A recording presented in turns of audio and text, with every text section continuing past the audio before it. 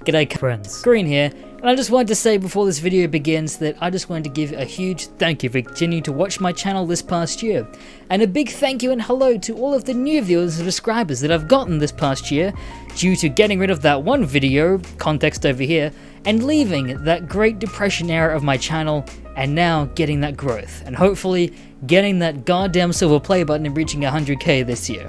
I hope this past year I was able to provide some sort of escapism and entertainment for you guys, but also I just want to say I have some rather unfortunate news. We have an upload schedule, baby! That's right, we have 3 Greentext videos coming a week.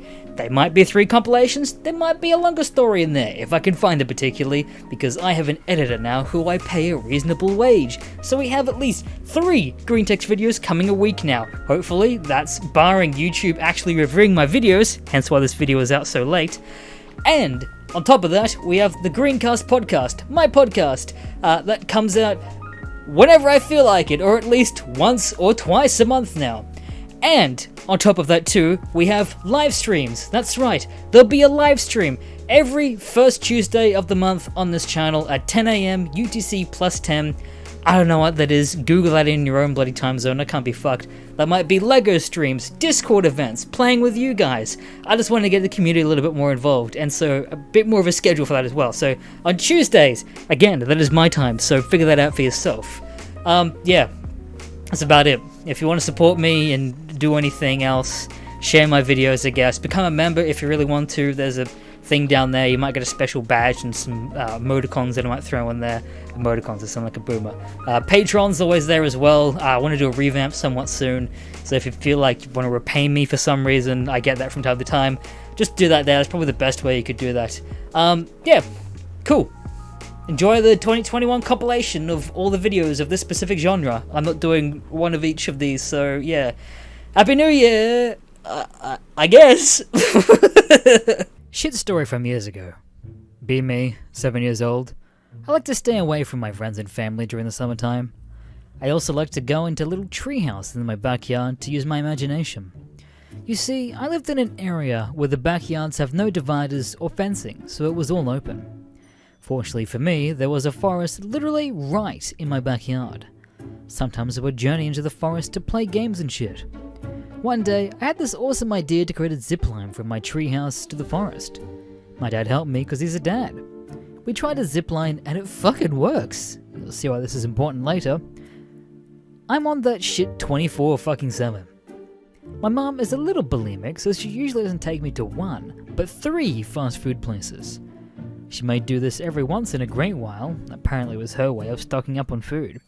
I have to eat everything that she tells me, or else I get in trouble for wasting her money. Only this time, she went to not 3, but 5 different fast food places. Anon, you have to eat your food to grow up big and strong like daddy, she says. Okay, you fat bitch, why don't you just board a plane to Africa so all the starving children can eat you? Oh wait, that's right. The plane wouldn't be able to lift you off the ground, I thought. If you've ever eaten food before and just wanted to stop, but didn't, imagine this feeling but 1,000 times worse. I bloat up like a balloon. Strangely, I don't feel like crap for 5 days. I was beginning to eat regularly. I'm doing my usual thinking and playing in my treehouse when suddenly my stomach rumbles. Oh no.png. I know I can't make it down the zipline, my backyard is too big. But what if I use my zipline? Time is running out. The shit starts to guzzle out a little bit in my pants and trickle down the side. I had to take my fucking pants off and hop on the line. I was literally the worst fucking idea I've ever had in my life. My neighbours were also having an outdoor dinner party, like they did regularly, only this time they came out to see a naked 7-year-old with shit on his ass. My dad also made the zipline twice as long only a few weeks ago. As I descended from the zipline, I could feel my butt cheeks slap together wildly. Oh fucking god, please help me! Liquid red shit rockets out my ass and onto the ground. If I've ever taken a huge, singular crap that hurts really bad, imagine this. My 7-year-old ass ruptures and spews blood and liquid shit. The sound of my screams and everlasting farts can be heard throughout the neighborhood. I glance over to find my neighbors looking at me horrified. Oh, and the worst is just beginning. See, what you had to do to stop the zipline was to put your feet out in front of you until your momentum would be halted by a big tree that the line was connected to. I swear to fucking God, my shit was literally propelling me forward and wasn't stopping. I forgot to put my feet in front of me. I slammed into the trip with tremendous force, but I'm still barely conscious. My ass has literally been stretched out 5 inches in diameter and isn't stopping. My grip around the zipline loosens as I fall face first into a pile of my own shit and blood.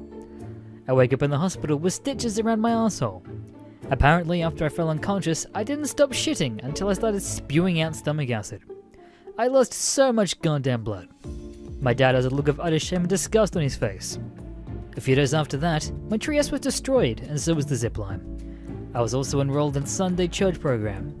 Now that I'm 23, I still can't go to my parents' house on the holidays without the incident being brought up. Kill me. Continue because some cunt from Reddit stole my shit and posted it on iFunny. And then some cunt from YouTube stole it and uploaded it there. The cycle continues. Be me. After the big incident, when I was 7, my mum and dad didn't speak to me much. They made me enroll in Sunday Catholic Church, whatever the fuck. I had to go there. It was this small minority-infested shithole with nuns that smelled of 90-year-old unused vagina. It took my dad a while to forgive me for the incident. The neighbours don't talk to him or us and spread the rumours. Our house was considered the one that people would tell their children to stay away from, but that's besides the point. My routine for the rest of the summer was to eat, sleep, read, and then Sunday school. I remember I didn't have an air conditioner outside the place. This plays a role later. School was composed of us children having to memorize some shitty lines from the Bible. It was literally the worst experience. The classroom was literally composed of mostly tards and tards. I didn't know if the parents had to put them in there because they thought religion could fix them or what, but I didn't care. The nuns and priests were lazy minorities who would scream at the kids from time to time. 7-year-old fucking plans to PNG. One day, after around 2 weeks, I decided I couldn't take it. I had one friend who I remained in contact secretly. I remember having these cheap walkie-talkies that he gave me for my birthday so he could remain in touch. After my Landwehr mom kissed me goodnight, I counted 5 minutes before sneaking off into my closet to fetch my walkie-talkie. Let's call him Color 2. Psst, Color 2, are you there? I asked him. The feed from the other end was like static, but after adjusting it, I could hear his sweet, sweet cracker voice again. Coloring on? Dude, come on, I want to go to bed, he said. Yeah, whatever. Yeah. Listen, I need you to bust me out tomorrow. I don't want to go to that shitty church again. Color 2 loved to get involved with this bad behavior. He grew up to be a pothead. Are we gonna bust you out? I could hear him grin. We're gonna bust me out, get sweet revenge in the church, and get ice cream afterwards. And what does this get me? He asked. I'll give you a Snickers and 2 Babe Ruths when we're done. Can I throw an egg at your mom? He asked. No joke, that's what this little fucker said to me. Make it a water balloon, and we have a deal. That night, we planned for a couple of hours. This shit was in full throttle, and was gonna catch fire. I remember getting around 3 hours of sweet sound sleep that night before it was time. In the morning, I had to take a huge shit, but I couldn't, because I had the shit in some bag until my wounds healed. I didn't have the time to shit in the morning. The Landwehr drove me to church before waving goodbye and taking a huge bite out of 3 burgers. I'm ready to laserdisc. I walk into the church as tards and tards are chatting quietly before class starts. All I had to do was wait. It neared around high noon before I heard it. Thinking about it still gives me jitters. The stupid minority priest was interrupted by a loud urgent knock at the door, as if someone's life depended on it. One of the nuns got to the door and realized that there was no one there. They went back to what they were doing and stupidly closed the door. There was a much louder knock this time, and more urgent too. While they were checking their door, I asked if I could run over the daycare to go to the bathroom. When I walk over to the stalls, I turn on my walkie. Color 2, you're perfect. Now you just have to go do the thing that we don't mention to the readers until it's time. It takes 5 minutes for me to get a giant turd out and put it into the bag and into my backpack. Now as I walked back, all the tards were playing games, while the priest probably molested some downies in the staff room. Perfect timing. I slowly take out the shit out of my backpack and put it right under the main altar. Forgive me, Jesus. The door was now open so I could use Color 2, doing the thing as planned. This was literally the craziest thing I've ever pulled in my entire life. Now that everything was perfect, I decided to make some friends. I go up to a huge downy girl and say, "You're pretty," and walk away. She tells me and all of her friends that I'm her boyfriend and tries to hang out and follow me. It's all part of the plan. The priests and nuns come back out of the staff room with a little boy who looked like he was crying. I swear one of the priests had a bulge. As they settle down the children and get them back into their seats, I tell the downy to sit next to me. She really wants to be near me. The priest is halfway complete in reciting quotes from the Bible, but he notices that she's not in her right seat. But he's my boyfriend, she tells him. Everyone gags and giggles and goes, "Ew!" This is the perfect opportunity. "I don't like you," I told her. The other landwell starts to turn red and blue as she lets out a violent shriek. It has begun, the AVI. You see, the priest had to go to his little stand in front of the room and grab a hammer, or he would bang it down if the class got too loud. But this time, there was a surprise waiting for him. The heat of the room with no air conditioner made my huge shit really hot and smelly. It was turned into a small puddle on the ground. The priest pricked up and started screaming as it got all over his robes. The children went into a militia mode as the first tard stood up and pulled down his pants and yelled, "Oh, peen!" and proceeded to pee on the floor. The tards and tards went into a frenzy, biting everyone and slapping each other. I ran out the door as they overpowered the nuns and broke the windows in the statue of Jesus. Color 2 was out there waiting for me with a bike. "Let's go! Let's go! Let's go!" I told him. We drove as fast as we could that day. On our bikes, we left the church and I asked him, "Did you do the thing?" He grinned as he pointed at the parking lot. Color 2's dad was a huge beaner. He had a small parrot. Instead of buying the Triss's food for his kid, he decided to spend all his money on birdseed. Color 2 took a whole bag of it and dumped it all over the cars in the parking lot. I could already see the birds flocking towards it. I bought ice cream for us. The following day, the church was closed and the tards couldn't be arrested. I told my parents they ran out of the building as soon as the outbreak happened and made it back home. I was taken out of the program afterwards and given the privilege of having a zipline. So much fucking win that day. Be me, kicking back, relaxing in my sweet doctor office, shaking my pickled snake in a jar because fuck you, I'm a doctor. I knock at the door to loot. Open the door to find a page boy and his knight mentor at my door. I look them expectantly, but forget that they can't see my face. I look like a horror show reject. Waste my time, you will not. Tell me your afflictions. "Well, sir, me page boy was in a wordplay match, and the daft shit got his arm cut off." It doth not grow back? "Grow back, doctor?" A healthy growing boy grows, does he not? So should his arm. Well, Art thou poisoned ears? The boy, incapable of growing his limbs backeth, must be giveth a new one. I just stare at me coin purse, even knights have to pay for me services. I went 3 weeks of men's school for these privileges. He produces 3 crowns and a penny, enough to make my coin purse jingle appropriately. Return in 3 days, and I shall have a new arm for your shit, you call him. He grabbed the page by the scruff of his neck and pulls him outside. I can hear him being beaten outside for costing him 3 gold. Keck. Send a pigeon to my brother carpenter and have him fashion a mini lance and leather harness. The page boy returns in 3 days, and I strap a lance to him. Fucking idiot waddles around with a permanent erect arm, knocking shit off, including my snake in a jar. Charge the knight extra for a replacement. The beatings will continue until pipe bars. Last I heard, the knight entered the page into a jousting contest, and the boy got gored by a much longer lance. Fuck, I love being a doctor. In my doctor office as per usual, admiring myself in the mirror. Black robes, an oversized hat, medicine pouch, spice bags, medicinal imbalances, bitchin' full head mask. God damn, do I look terrifying. Almost perfection. I'm still missing something. What do all classy men have on their persons? Feathers? No. Pendants? No. I can't seem to think of what... Canes! All greats had canes. Grab a pigeon, note to my carpenter brother that I need a cane right now. One with a doctor's touch. 1 month goes by, no response until there's a knock at the door. A sickly-looking girl is outside, holding a rather long object wrapped in a sackcloth. snatch it off her and throw 2 pennies at her. If thou dareth take any of that money intended for the carpenter, or something else in the Shire, I shall beat thou within an ounce of thine's life. She runs fast for a starving child. Unwrap my new cane.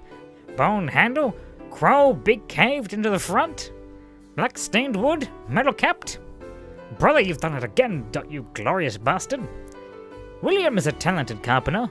Why is he writing plays? I will never know. Take my new cane for a spin. See the messenger girl paying for bread. Didn't thou not listen? Thief! Baker swings a huge club on her head, knocking herself over flat. Didn't even bounce, just splatter in the mud. I know she's dead. I ain't even gonna check. Besides, the baker will have to pay me later to clean up the corpse. Didn't have to beat anyone with my new, and I'm already getting paid because of it. I love my new cane. Counting my doctor fees as always. I'm the richest motherfucker in town. Decide to take a stroll down by the river. The usual pests are there. Rats not so much, but the children.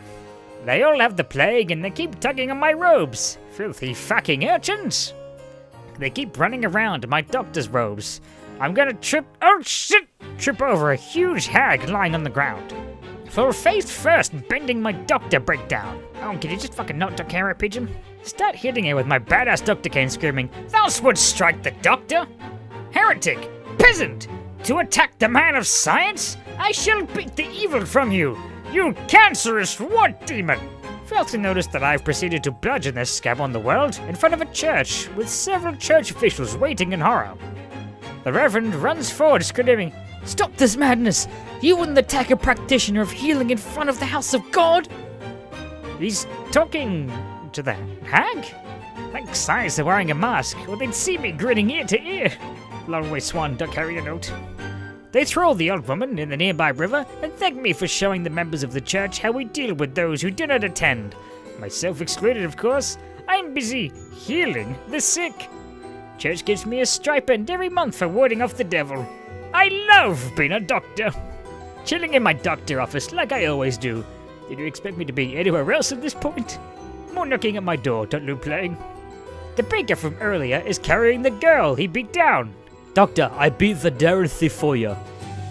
Thus hath done me a service, noble baker. I shall dispose of her free of charge. I take the corpse into my office. I have to sit down and eat some piney apple. Shit doesn't even taste like an apple. Fucking Indies. Best idea yet, the tapestry. Wrap her in a sack. Grab a ladder. Climb into the roof of my doctor office. Leave her on the roof. In the heat of summer, this shouldn't take too long for her to start rotting. 7 days pass and the smell is unbearable. People puke in the street as they walk by. But the smell also attracts crows. Now I have crows, and I look like a crow. Also, I'm a doctor. This is all because some girl decided to buy bread, and now I am a crow doctor lord. I love being a doctor. Doctor office, as always. More knocking as always. Oh god, what do I have to cleanse now? Open the door. Some guy collapses through my floor. He whispers, Help me, sir. And passes out. Fuck's sake, they always do this. Firstly, I search his pockets for loose change as always. Can I have my doctoring fee? Examine his body closely. He has 2 giant cuts on either side of his abdomen. 4 in total. Rather unusual, but fuck it, I'm the fucking doctor. Drag his ass up and leave him in the floor. Go to the butcher's. Hast thou any sheepskin? Butcher looks at me puzzled. Sheepskin, peasant? Do you have any? He produced a couple of hides, which I pay for. Reluctantly, of course. That's my doctor money. Take back to my office and carefully stitch the skin. Wool on the outside over the cuts. I may be a phony, but I'm not an idiot. When I'm done, he looks like he got an incredible amount of thick white woolly armpit hair, but he's not bleeding on my floor anymore. Throw him outside. Behold, people of Summer and England Shire, the woolly sheep man. Naturally, the town chase after him. They think they're strapped for things to do. And that's how the doctor fixed a man's sides.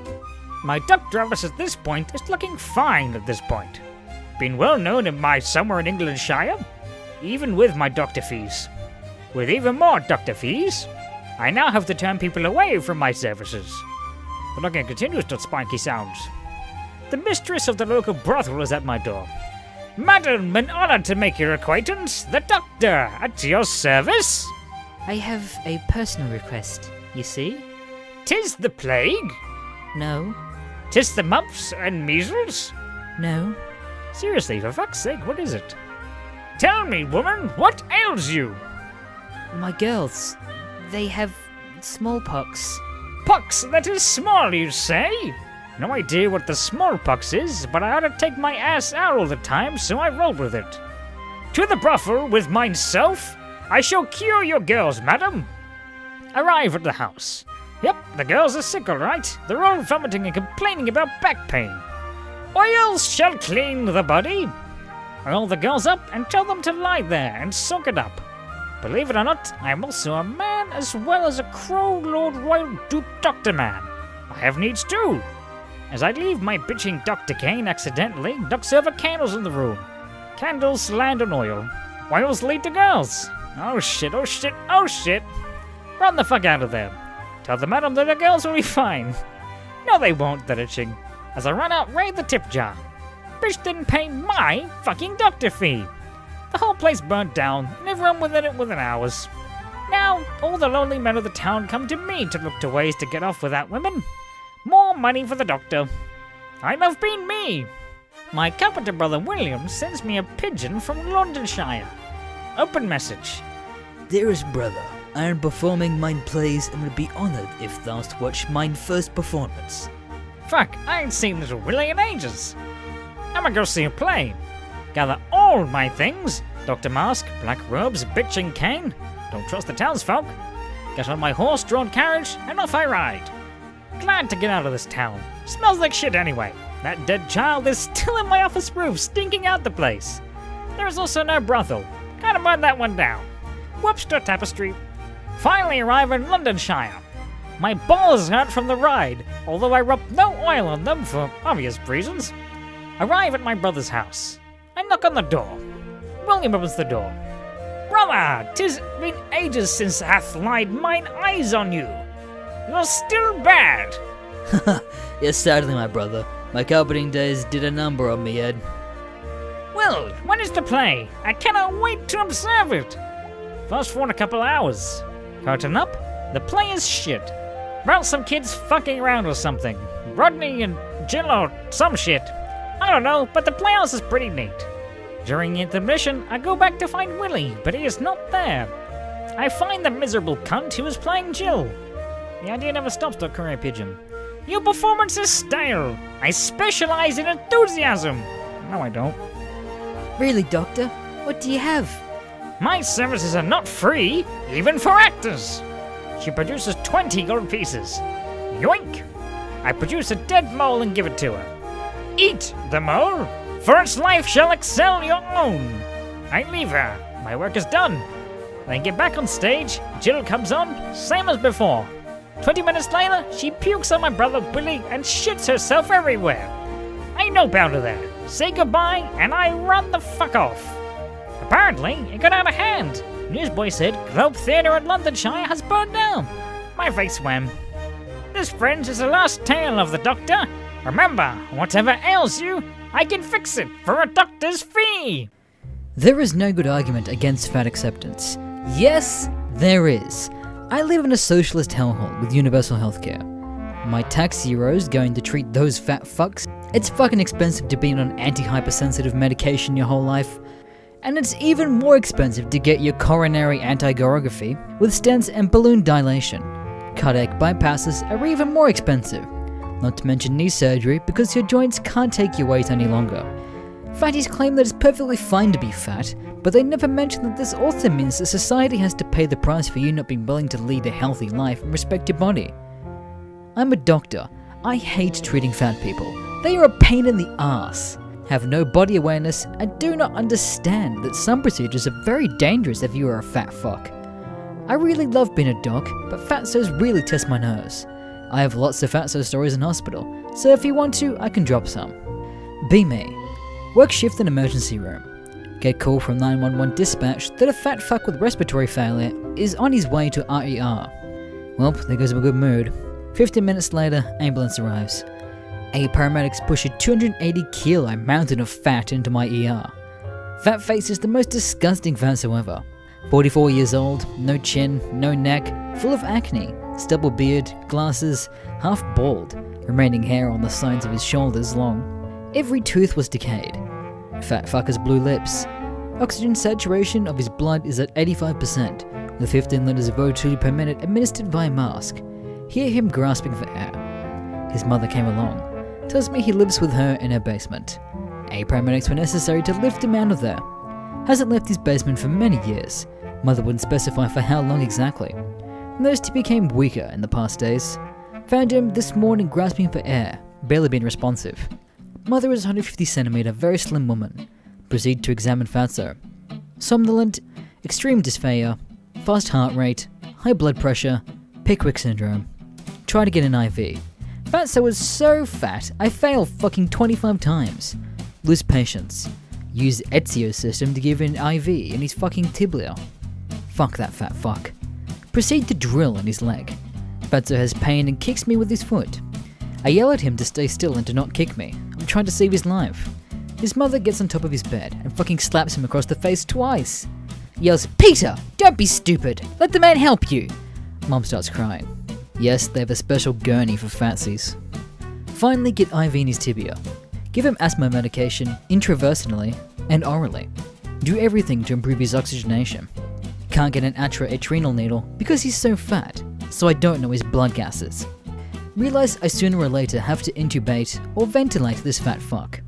Intubating fatsos can be pretty hard. Get the fat fuck stable enough to not constantly worry about intubation. Proceed to other stuff, like getting him to a bed in our ICU or giving him a urinal catheter. Med school pays off and I instruct nurse to give him the catheter.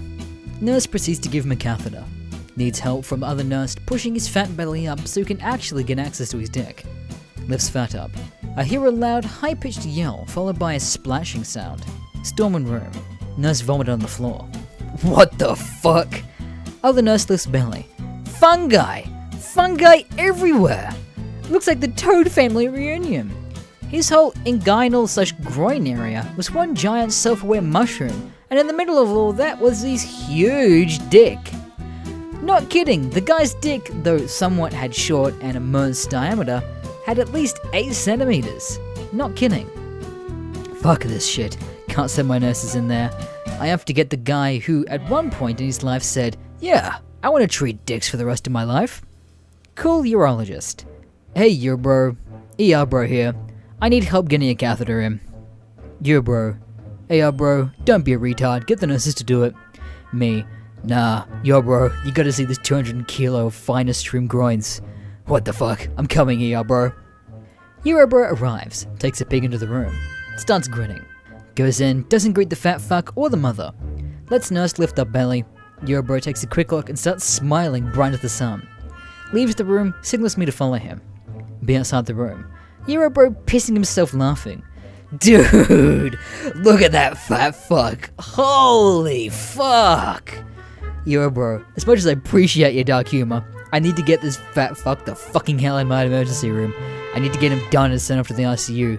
Fucking pull it together, asshat. Bro starts crying. I can't help myself, start pissing myself laughing as well. Bro, come on, let's be serious.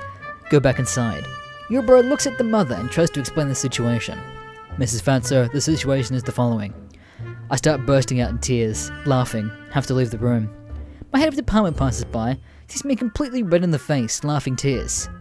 Anon, what the fuck? Behave yourself! What happened? Tell him what's up. Huge fatso about to suffocate due to fat and huge shrooms. Bro couldn't hold together, so here I am. Be prepared to get in trouble. Head of department peeks in the room, looks me dead in the eye, says, "God damn it, I fucking hate fatsos." Pats me on the shoulder and moves along. Go back into room. Bro is talking to the mother, explaining the situation. He gives it to her hard and dry. Tells her in a loud and dominant voice that her son is too fat. He stresses words like obesity and shit a lot. Drops his diagnosis. So you see, Mrs. Fatso, your son is so overweight, I mean, look at his belly, it is so heavy that there is such immense pressure on his body that his big belly actually pushes out the water around his cells in his body. "You see, Mrs. Fatso, your son is squeezing himself out like an orange." He really paraphrased it like that. "So, Mrs. Fatso, where does all the water goes? It takes the path of least resistance, and for someone who spends all of his time sitting in a chair at a computer, this is the penis. Your son's penis is the least resistant point, and all the water that his overweight belly squeezes out ends up in his penis. So this huge swollen penis you see here is actually an oedema. Now here is the problem." He starts sounding like Billy Mays. "I can't insert the catheter here because when I try to pull back the foreskin, I never get to see a penis." Proceeds to pull back his shrivel-infested foreskin. "His penis is so small that all the skin around it is swollen. I can never fully pull back the foreskin simply because it is so swollen. Now, Mrs. Fatso, I have to use an ultrasound to locate your son's penis so I can insert the catheter. Nurse, please bring me the ultrasound." Yo bro actually ultrasounds the guy's swollen dick to inserts the catheter and then leaves like a boss. Fatso is worsening quickly. Loses consciousness quickly. Have to intubate. Normal laryngoscope is impossible. Cormac/Lehaim IV. Can't ventilate him with a mask. Oxygen saturation drops quickly on his 70%. Fuck. Calling the other doc bro to lend a hand. The doctor tries to push a Pro-Seal laryngeal mask, and I have to pray the cunatomy. Doc friend fails to put on the mask. SPO at 50%. Fat fuck has such a fucking fat neck, I can't even feel his larynx. Have no clue where to stick the condotomy set in. No anatomic reference point whatsoever. Stick near to win to the best of my knowledge. Fail. Fatso is so low on oxygen, he starts to get arrhythmia.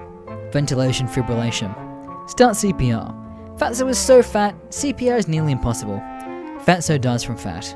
Mom starts crying. Get home. Browse 4chan. See fan acceptance thread. Rage. Go to bed. Repeat. Help. My dad would punish me with psychological torture. Drove me nuts. Here's an example. As a kid, tell dad to fuck off because I'm playing Super Nintendo. Dad, displeased at my French, begins to formulate his plot. Wake up the next morning. A small Beanie Baby frog is on my pillow. Scares the crap out of me. Shrug it off. Go to eat breakfast.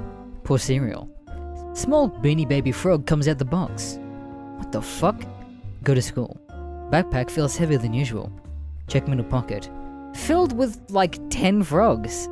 I'm thoroughly scared now. Look out window to daydream as I often do. Beanie Baby frog in an outside windowsill. Freak out in class. Send out into hall. Get home. Pitch black because lights off and drapes pulled. Turn on light. Entire fucking kitchen filled with Beanie Baby frogs. What the fuck? Scream. Heavy knocks on the door. Turn around. Man in frog suit pressing his face against the door. Scream. Run up to room. Lock the door. A single frog in the middle of the floor, on top of a piece of paper. Lift up frog. Take note. Read note. Open the door, son. Scared, open door for Frogman. Frogman silently, slowly walks up to me. I know it's you, Dad, I say. He says in a voice nothing like my father's. It is not, Anon. I scream. He takes mask off. It's my uncle. My dad comes into the house laughing like an idiot. I pissed myself. Dad laughs and says, "We don't say fuck in this house, boy. Now who's up for McDonald's?" Seriously, Dad, where did you get all these fucking Beanie Babies from? There was another time, while I was sleeping, he drove me about 5 miles away, where to my Russian-American family he knew lived. The Russian man and woman treated me like I lived there my whole life. I was there for 12 hours before my father came to pick me up. Frog Dad here. Dad catches me looking at forbidden websites. Read porn. This is when I was longer.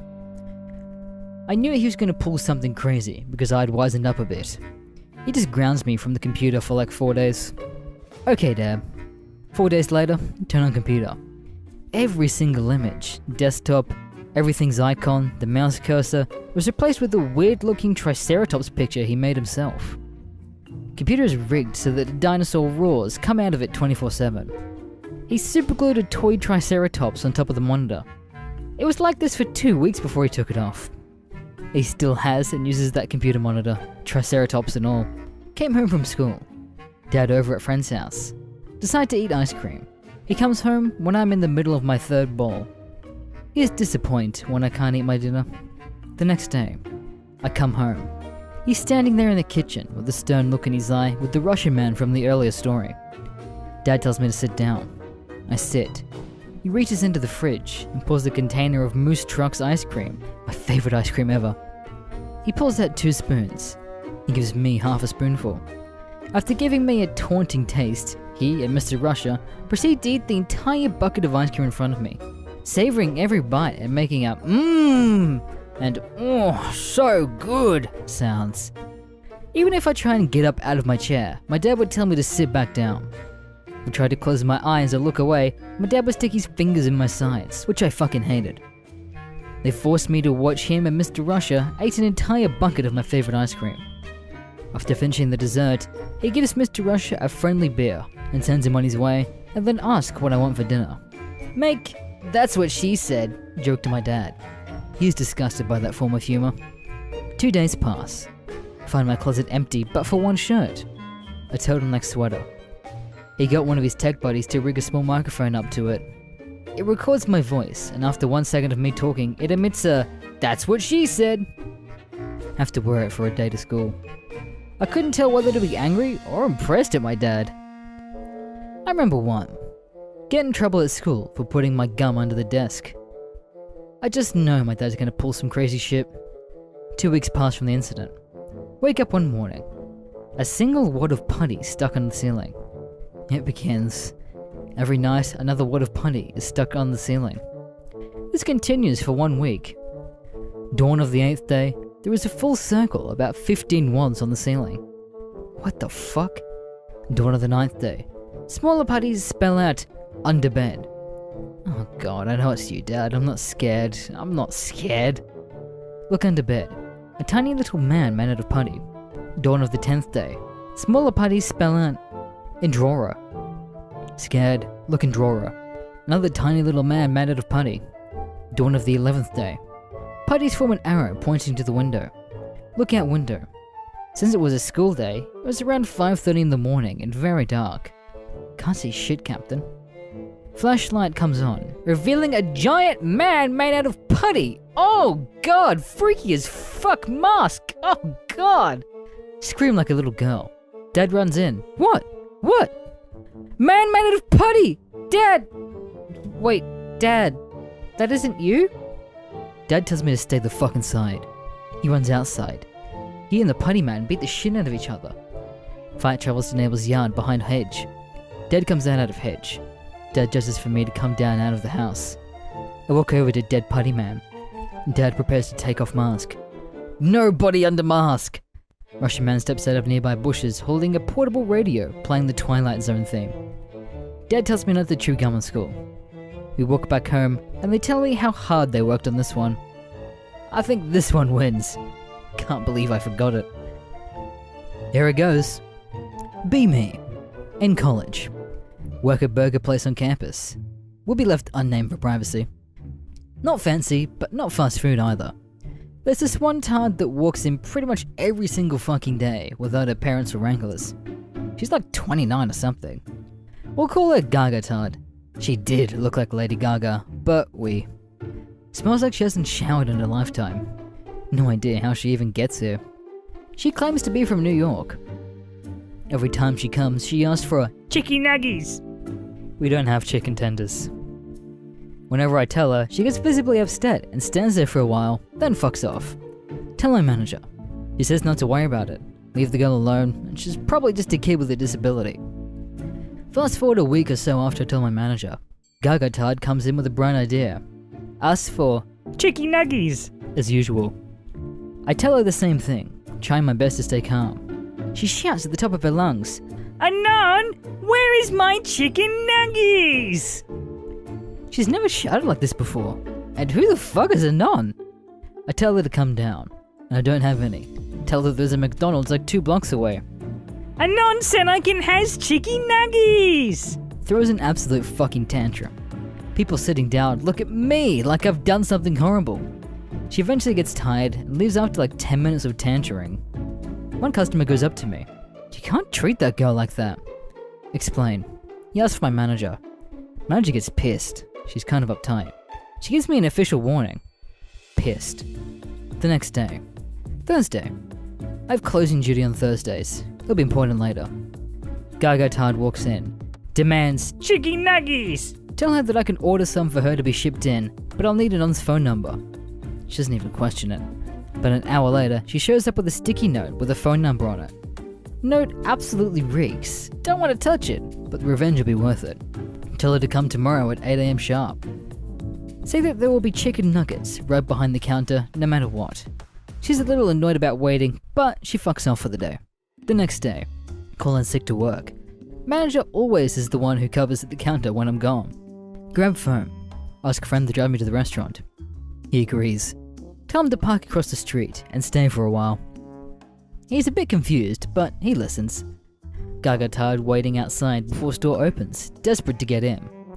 Pull out phone, open camera, zoom in on Big Tard. Brand new phone so I can zoom in pretty far with a decent video quality. Start recording. Store opens.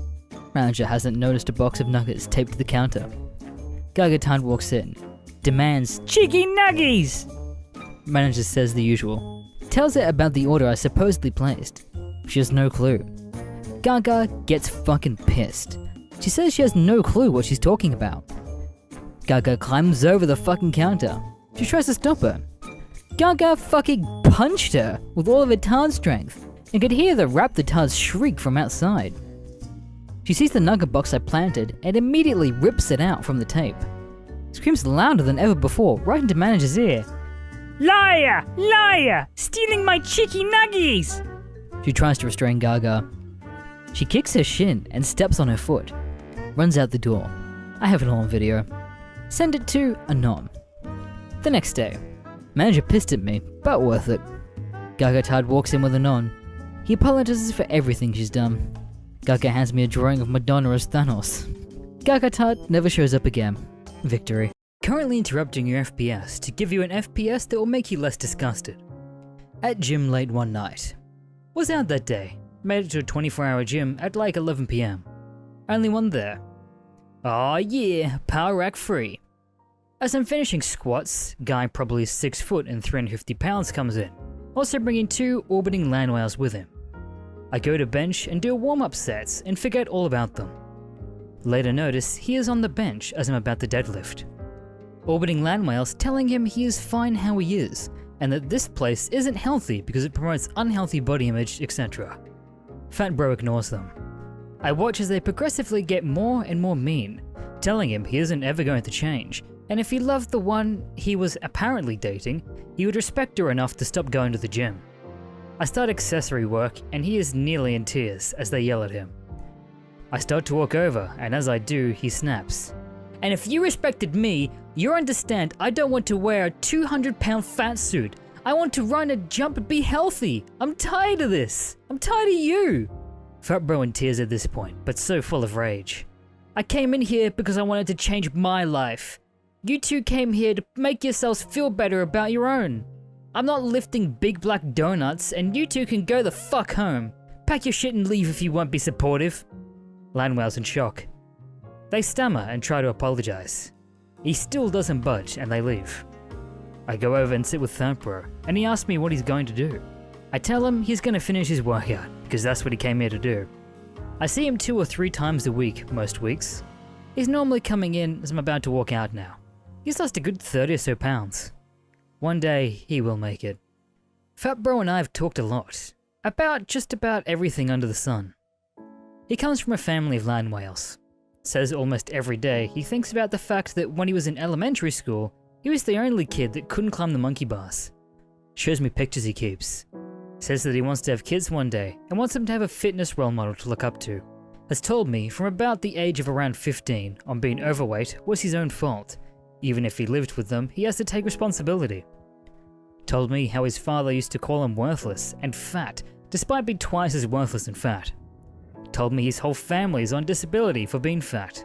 Told me he is a NEET and wants to better his life. That he pays for his gym membership by doing odd jobs for the neighbor. Told my GF about all of this. She, him and I got together to enroll him in a college. He wants to study sports medicine and open his own gym one day. He starts this fall as an undergrad at my school. Got a minimum wage job to save for a car. He's currently looking for an apartment and I'm considering letting him my roomie. Haven't decided. His family talks down to him for trying to get fit, regularly to try and entice him with food. Says his family made separate cakes for each person in the house on his birthday so they could all have a cake. He fights with them about food a lot. I've watched him progress from the bar on everything from 2.5 pound squat to 160 pound bench. Ask questions and I'll try and answer if I know. Got tons, honestly. Fat Bro's been going for about a week. See him 2 or 3 times. He's doing everything wrong. Watched him do the most backsnappy things I've ever seen. Talk to him about form and why it's important. Fat Bro suddenly decides to become a fucking expert. Studies form and exercises. Watch his progress. Remember the day he hit Lamau 1 plate bench? He was so happy. Talk to him about eating healthy. He's interested but unsure how. Have him come over for chicken fajitas. He told me he didn't know eating healthy tastes so good, that no one in his house had cooked in years unless it was microwaved. We introduced him to cooking. Fat Bro decides to change his food ways. Girlfriend tells him if he sticks to his gym membership, we will help him with things, which we now later helped him get back into school and other things. He gets into actual fights at his house because he won't eat their cooking. See him come to gym with bruises, sometimes from his father. He says he just lets his dad do it. I tell him to stick up for himself or they will never let him change. A week or so later I see him. He says he shoved his father against a wall after his dad hit him in the gut and his father got scared and hasn't done anything since. Fat Bro starts making separate meals for himself at his own house. Watch him start counting calories. GF and I force him to come out with us in public. He brings Lan Whale's girlfriend. Double date at the movies. She wants him to buy lots of candy and popcorn. In line for snacks, he just looks at her and says she disgusts him how she can be like that. She gets mad, tells him they are over. He shrugs like it ain't no thing. She runs off and we go see a movie, the 3 of us. That's how Fat Bro fought his family, learned to count calories, started cooking and dumped land whales in the span of maybe a month. More Fat Bro. Fat Bro has lost maybe 15 pounds at this point, family no longer supporting his extra food since he was buying his own. They want him to eat like them. Tells me his mother drinks at least a 12-pack of Pepsi a day solo. He wants to find the job. We help him look for something near him since he has no car. Fat Bro gets a crappy job at Staples. Never seen someone so happy about a shit job in my life. He shops thrifty and healthy. Girlfriend helps him at first while she shops for our stuff. He is a sponge for knowledge and lets me know when and where there are deals. He saves money up for a car and finds a beater on his own. Tells me I probably saved his life by sitting to talk with him and he would have died in another few years if it had kept going. Fat Bro becomes almost protective of GF and I. Watch him start telling people who look depressed they'll make it and motivate them. Everyone in my gym loves the guy. Spots anyone who needs it, cleans up weights, super friendly. Owner hears about all he's doing and gives the guy a free month for helping. Fat Bro is happy. Last Fat Bro before bed. Fat Bro making noob gains lifting, stalling some because he is eating at a deficit. He loses a bit of motivation. Get an idea. Basically force Fat Bro to get in my car. Don't tell him where we are going. He is still bitching about his lifts and thinks he needs to do something. Pull him to park near kids section and make him get out. Fat Bro is confused, but thinks me basically as a brother at the moment, so he does. Tell him to follow me. Stop at the monkey bars. Tell him to climb his ass up there and go across. It isn't easy for him at all. He's still fat, benches half his body weight, but has been doing negative pull-ups. Watch him struggle and almost give up. Watch his face change. Watch him make it all the way to the other side. He dropped to the ground and cried at the other side, just quietly sobbing to himself. Fat Bro makes us all dinner that night. Hasn't wavered once since that day. He will make it fit. What to do, B? I've been in love with the same girl for basically all my life. But the situation is all fucked up now, and I don't know how to stop fucking caring about her. Pick related.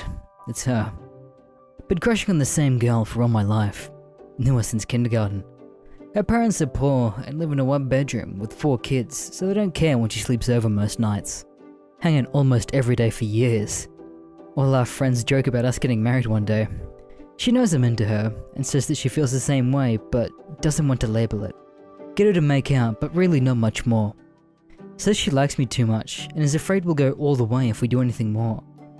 Resigned to be a virgin till eventually marry this girl. Both of us mainly hang out with 2 other guys. Let's call Eric and Dave. Mainly consists of playing Halo at my house. Sometimes smoke weed when Eric can get it. Talk about parties, but never get invited. Eric starts hanging out with his old fag cousin sometimes. Makes fun of him for hanging out with some 37-year-old. Says cousin buys beer and lets him smoke at his place. Well, why didn't you say so in the first place, the JPEG? Start going to his cousin's place to drink and play Halo once a week when his wife and kids are gone visiting wife's parents. He buys the beer, has foods, video games, not bad situation. He can have a pretty annoying bossy attitude, and he thinks he's the king of our weekly hangs, but whatever. Start bringing the pseudo GF to these things.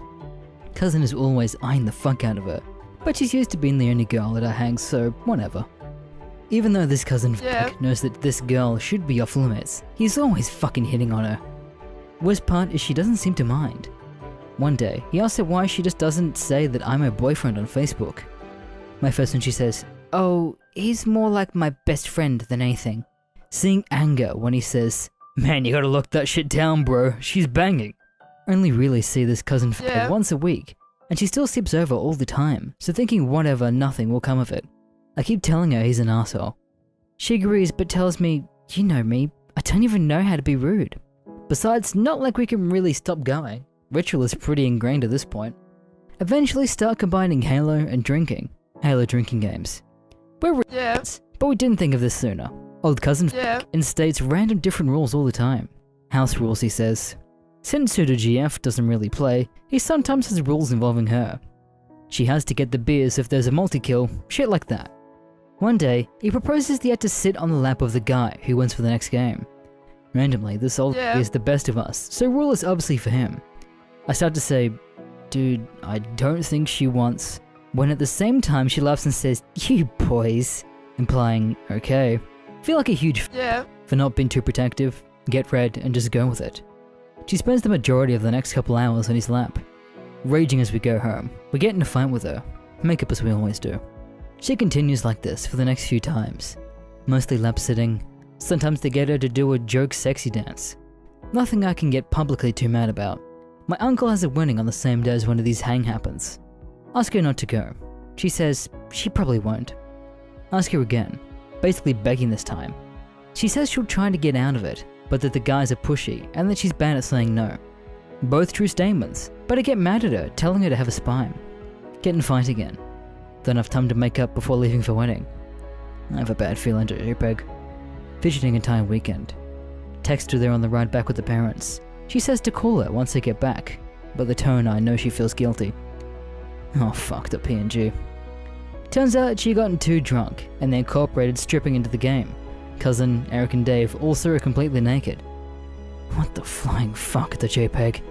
Get another fight. My first thing I realize that they've gotten more sexual pleasure out of her than me at this point. Think it's basically over. I have to find a new social life. She calls me really late and comes over. Cries apologizing, says that she has a really big problem of saying no and will try to fix it. Forgive her and go to bed cuddling. Really awkward with Eric and Dave the next time I see them. Doesn't really address it for a while, but eventually we have an awkward apology talk since I'm clearly pissed. She stops going to the cousin for a while. Eventually starts going again. To repair our broken friendships, she says. Things slowly but surely evolve back to where they were. I know I gotta put a stop to this. Realize booze is really the main difference between my place and old fags. Start taking booze out of parents' cabinets when we play Halo at my place. Didn't really know what the fuck I was thinking, since we went to cousin as much as we used to.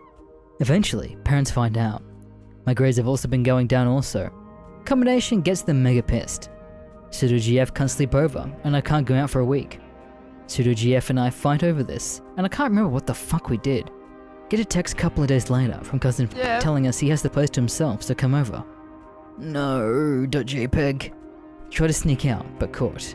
Frantically try to call her, but she's still pissed, not picking up.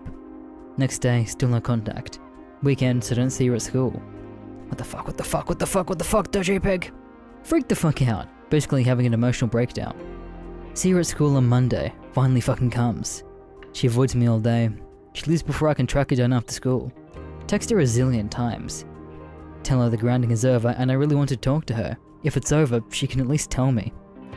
Find Eric and Dave. Too freaked out to be subtle, ask them what the fuck happened. Really fucking awkward, but basically tell me that they played Strip Halo again. Eric quickly leaves, but Dave tells me that later that Eric and cousin were filling her up while she was half passed out. She says he's sorry and that he tried to stop, but have no one else to be mad, so flip out at drive. Eventually, she texts me back, eventually saying that you're acting like there's something to end. Get this in front of Dave and start crying. Run away. So fucking embarrassed to even remember this fucking shit. Thinking life is over. She comes over that night. No text, no call, no nothing. Is sobbing at the door. I don't even know how to be mad at her. I tell her it's okay. I heard what happened and I forgive you. She just keeps crying and we go to bed. Middle of the night, she randomly says, I love you. Unexpected but best moment of my life to JPEG. Don't even hesitate. Say, I love you too. No matter what, she says. I say of course, asking no matter what continues for a while. Eventually get bad feeling. She tells me that she had nowhere to go once her parents didn't let me have her over. That she hated staying at her house, and that I know how much she hated her parents. Eventually admits to me, telling old by this text on her way home on Friday night, when stripping happened. He tells her house is free until Monday, and invites her to stay over. I'm shaking when she tells me this. The way she was acting all clicks and makes sense in my mind. Never had a moment of clarity like this. I don't even have to ask, but I do. She tells me they went all the way. Not even sure why I asked the details, but I had to. How many times? She says I don't know 1 billion times. And then settles down on 5. Did you enjoy it? She says no, but I pressed her and says that she orgasmed. What positions? Missionary and doggy. Condom? Pause. No. We're both crying this entire time. Still in a state of shock in the morning. Get morning after pill though at least. We're still really weird the next few days, but I'm still only positive. She says I'd love you all the time, but never saying it at all. Actually, you're Facebook official. Everyone at school has heard about what happened, but I don't give a shit. Hold hands everywhere. We tell each other as long as we have each other, it'll be okay. Finally catch up to yesterday. Get a text from old saying to come over. Almost laugh that he thinks that we're still going. After school, look for real GF now. See with Eric and Dave. Still pissed at Eric, so already in bad mood. My face when they say they're on the way over to Cousin Flick's. I still don't know what to say. I say I'm not going. When it's clear they're going to go with or without me, I go with them. Just play Halo and drink for a while. So mad I don't even know what to do. Sense of awkwardness is even worse. Feel like I'm not even in the room. Try to get her home multiple times. Eric and cousin convince her to stay. She's on my lap the entire time with my arms around her. End up watching Prometheus. Dave has gone home at this point. Make the mistake of getting up to get a beer. When I'm back, she's on Elf's lap. Ask if she's okay. She says yes. Halfway through, Olaf and her start kissing. Eric goes, dude, chill out. My first thing she says, don't worry, he knows. I tell her that I'm leaving. She says she's going to stay. That was her last night, and I haven't talked to her since. What a virgin. It's just the story of a cuck. That's kind of funny. Greentext stories you would never share outside of B. Part 1. 23, fresh out of college, that feel with no job, no GF, no life. After months of searching, say fuck it and work for a temp agency. Get a call one day that some tech sales company needs someone to organize their files. Fuck it, it's money. Greeted by HR leader. 8 out of 10 MILF. Go to HR. MILF City. Spend a week hanging out with MILFs and organizing physical files. Notice that no one really pays attention to what I do, but they all enjoy talking to me. One day, I'm told to print some documents. The printer is right next to the head MILF's desk. I look up the IP of the printer and connect to the shitty ThinkPad laptop I was given to. As it prints, the MILF looks at me like I'm a god.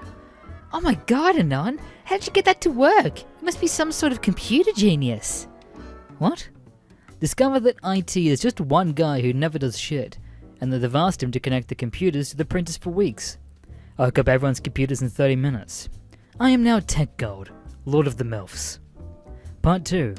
What a week-long contract turns into a month-long contract. Come in every day and blow their minds doing simple shit on their computer. Told to make a spreadsheet about employee information. This should take you a day or two, Anom. Complete it in an hour. Oh my god, you're so good with computers, it would have taken me forever. Slowly gain the infection of the MILFs. All throughout this process, I keep hearing about how IT sucks, and that the one IT guy who works for the company of around 100 people never does anything. I figured he was just busy, until one day, I see the man I shall refer to as the Beast from here on out. One day, installing drivers on various shit on HR MILF's computers. In walks the Beast. Large, fat, greasy man around my age. Completely underdressed, groaning as he moves. Says he's there to connect people's computers to the printer. They explain that I took care of it. Our eyes meet. A rivalry is formed. The Beast knows his role has been upset, and now the MILFs, a strong alliance to have, flock to me. He scoffs and walks off. MILFs talk about him. Yeah, he doesn't talk much. No one is really too fond of it. Lol. Anon, I wish you worked with us, but we don't need another IT guy. A plan is hatched. I will be IT guy, Lord of the MILFs. Part 3. Day after day, I do everything IT should do, which really boils down to installing drivers and connecting hardware. One day, I try to connect the printer to some old computer. Discover there's a password on printer. Passwords are on everything. Go directly to IT and ask the Beast if I can get the password. The Beast smirks. Don't worry about that stuff. I'm the IT guy. I got it. IT guy returns to his lair. MILF's displeased since I can no longer help them out. Over the next few days, I just filled all of this confidential shit, like employees' past run-ins with the law. Notice the folder for the Beast. His name is on the IT door, so that's how I know it's him. Open it up and flop to his history with the law. See they got caught stealing from a store in 2012. Look through the notes made by HR employee.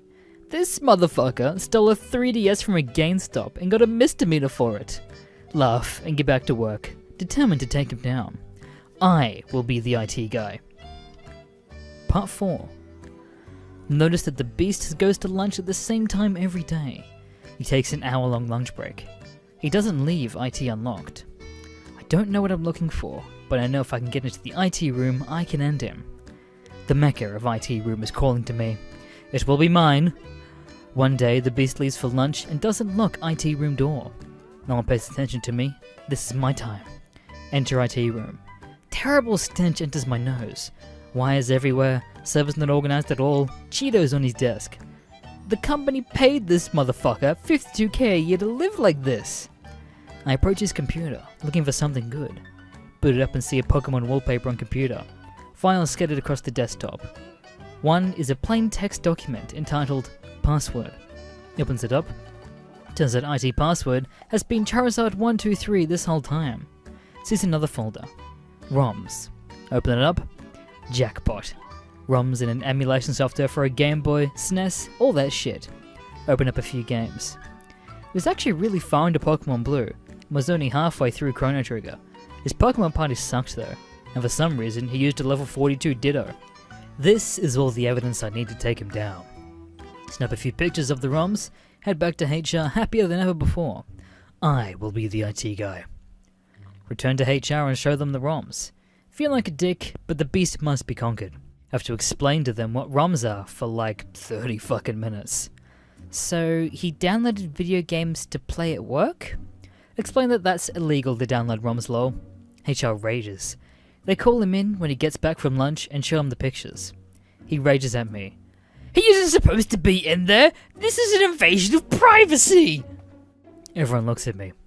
I was trying to help out HR. I didn't mean to see any of this, but wasting the company's time is no joke. I sound like the biggest but I'm laughing as hard as the MILFs eat it up. He gets fired the next day. As he's walking out, I had a strange moment. You know in Star Trek The Wrath of Khan, where Khan says to Kirk, "In another life we could have been allies"? I felt this way about the Beast. He wasn't a bad guy, just a lazy person who played games all day. And that's exactly what I planned to do in IT. But it had to be done. For the MILFs. I'm instantly the next candidate and go into an interview with HR. Best interview I've ever had. This lady didn't know shit about computers, so I just threw around buzzwords to sound intelligent. Well, you see, I've been dealing with RAM-based systems for quite some time, and in order to optimize a system of this size, you have to delete any potential virus programs to optimize the megabyte data flow. Oh wow, Anon, I never knew that. Get the job in a heartbeat.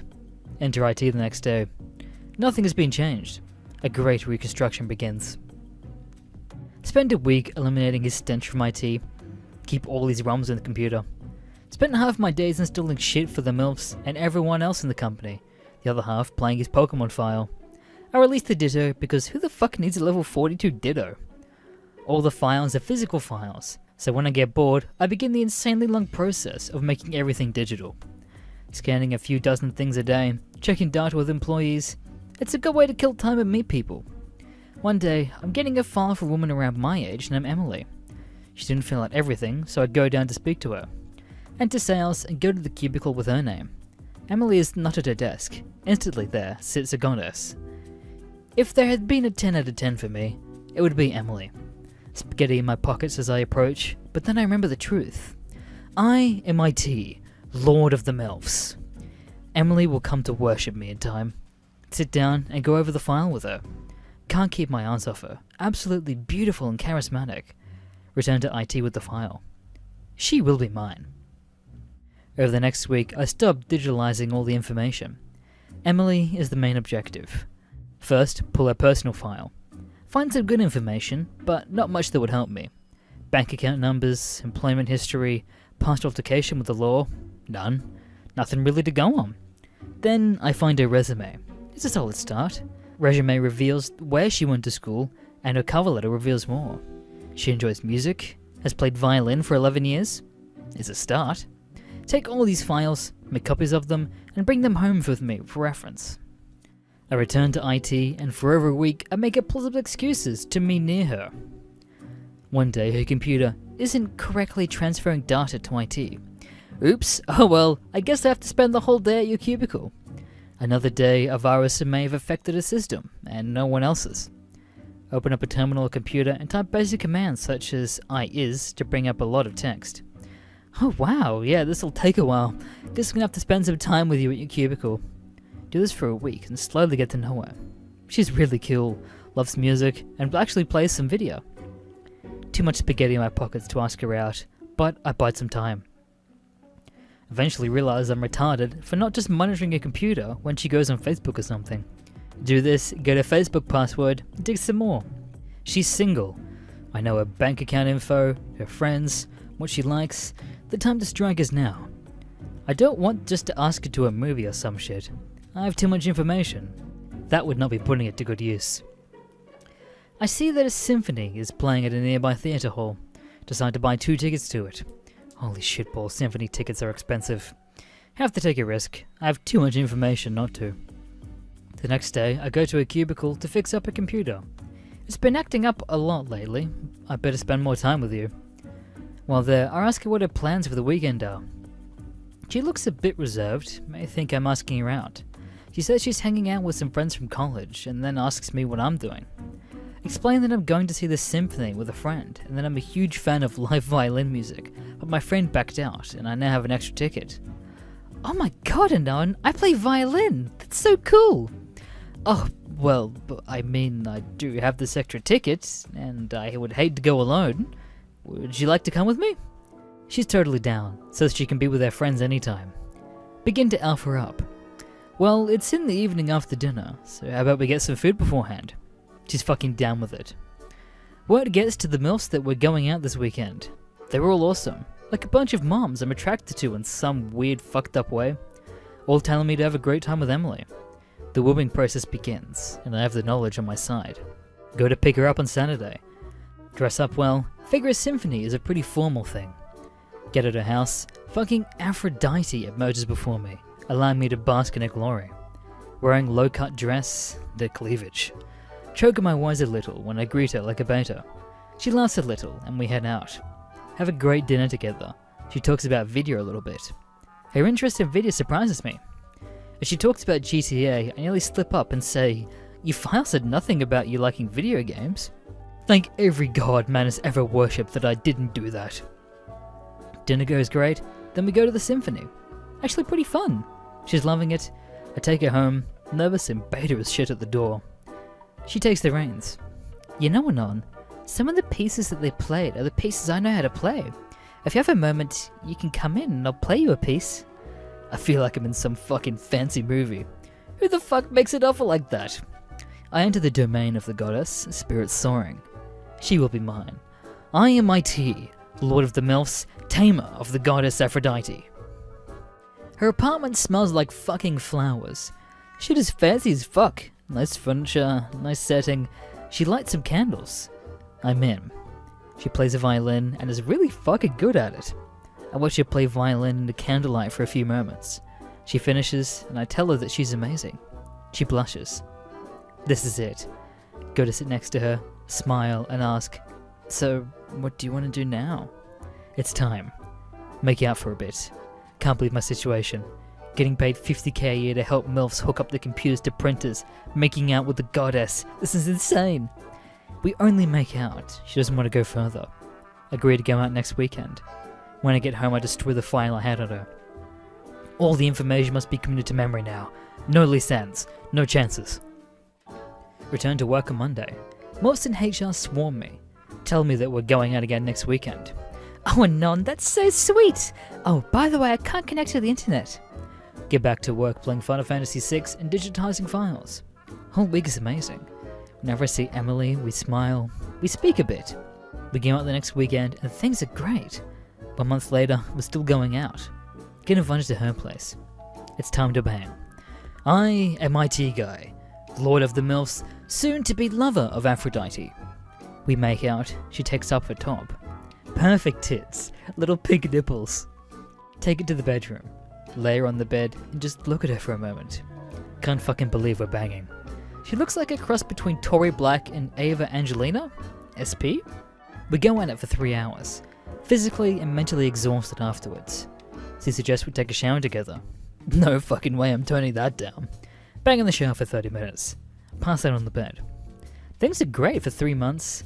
1 week at work, she's rather distant, avoidant and cold. She says she needs to talk to me. Oh, fuck. Saturday night, I go to her place. She just takes me to the bathroom and points at the counter. There's a pregnancy test there.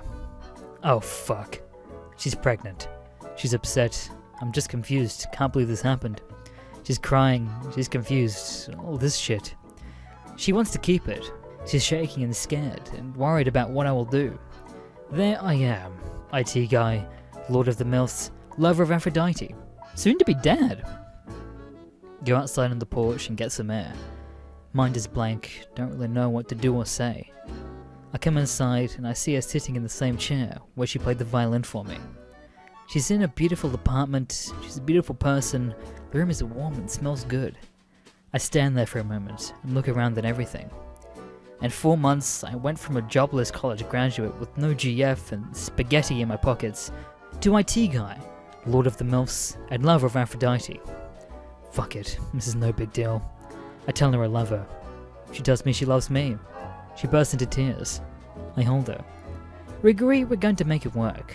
We're going to have this kid and love each other and make it work no matter what. Fast forward to current day. My son is 2. Emily's asleep right now. I'm comfortably drunk typing this story, then I'm going to sleep with her. It all started by digging around at a job, getting the beast fired, illegally copying confidential information, and getting the most beautiful girl I've ever seen pregnant. We're getting married in 8 months, moving into a house in 3. My vessel have never been happier. Life is crazy, B. One day you're a get straight out of college, next day you're a father, and almost a husband with a great family. Keep at it, B. Life works itself out in great ways. The film when Emily and I spent the day playing Dark Souls 2. TLDR, my company just paid a 6-figure settlement on what turned out to be a false sexual harassment claim. Manager quit and I took his spot, and now I'm ruining all these women's careers and lives as punishment. The politics in the office are completely 1000% cancerous and everyone is miserable. Here's the full story. Be me. Extremely unattractive, but highly competent product manager. Stacy gets mad at Chad fucking the new girl and goes to HR with some BS sexual harassment claim. Chad gets fired and Stacy gets an attorney. Discovery finds out Stacy lied. Company pays out settlement to Chad and Stacy to sweep it under the rug. Weak fucking Christ cuck director, who allowed the department to turn into an episode of Beverly Hills 90210, resigns and is gone 2 days later. I get promoted. Second week at new management job, I put Korean at my desk and hang Islamic quotes on my wall. Everyone thinks I'm a Muslim, and I'm now completely unfireable. HR begins to kiss my ass. Now, my reign of terror begins. Move all the chads into their own separate area, warn each one individually that any fertilization would lead to immediate termination, no unemployment, and no reference. All of the Stacys are incensed.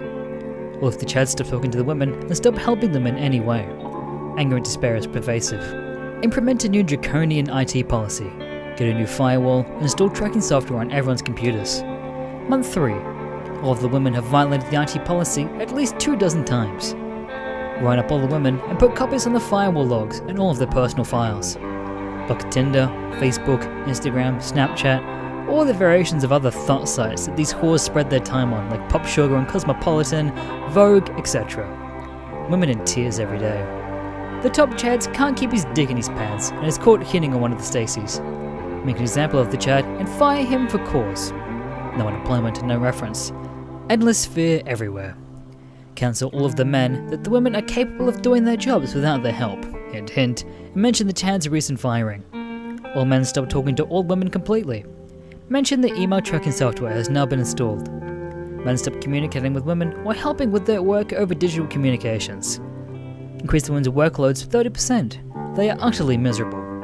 Start keeping staff overtime without pay and on weekends to make up for all the time they've wasted jerking each other off when the manager ran things. Women keep fucking up and start rebelling against me. Write them all up again over a period of a few months, plus a few of the male cucks for not working.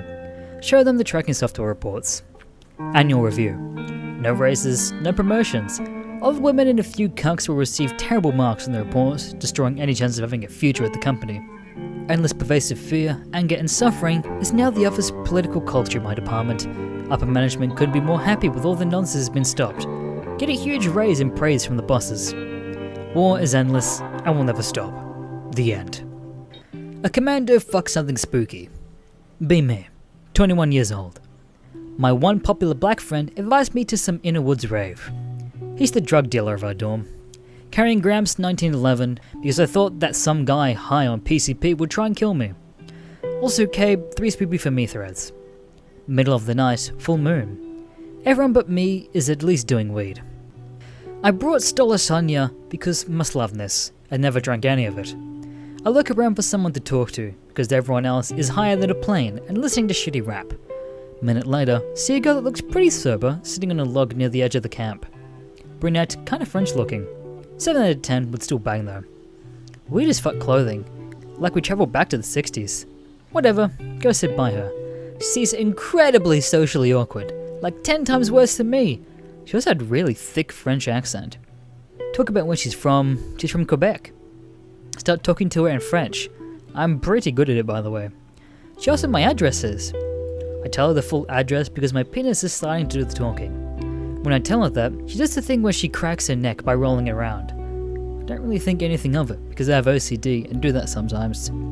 She asked me if I want to come into the woods and kiss her. Being a kissless virgin at this point, I'm okay with this. Leads me a mile in the woods.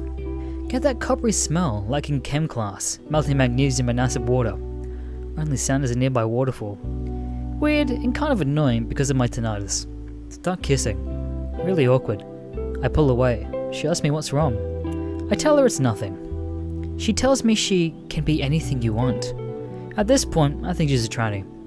Thinking in my mind for a millisecond about how much better it would be if I was fucking this 10 out of 10 Ukrainian I found in a picture of somewhere. Say, no thank you, and walk back to camp. I hear a, wait, and this cute little Russian accent. I turn around and it's exactly what I thought of. Pick very fucking related. Now at DEFCON 1. Reach down and touch my 1911. Dick is 2,000 times erect though. My dick convinces me this might actually be worth dying for. My brain actually agrees. Have the best sex of my entire life. Nothing has been able to come close to that. Snuggle in the leaves for about half an hour and just talk about drugs and Russian music. She says she has to leave and just walks across the stream butt-ass naked. I just murmur an okay.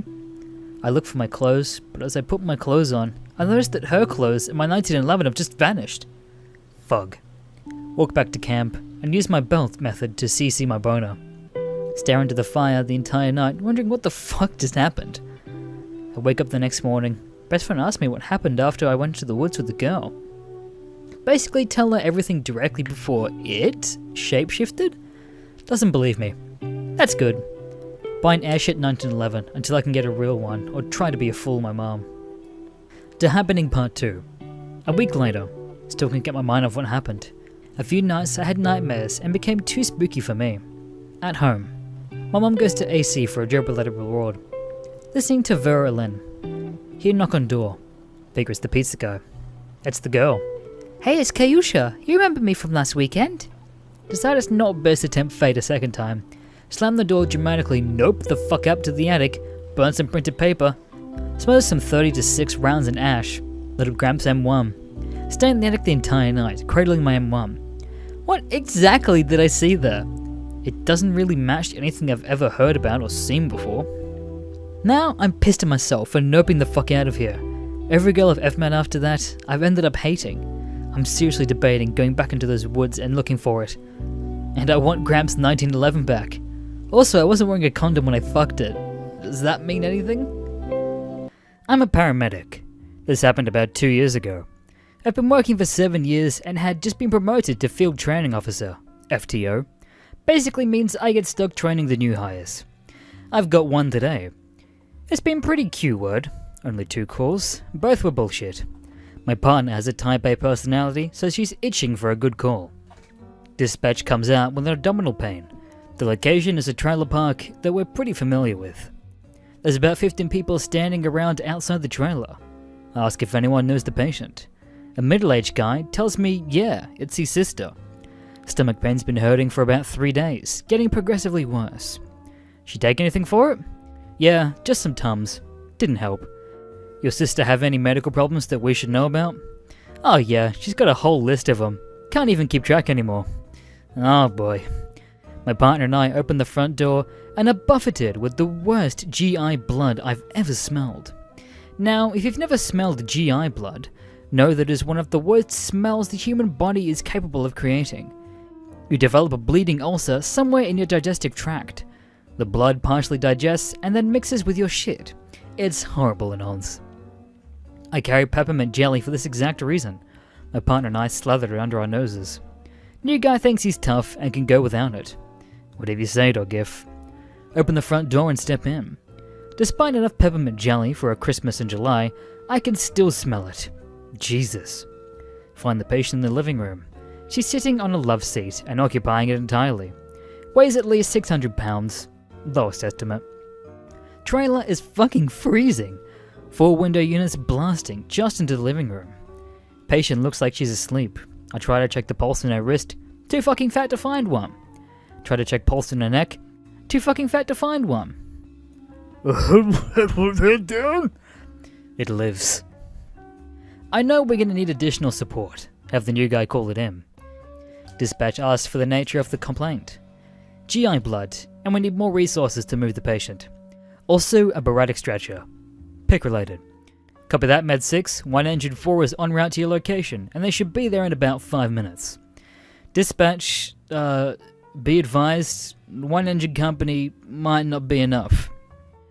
Copy 6-1, please advise approximately how much does the patient weigh? 6-1 estimates at least 600 pounds. Copy that, 6-1. Engine 9 and Medic 6-6 are en route. Remember that the new guy should probably be getting some more practice running the call. Turn around. He's not there. Hear him outside. Resh.mp3. Look back at my patient. I realized that she wasn't asleep. She's just so fat that her cheeks and forehead were burying her eyes. What's going on today, ma'am?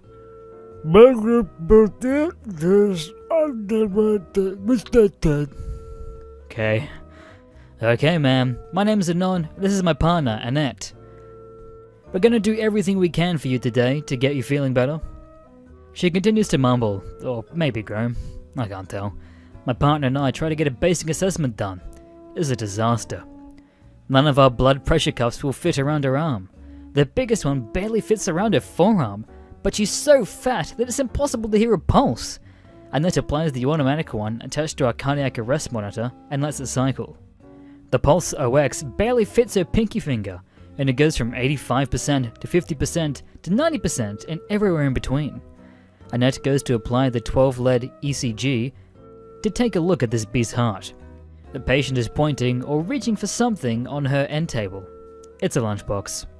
I hand it to her, she opens it and thrusts a stack of papers at me. It's her meds list. The pill bottles fill the lunchbox. From the list, I can tell she's had congestive heart failure, diabetes, AFib, and more. There's at least 20 daily medications.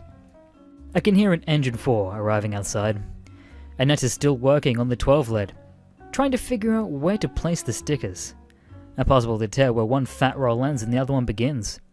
Annette lifts a flap, immediately drops it, comes close to me. There's an old lead under there. What the fuck? A sticker from the last ECG is buried in her rolls. I hear the engine company come up the stairs. They open the door. At that exact moment, the patient clutches her belly and groans, lets out a shit that sounded like hot bubbling magma, floods the air with the scent of fresh death. Both of my partner's eyes water. Oh God! From the doorway. Door slams. Ma'am, how long have you been having these symptoms? About 3 days. Annette finally gets the 12 lead done and printed. Shows this ham has had 2 previous heart attacks. Annette doesn't look like she can take it any longer. I tell her to go outside and fill in engine 4. Hear engine 9 and medic 66 arriving. I have no idea what the fuck to do for this patient. Normally I'd start an IV and start replacing lost fluids. Her arms are buried in their own fat, making an IV impossible. Med 66 calls me over the radio. Normally not surprised to leave patients unattended, but fuck it. Go outside, fill everyone in on what's happening. Hand 66 the patient's paperwork, while I share the peppermint with everybody. Ulcerated vulvar cancer. What? The other medic points out to another page the list of a diagnosis. Ulcerated vulvar cancer. We exchange a look. Everyone follows me inside. Patient is eating something in a wrapper, taken from the end table. Firemen are trying to plan for an extraction. Measure her. Measure doorway. Never gonna happen. I let the firemen take care of the extraction process, just focus on my patient. And that checks blood sugar. 200 something. Firemen tell me there's no physical way we're getting her out of the house. Till fireman she has to go to hospital. They go outside to think about it. Notice it's quiet. Too quiet, I'll Shrek. The air conditioning is cut off. A new guy goes to figure it out. Can't. It's the middle of July and can already feel it starting to heat up. Annette and I decide to open the windows. The crowd outside screams and disperses. I can tell we're going to be here a while Fire works an extraction plan with Med 66. Decide fuck it, I'm going to try an IV. Look over patient's medical records again. She's only 38 years old. Figure she's probably halfway decent veins buried under there. Ask Annette to help me. Gives me a look of, are you fucking serious? Tie 3 tourniquets around patient's left arm. She moans something, but can't tell. She's slowly losing consciousness. Rip off one end of my glove to feel for a vein. Touch its skin. Sweaty, despite sitting in a freezing cold house all day. Push around, feel something. Get Annette and one of the 66 medics to pull up her arm flap out of the way to hold the skin tight. Patient is snoring now. The blood pressure on the cardiac monitor has been cycling over and over and finally gives a decent reading. Blood pressure 67 out of 48. Down from 102 over 80. Half an hour ago. Shit. She's paler now too. Fuck. I close my eyes. Go Zen IV mode. Feel it. Maybe it's her brachydactyl artery. Fuck it. Line up an 18 gauge needle. Slowly push it in. She doesn't bulge. A little deeper. I can feel it right there. Nothing. A little deeper. Nothing. Deeper. Nothing. Annette is pursing her lips. Med 66 is shaking his head. Pull back a little. Adjust. Advance. Blood flows back into the flash chamber. Holy shit. Advance a little farther. Advance the catheter. It's definitely in. We tape the line down like a combat dressing. Start running 2 liters of fluid. Get high fives for the patient line. Fire tells me the extraction plan. We're gonna cut the side of the trailer off. What?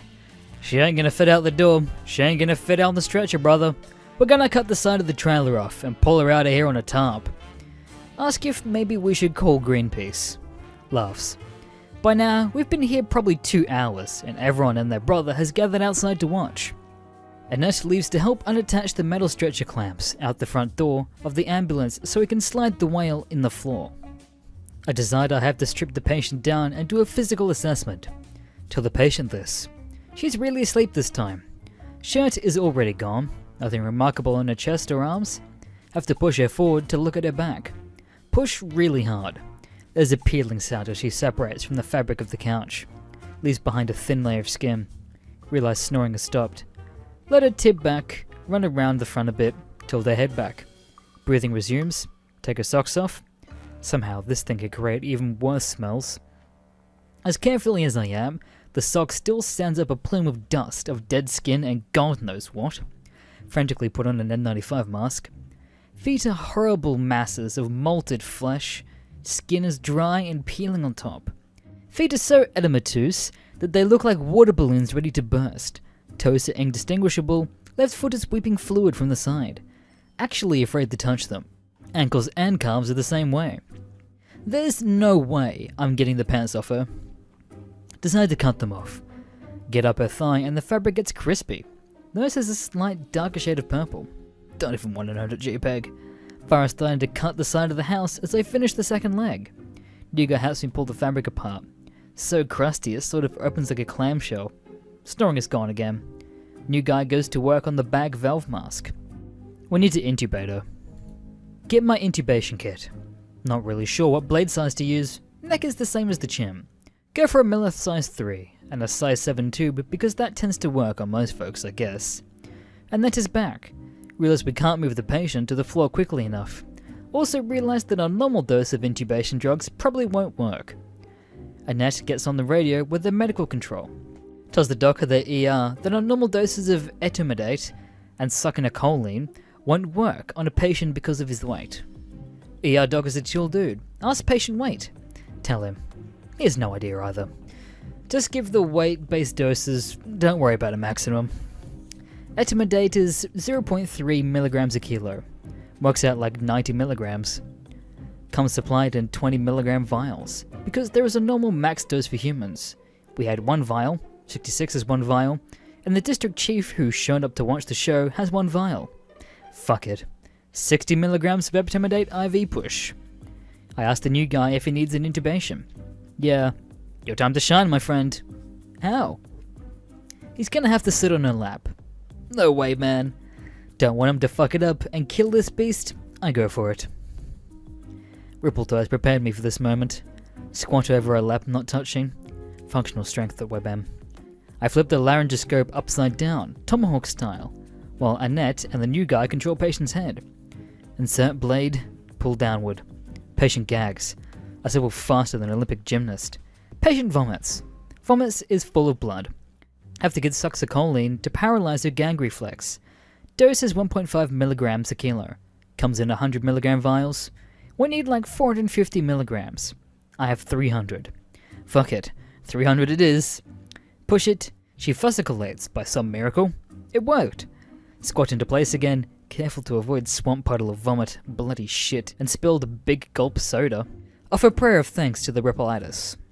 Insert blade, visualize vocal cords, insert ET tube. One of the easiest intubations I've ever done.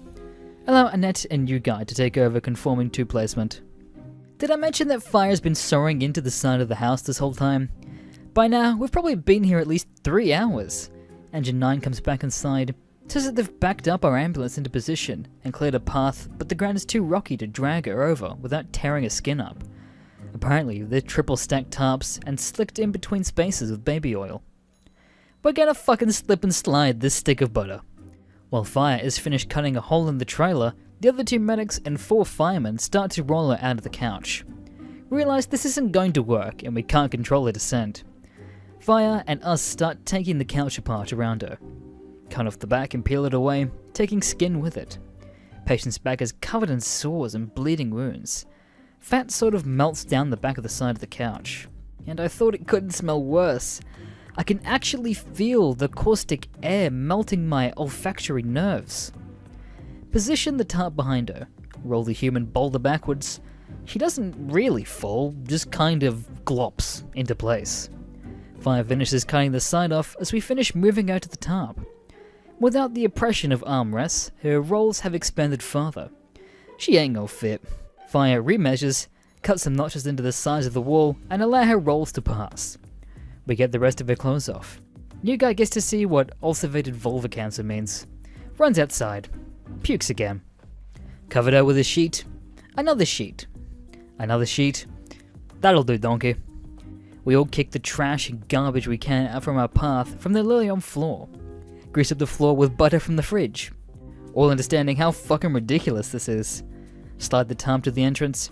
There's a goddamn circus waiting for us outside. Every civilian in a 20-mile radius, 3 cops, 2 trucks, the whole shebang. Attaching lifting straps to the contact points on the tarp. Me and 2 firemen get uphill to control a downslide. Holding as hard as we can, basically trying to hang on to, Lamau. Whale dives. We let go. She slides down the slope a few feet and lands directly at the bottom. Recheck ET2 placement. We're good. Now for the fun part. Everyone takes a lifting strap or a corner of the tarp. Me and 5 firemen pulling as hard as we can to get her to slide up into the ambulance while everyone else pushes. Lamau. Lightweight baby.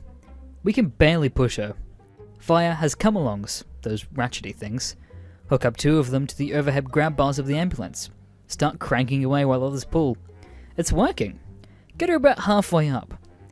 The grab bars shear and give way, ripping out of the ceiling. Avalanches back down the slope. Fuck. Now what? Fire has an idea. Gets out their winch. Rigs up a pulley system, pulling the winch in through the side door and around the bench seat. Hooks the winch to the tarp. Realize we've been here for like 5 hours and I still haven't eaten lunch. Fire slowly starts to crank their winch while everyone else pulls. It's working. Patient is 3/4 of the way up. Note that this is just the back step of the ambulance, maybe like 3 feet off the ground. Force of the winch is starting to dip the ambulance to the side. We all just go for it. Pull as hard as possible. Lamau. Her head clears the step. Then the shoulders. Engine 9 attaches their winch to the other side of our truck and pulls the opposite direction to keep us from tipping. It's getting harder to move her. The tarp is catching on the crosshatch metal of the ambulance floor. New guy and one of the 66 medics run back into the house. Bring back the butter. Grease up the floor in front of us as we pull her in. Slowly gets easier. 2 cops on each side hold their fat rolls up so they don't catch on the doors of the ambulance. Get Shamu in place. Recheck ET2 placement. We're good. I'm thankful that she's probably unconscious. All those random moves probably hurt like hell. Go back outside to put stuff away and get ready to transport. Whole crowd is cheering. Ambulance suspension is straining. Pack up. Annette drives and new guy stays in the back with me to ventilate. Head out. Someone have to call this guy into the hospital. City ER. City ER. This is EMS 61. Go ahead, 61. Bringing you a 38-year-old female patient came from the home chief complaint of abdominal pain, progressing into hypervolic shock secondary to serious GI bleed, worsening over the past 3 days. Vitals are pulse 86 AFB on the monitor, and last pressure was 110/82. Pulse ox 90% on 100% O2, and we've got the 4th liter of fluid running this patient, has a GCS of 3 right now, and please be advised we do have her intubated. We're about 10 minutes out. Do you require any further? City ER EMS 61. How do you copy? Chell opens up and I can hear suppressed laughter in the background. City ER copies your traffic 61. Please advise. Laughter. Channel cuts. 61, please advise, does this patient weigh 600 pounds? City ER 61, affirmative on that. Channel opens up again. The nurse can barely hold it together. Copy 61, room 7 on arrival. Next 10 minutes are pretty routine. I'll check all her vitals and think about how we're going to get this patient from the ambulance bay into the ER. Engine 9 is following us, hopefully they'll have it figured out. Arrive, back into place. Entire hospital staff is there to greet us. Open ambulance doors, everyone peering in to look at Free Willy. Realize hospital staff have no clue how to get her into the bed. Neither does Engine 9. Realize we can't lift her or slide her out of the truck and onto the bed without serious risk. Ambulance suspension is sagging, so we're pretty much flush with the ambulance bay. Rig up ramp with a few backboards and duct tape together. Engine 9 brought the butter. Grease up the backboards too. She slides onto the floor smoothly. Don't really want to take our time with it because I'm not sure how much weight it'll hold on to. Now what? I can't leave because I'm not relieved of patient care until the patient is in a hospital bed. Tell the new guy to run to the cafeteria to get me something to eat. Hospital calls up the bariatric ward. They'll send down this fatty crane thing. We're still out in the ambulance bay. Hot as fuck. Doc comes out to watch and take my report. You gave how much etomidate? Just the weight-based dose as he said. And you still alive? I think so. Fatty crane arrives. Hook her up to a tarp. Patient is on the floor. Everyone walks to the circumference of the tarp to get in a position. I had you there for a second. Fatty crane starts to lift.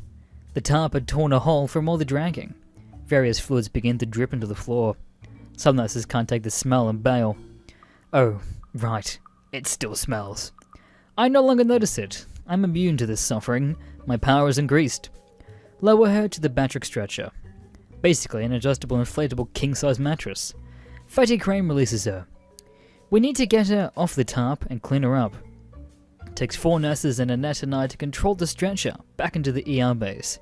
Takes a dozen nurses to roll her onto one side, and then the other to get the tarp from under her and clean her up. Doc inspects the wounds on her back, legs, and neck. I give full report. The nurses somehow get a tarp from underneath the patient. Cycle the scale on the stretcher. 767 pounds. Doc starts giving orders to nurse. Wants urine sample. Nope. Have doctor sign my transfer of care report and deviation from protocol form. Nurse comes back with a catheter kit. 2 of them grab Fupa. 2 grab each leg. I'm out of there. Finally able to take my gloves off. Hands are pruny and soaked with sweat. Feel tingly and almost numb. Peppermint jelly is still nearly plugging my nose. And that tells me I smell like death. Go back to ambulance.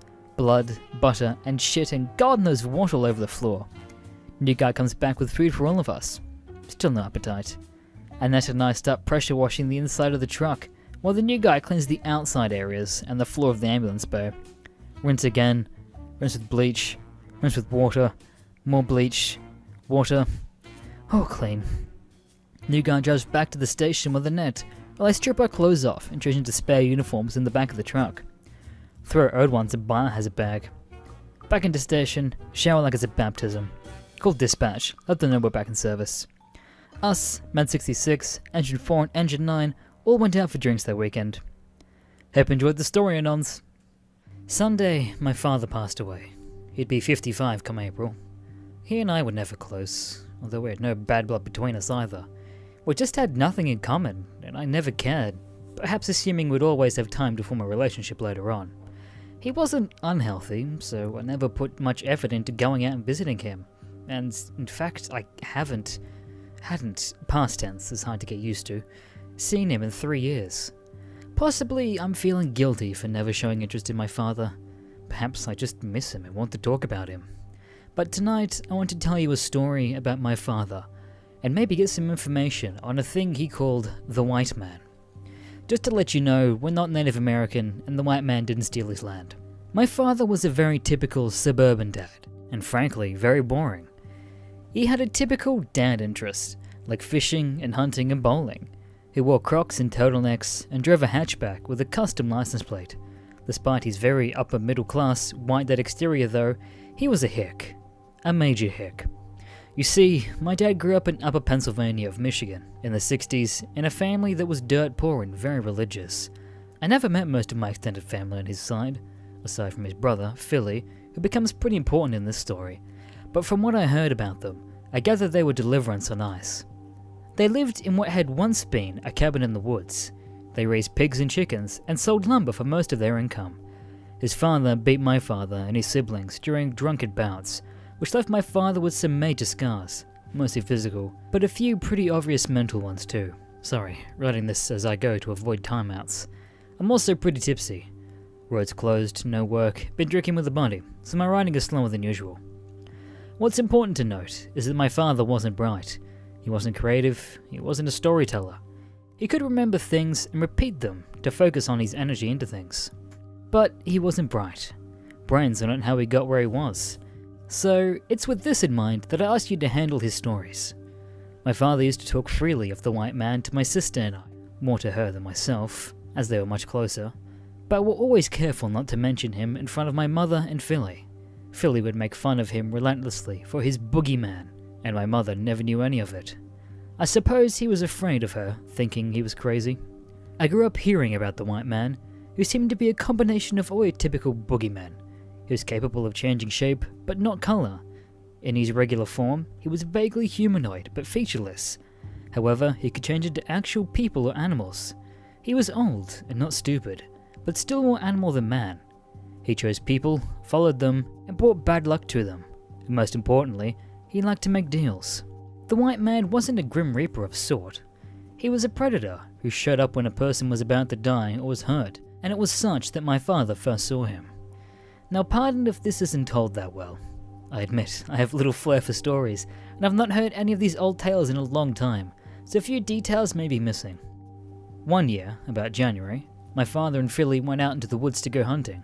The two were about 10 and 9 respectively, and Philly was apparently the leader. They wandered further from their home than usual, and it quickly got dark, which led to them getting disorientated and lost. What had initially begun as a simple afternoon hunt was now potentially life-threatening, for they did not have gear to easily survive the night. Things got worse though, when the ground beneath my uncle gave way, revealing that in the dark they had wandered into a pond which had frozen over and had been covered by snow, but they couldn't handle the weight of the two boys. My father, being, as I said, a bit stupid, took a moment to react to the situation before he began trying to help his brother out.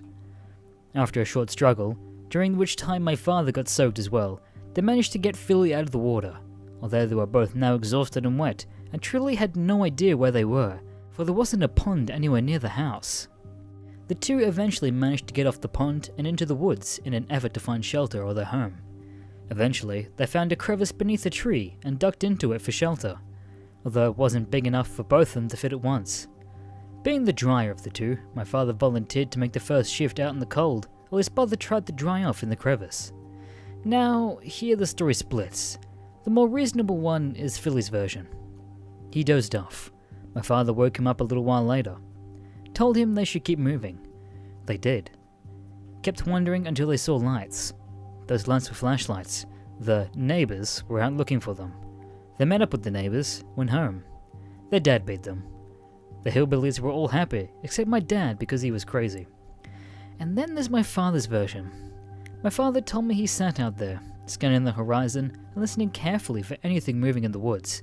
Animals may mean better shelter or danger, and a person of some sort of vehicle meant rescue. Considering my dad was religious, Ned Flanders would be closer to the truth, but not far off either way. Sorry for being slow to respond. After about 20 minutes, he began to hear something. Footsteps.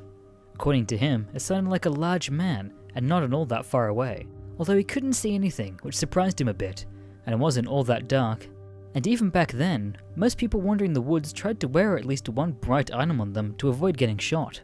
But, despite that, the noise grew louder and louder, until he finally saw it. A figure as white as snow walking through the trees towards him. It was clear to him that it wasn't human, and he described it as being about 9 feet tall and shaped like Gumby. It had 2 arms, 2 legs and 2 eyes, but no features. Everything was rounded. Scared to move, my father sat as still as he could, although he was clear the thing had already seen him. Slowly it moved towards him, and began to speak. When it spoke, it didn't speak like with a mouth. Instead, it was just words one heard, and one responded with, "Same." What that means is up to you to decide. Next response I'll be faster, was just trying to decide where to cut this off. The order of the conversation and the length of it I'm not sure, but I told him that the old thing that lived in the cold. The order of the conversation and the length of it I'm not sure, but it told him that there was an old thing that lived in the cold and that it needed him. It came whenever people got too cold or too lost or hurt from animals or accidents and took them away if something else hadn't already. It had no interest in the dead, just the dying. Conversing with it was unsettling, but not unpleasant according to my father. With that, it told him to get up so that he could get his brother and that they were to follow him away. My father, of course, refused and demanded they be left. Why though, the thing asked? You'll just freeze anyway, so it doesn't matter. Still though, he refused to move, and eventually the thing asked him why he was so stubborn. It sounded a bit surprised, as if most people didn't argue much. "I just don't want him to die, or have him die," was the best my father could come up with. "Then we'll need to make a deal." My father told me the thing, which never, or over any of the visits, told him its name.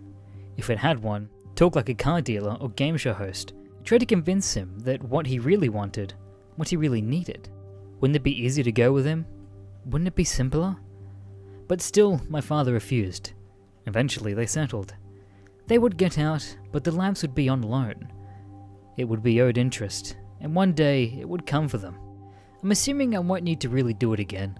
I sort of figured no one would be interested, and to be honest, I was so worried waiting for the timers or losing interest. But if I do it again, I'll be sure to do that. Sorry for the delays. The thing, which he eventually began calling the white man, began to walk off, although it didn't say anything to him. My father said he understood that he was being let out now, and that he should follow it. He then woke up Philly, and the two headed off. Of course, you'd think he'd be more suspicious of a giant snow monster that already tried to kidnap him, but my father wasn't bright, or likely a great storyteller either. Before Philly was even awake though, the monster had disappeared, the giant footsteps vanishing. At first my father thought he'd been cheated, or simply abandoned, before realizing there was a trail of rabbit prints, which began following instead, some understanding that if somehow those belonged to the monster.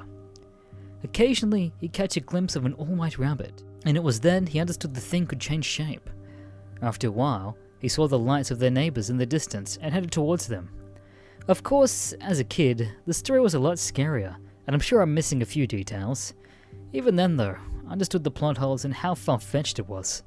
My mother used to tell stories of how her childhood home had been haunted, all while telling us ghosts didn't exist, so I assumed this was similar. A tall tale. Now before I keep going, I want to say a couple things. First off, I don't really believe my father's stories, although I think he believed them for some reason or another.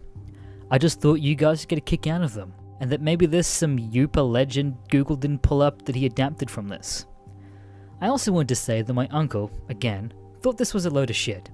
When he would tell the story, it was just a story of how he got lost, almost died, and eventually got home to an ass whooping. The few things my father added, and that he did agree on though, were the rabbit footprints, and possibly some bigger ones, although these looked like indents in the snow to him rather than actual prints. And my father did end up following a rabbit, which could have been white or blue for all he remembers, out at one point, which he thought was stupid, even then.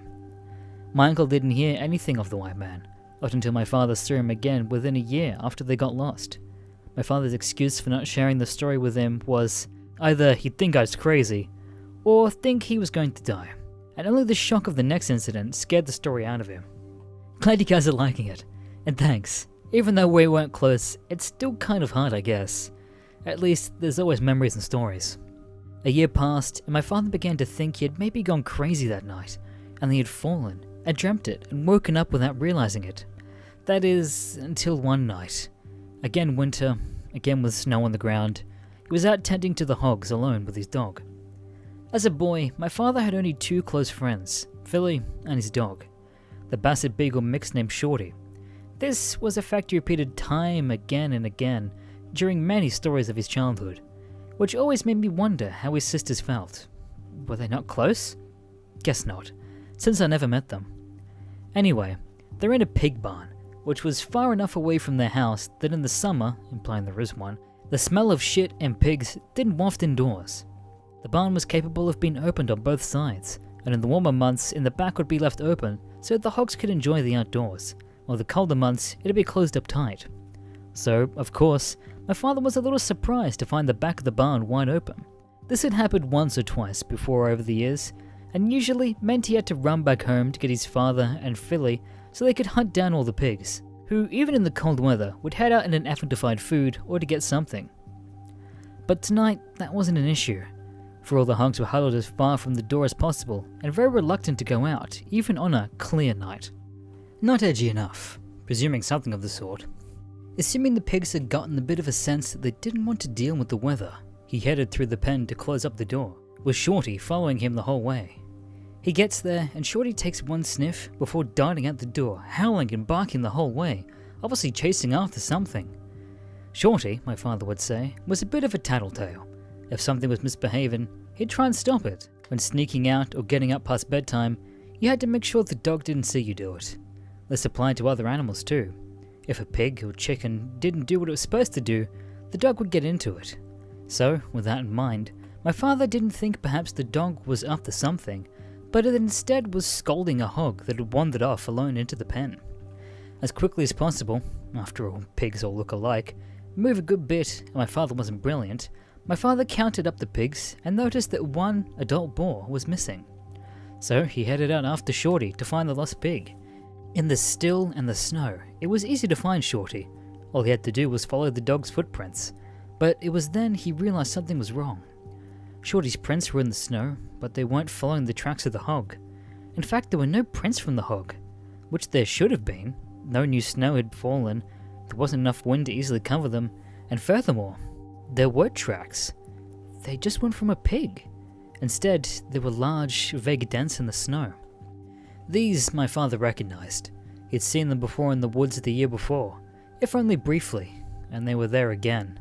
With Shorty in hot pursuit of the creature, mustering up his courage, my father followed them as well.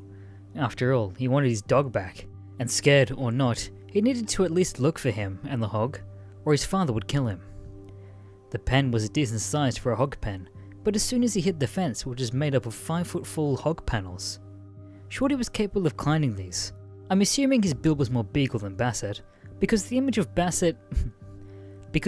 a basset hound climbing a fence is hilarious to me, and he could see that the dog had already gone over the fence and into the woods. Of course, the fence hadn't stopped the white man either. His tracks simply went right over the fence, as if he hadn't even broken a stride to get over it. So he climbed the fence, soon was in the woods. For the UP, it's really just woods, and cleared woods for pens and buildings. It wasn't long before he heard the barks of Shorty and the squeals of a frightened pig. Running now, he came to the scene quickly. Standing among the trees was the white man, who had seemingly grown bigger over the last year. In one arm, he held the struggling and screaming hog, which had to have weighed at least 400 pounds. A few feet away from him, carrying on, was Shorty, his hair on end and teeth bald, acting as if he had cornered the beast. There was no communication or confrontation between them. There was just an impression of the white man had waited for him, when he had stood there ignoring the dog, just so he could get a glimpse of him. There was a brief pause, and my father realized something terrible. The white man did, in fact, have a mouth. Below the beady black eyes was a slit, a long line, and it just opened a bit to reveal teeth as white as the rest of him that shined in the moonlight. Just as quickly as he flashed his grin, he was gone. The white man silently took off, running into the woods, gracefully dodging between trees, just at the soft crunch of the snow following him. Shorty took only a few steps after him, before my father had the mind to call him back, and the two headed home with the father sobbing the whole way. Of course, he got into trouble. He had the sense not to tell his parents what he saw, but still got into trouble for losing a hog. He only ended up telling Philly because he couldn't stop crying, and even though he couldn't stop, Philly didn't apparently believe him much, but he didn't say anything to argue against it. Philly eventually began to run off everything, as my father had been schizophrenic, and that the white man been a manifestation of it. I know nothing of mental disease, so I don't know how the diagnosis would ever hold up. Anyway, years went by before my father saw the white man again, although he claims to have known he was there during that time. Every winter, without fail, one hog or a group of chickens in a single night would go missing. Only once was there an exception. One year, a local boy went missing in the woods and never turned up. That year, no hog went missing from the farm. It was the livestock, as well as the sharp teeth, that led my father to the conclusion that the white man had to eat, and that he wasn't a vegetarian. The white man, though, never once told him that he killed these victims, nor that he ate them. Considering what he took, though, my father thought it was easy enough to figure out. When he was 16, he saw the white man again, the exact age I remember, for when it was my father began driving. It was late at night, and my father was driving home. He began to work at the nearest gas station, sometimes not coming home until late. It's worth noting that my father had his own set of skills and talents, such as being a hard worker or excellent cook, but driving, especially in the winter, was not on the list. Driving scared my father. He was terrified of slipping or crashing, and drove very slowly and very cautiously. Never one to yell at us, he'd snap if we talked too loudly in the car or turned the radio up too high, because it began to make him nervous. With that in mind, what I'm about to tell you shouldn't surprise you. He crashed. Granted, he crashed trying to stop and help someone else who had crashed, but he still crashed. Another car slid into the ditch along the rarely travelled road towards his house, and in the process of trying to stop and help, he too had an accident. One that was very much more violent than the one he was trying to help. Somehow or another, he ended up hitting a tree so hard to seriously damage his car or injure his leg. The other driver of the other car came out to help him, and after realizing he couldn't walk back to town, decided to walk back to his own to get his help for the both of them. My father thanked him, the man went on his way. Now granted, it was hillbilly hill, winter, and in the middle of nowhere, but it would, by my father's calculations, take less than an hour for the man to get back to the gas station to find help, and less than an hour for them to get back to him. Because then they'd be driving, right? So in 2 hours, he'd be in the heated cab of the tow truck, either on his way to his house or to a doctor's office. It was about midnight at that point, and my father had the wristwatch, which he'd check occasionally as he shivered in the dark. 1 a.m. comes around. 2 a.m. comes around. 3, 4, he dozes off, and wakes up shivering to the sound of footsteps, big and heavy like a man's. Never played RE2, sorry ma'am. For whatever reason, he seems the guy couldn't find help, or that the help couldn't get down the road, and he's coming back to help him. Or maybe the guy just up and left, and some other travelers come to see if he's alive. He pulls himself up to look out the rearview mirror.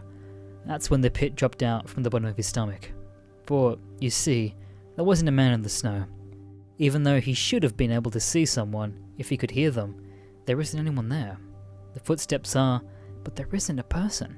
According to him, he felt like he was in a nightmare and began frantically looking behind him, trying to see someone, hoping he was just overreacting. But he saw a long white form step in front of the brown and black of the trees and realized it was the white man again, slowly stepping towards the car. His movement's slow and graceful, but he seems a little worried. My father's never seen him in the open before, but here he is, moving cautiously, like a cat, when it's worried about being seen at night. Eventually, the thing gets up to his car and stops. Again, there's no angry words, no begging in fact. Although my father was scared shitless, he again just clammed up and held still as they began talking. This time, the conversation was short. One sentence, not said inside my father's mind. Don't worry, already paid. With that, the giant just keeps on moving, making a point of going across the road and into the woods on the other side as my father watched. Comedically, he always made a point of telling us the white man stopped before crossing, making a point of checking for traffic before heading across. Once the beast was out of sight, my father began sobbing, and kept sobbing until the mailman, even in the UP, you gotta get mail, found him 4 hours later. My father recovered, although I ended up having to spend a small fortune getting his car repaired. The other driver? A bit less lucky. He simply never showed up again. He left to find help, but never made it back into town. An investigation was opened, but leads all sputtered out. Mind you, this last story probably is the last one that I remember clearly. Some of the others might be a bit fuzzy, because it's been about 10 years since I really heard any of them. Ah, I see. My dad always compared him to Gumby. I think I mentioned that earlier. I didn't like looking at Gumby because of that. Somehow, my father knew that the white man was attached to the winter. This wasn't a surprise to anyone at all, seeing as though it was the white monster in the UP that only showed up when the snow fell. The issue, of course, is that it was often winter in the UP. A few more years went by with not really any noteworthy accidents. The white man would take something every winter, but didn't get Shorty or my grandmother or anything. By now, my father was 18 or 19 and getting ready to leave. His family was poor, and even if they hadn't been, my grandfather did not believe in college. With his sons now men, he gave them an option. Become farmers, clergymen, lumberjacks, labourers, or get out and don't come back. It was all because of Philly that they didn't do that, although I'm sure my father wanted to get away from the winter. Philly decided they'd both join the military and get out of there. Vietnam had recently ended, and he would joke that he'd get sent somewhere warm and that he had never seen snow. I guess I could lie and for comedy effect say that they were both sent to Alaska or Russia, but the truth is a bit more boring. They were accepted and went through basic training, but neither ever saw combat. Philly was removed from service for a birth defect, and eventually my father stayed in, but never really did anything up until his contract ran out. Merely working on bases those few years, he asked to be transferred somewhere warm, and being liked by his higher-ups, found himself in Texas. That's nice, dear. You can't hide the thread. You know. Also, I'm not a teenager. With it getting late, I'm admittedly going to wrap things up a bit faster than I planned. My father had tons of stories about the weird things he'd find in the woods before he left the UP, and other incidents he'd tied vaguely to the white man. But it was some time before he saw them again. After all, if he was tied to the winter, it'd be a while before there'd be a reunion in Texas. But towards the end of my father's military contract, a storm hit the area he was stationed in, and it brought in with snow. Being one of the few bases that had knowledge of how to handle the mess, he saw himself outside a lot during the storm, and it didn't take long until he realized the white man could travel. The storm lasted 2 days. On the second day, he woke up early to de-ice the paths and the roads. In a desolate part of the base, he was surprised to see another soldier in the distance, and grew a bit concerned when he realized the man wasn't moving. Quickly, he approached him, only to realize something. Again, there were no footprints leading out to this man, who he now realized was devoid of color. A detailed white shape with 2 dark eyes. If he had been so surprised, he'd screamed. Instead, he claimed he probably looked as white as the white man, as the color left him. No interest. With that, the figure vanished. My father was found sometime later by a fellow soldier, staring into the distance across an open field. Exhaustion was his supposed excuse. 2 days later, he received a call from his older sister, informing him that his father had died. There wasn't too much detail to go into. His father had simply fallen over into a field and died while feeding hogs, and that was that. No mess, no fuss. My father understandably didn't care much. If the white man did it, it wasn't much of a punishment, but he eventually came to decide that the white man was, if nothing else, a bad omen. Admittedly, it's now 4 AM for me. I'm heading to bed, but if this thread's still up tomorrow and there's any interest, I'll wrap it up with the last 2 to 3 stories I have that are of any of interest. I hope there are a few of you that got somewhat of a kick out of it, which leads me to asking a question. Had anyone got an idea what this thing was? If he wasn't just blowing smoke out of his ass/crazy? Any legends over anything like this? Needless to say, my father grew afraid of snow in the winter. When his contract ended a year or so after that, he returned to the UP for one summer to help his mother deal with the mess that was his home place. I need to pause here to describe my family on my father's side. You need to remember as well that I had never met most of them, knowing them only through our old family photos and family story, which don't all involve winter monsters. My father was 28 when he married, and 32 when he became a father. On the other hand, his parents had been together since his mother was 14, and his father 18. His parents were not old when all their children moved away, but they also were old, in that they were hillbillies and hicks can be. Furthermore, his mother had never done anything by herself, and with her husband dead, had no one to turn to. Only my father was willing to return home and help her. When he got there, the place was a mess. Despite my father dying less than 6 months previously, it looked to him as if a monster had come by and torn apart the whole place. The pig's barn roof was ripped away, trees had been knocked over, buildings had collapsed, and everything looked in disrepair. When he asked what had happened, he was less than happy with the answer. The year that he and Philly left, an enormous storm had blown in off the lakes, bringing in with it both snow and wind. That night they'd woken to find the roof of the barn had folded up like a sardine tin, and the hogs had gone, or killed. Most notably, one pig's corpse had been left high in a tree, as if some giant had picked him up and put him there. Oddly, none of the neighbours had such damage. The next year, now even poorer, the family had struggled more. Troubles multiplied after the chicken shed collapsed, with a whole heap of something fell into it, apparently freeing the birds to nature. Another storm the following year took down trees, which destroyed their sawmill and ended their lumber business.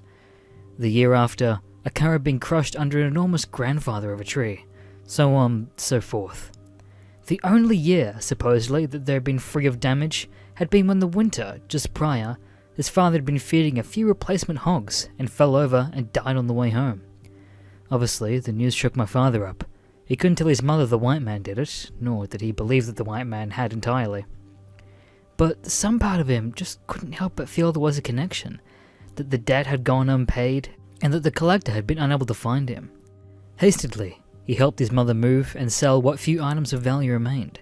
Before the winter returned, he made sure to be well back into Texas, where they had a short, warm winter free of snow, during which time he had met my mother.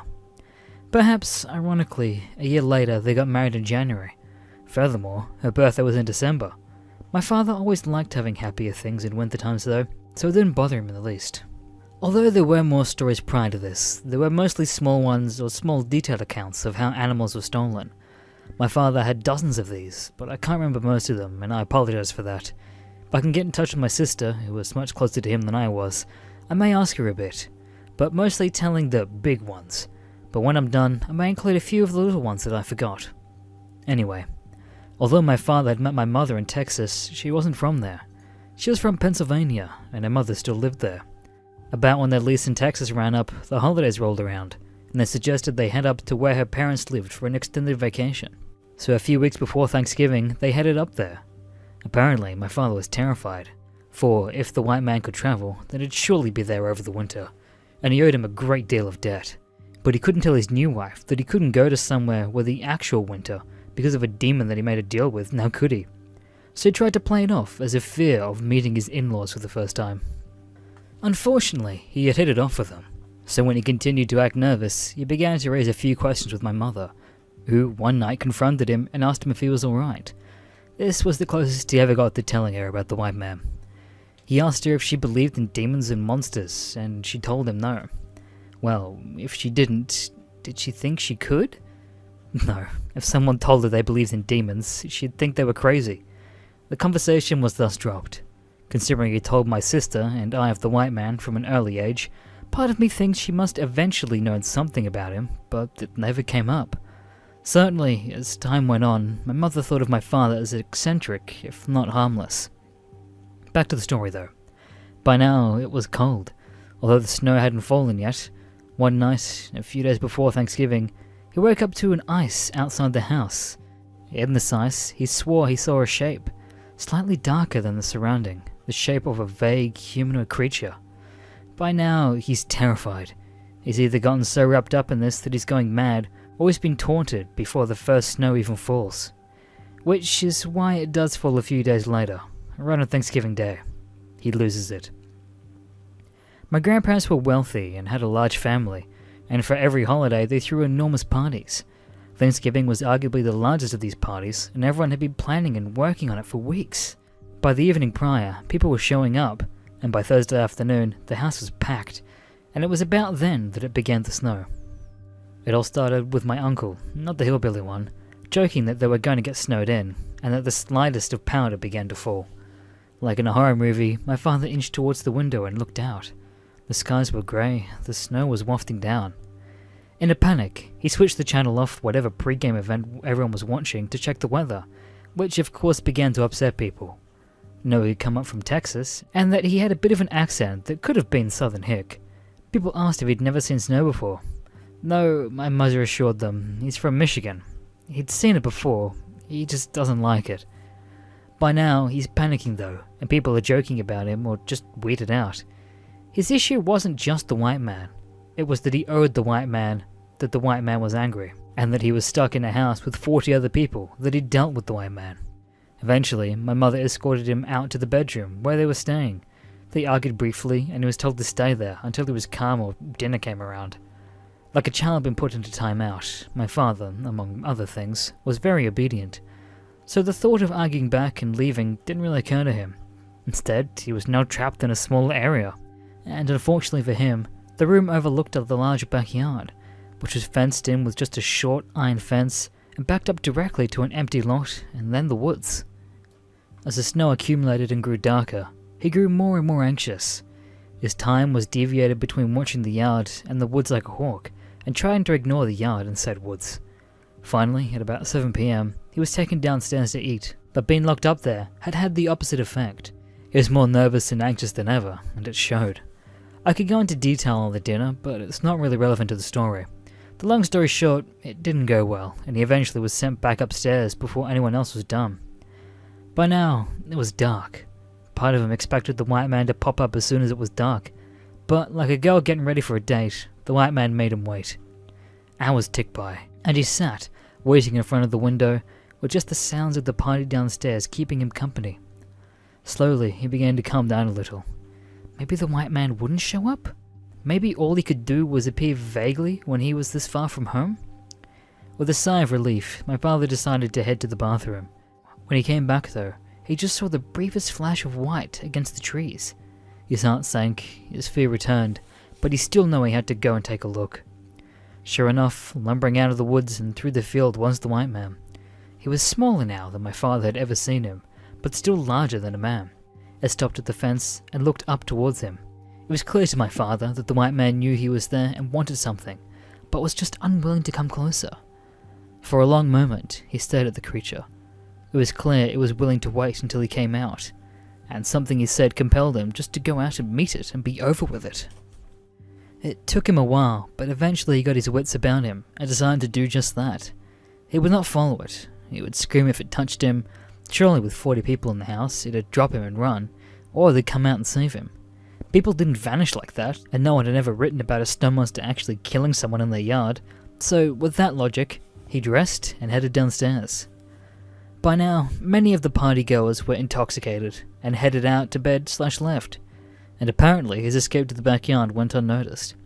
You would think that with his logic that he would save him if something went wrong, that he would have stayed inside, seeing as they were all too wasted to notice him leave, but he still went on. At this point, 6 inches had fallen and the snow was still falling heavily.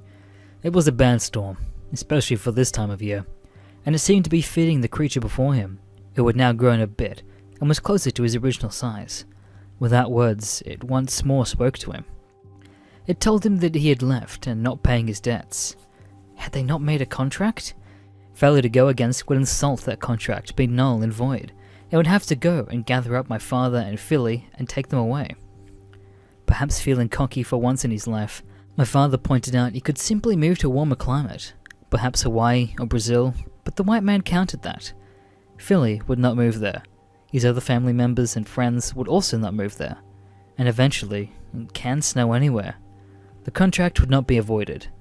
And even if it had been a solution, he was here now, in the snow. What stopped him from just taking him now? With that, the beast reached out towards my father. Although the white man moved quickly, as far quickly than any man could have moved, time did not. It slowed. And so, while he was well aware that everything around him was happening very quickly, he lingered on, giving enough time to tell the white man to wait before he was ever touched. It was, he would assure my sister and I, the selfless idea that he had to keep Philly safe that motivated him to do what he did next. It wasn't him saving his skin, but it was him saving his brother's skin. This did not, he told us, free him of sin. It simply made an excuse for it, for which he ended up doing. The white man waited, recoiling from my father, his mouth opened slightly, as if he was almost smiling. He knew what sort of idea my father had. "What if I made you another deal?" my father asked. "It would need to be impressive," was the answer. My father thought about it for a moment, but it would end up coming up with nothing. This was not an effort to be difficult, but he simply couldn't think of something that would interest the white man that he could sacrifice. Understanding this, the white man suggested something for him. "Will you personally give me interest? Will you let me take what you owe?" To this, my father agreed. He would allow that. He would let the white man take something that covered almost 10 years of debt.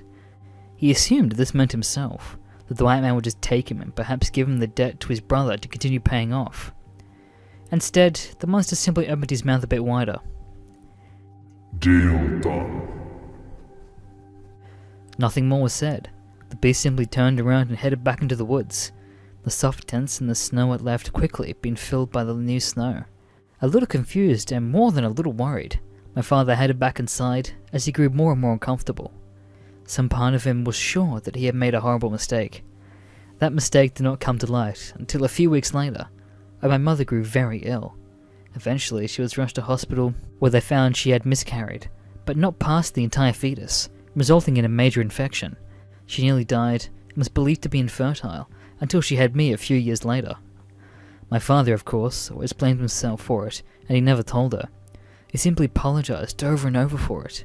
He was convinced that all of that had been due to his contact with the white man, and the loss of his unborn child was the payment he owed. The incident, ironically, convinced my mother to stay close to her parents. In case some other medical issue happened, she wanted to be near them and the doctors she grew up with. My father reluctantly agreed. "I may as well just moved home or to Alaska," was his opinion on it. The next year, my one uncle, on my mother's side, she had 2 brothers, drove off a bridge during a particularly bad snowstorm. By the time he recovered his car, not until the next spring, the body was no longer in it. The year later, my grandfather lost 2 German shepherds he kept in an outdoor kennel, both of them simply vanishing from a locked pen. On the 3rd year, the family suffered no loss, but 2 locals went missing on a poorly timed camping trip. My father was a religious man, the sort where every time anything went well, he'd thank Jesus or God. On the same note, whenever anything went poorly, it was during the colder months, and it was certainly the white man's fault. Whatever creature this is, he believed it followed him to Pennsylvania, and that it now took its interests here, instead of the back of Michigan. The logic that I never entirely understood. Did it do this all over the world, or at least America? Were all people who vanished during the winter months victims of the white man? Or just people near my father? Had it really moved across country just for him? Once asked my father for some of that. He didn't know the answer to any of it. All he knew that it followed him like a curse. The winter before I was born was the next day my father met the white man. Like I believe I've said, my mother came from some money. After she found out she couldn't have children, a fact that didn't bother her even after my sister and I were born, she joked that a diagnosis had been good news to her. Her parents, who were far more traditional than her, bought her a puppy to help ease the pain, to work as a child substitute. The dog, in the 90s, 80s dollars, had costed them $800 and was a pampered Borsey. Breed pictured, imported from Russia. Despite my mother's disdain for the children though, she absolutely adored the dog, and the dog wished for nothing. It was to the degree that my father feared that she loved the dog more than him. When the winter rolled around in the 4th year, my father grew nervous as usual. Every year something had been taken, even it hadn't been for him personally. Every year that he worried the white man would take his wife or some close friend. Halfway through December came a storm that left them with 2 feet of snow, and it was then that my father was sure the white man would appear. The dog that my mother had was a very regal fellow. He was also white, very fast, prone to running off and anything that moved. All of these facts you need to understand. Being such a regal, noble dog, he was quite beyond peeing in the house and never had any accidents. In fact, he'd rather make himself sick than do anything of that sort. While this had made him very easy to housebreak, it also had made a challenge during the winter months, for it meant he needed to go out, even in the worst weather. During the middle of the storm, the dog begins to whine. Although my father was usually quite the gentleman, and doctored my mother, often more than she wanted, he would not walk the dog in the snow under any circumstances. It was cowardice, he believed, but he simply could not bring himself to be alone out there in the cold. Of course, he didn't want his wife to be out there alone either, and thus fenced in a large yard. So out goes the dog, who cannot be without a leash or a fence. My mother hangs by the door, something that drove my father nuts, as she wouldn't close it either, and waits for him. A few moments pass, and the dog begins to bark. For those who haven't been around Borsies, you should know that this is a bit out of the ordinary, for they are usually very quiet, timid animals that would rather run home when confronted by something that they can't hunt that makes a fuss. Concerned, my mother follows him outside. What happened next is how my father described what my mother saw, so it's not even close to a direct retelling of him. The snow had piled high. Although 2 feet was what had gotten over the course of the storm, they'd gotten more prior to that. Some of this snow had been shoveled against the fence to clear a walkway, with a few added feet on top of that. It had made a ramp. Along the fence, something big moved away. Quickly enough that all my mother saw was a streak of white against the snow. It was this that a dog had been barking at from atop this ramp, and when it fled, the dog went after it. Of course, my father claimed the thing she saw was the white man, although my mother simply put it was a cat or another animal had been in the wrong place at the wrong time. Regardless, the dog was gone. It runs my mother, screaming that her dog had gone and that he had to go after it. It's chased something, and if they don't find it soon, it'll freeze to death. He refuses to go after it. He makes every excuse he can. Honey, he'll be back. Sweetheart, it's not worth risking our lives. Look, Pumpkin, we'll leave the door open so that he can come back in. My mother is having none of it though. And then if he doesn't go with her, she'll go without him, and then they'll have a talking to him when she gets back. If she gets back, since it's so dangerous according to him. Guilting always worked on my father, so it was a sign that he got dressed and headed out with her. Her holding the dog's leash and a squeaky toy, and him holding a loaded shotgun, just in case. So off they wander after the dog's rapidly fading footprints, my father's stomach doing cartwheels as he realizes there's another set of tracks. A set of vague indents that only look like footprints to those who know.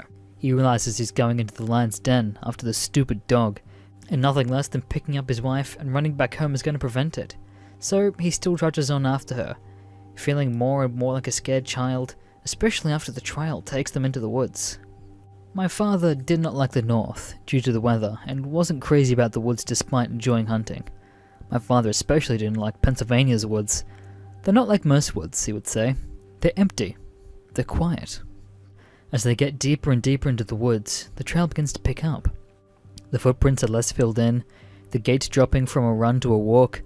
My mother's calling for the dog, squeaking the toy occasionally, and trying to convince my father that the dog would be just around the bend.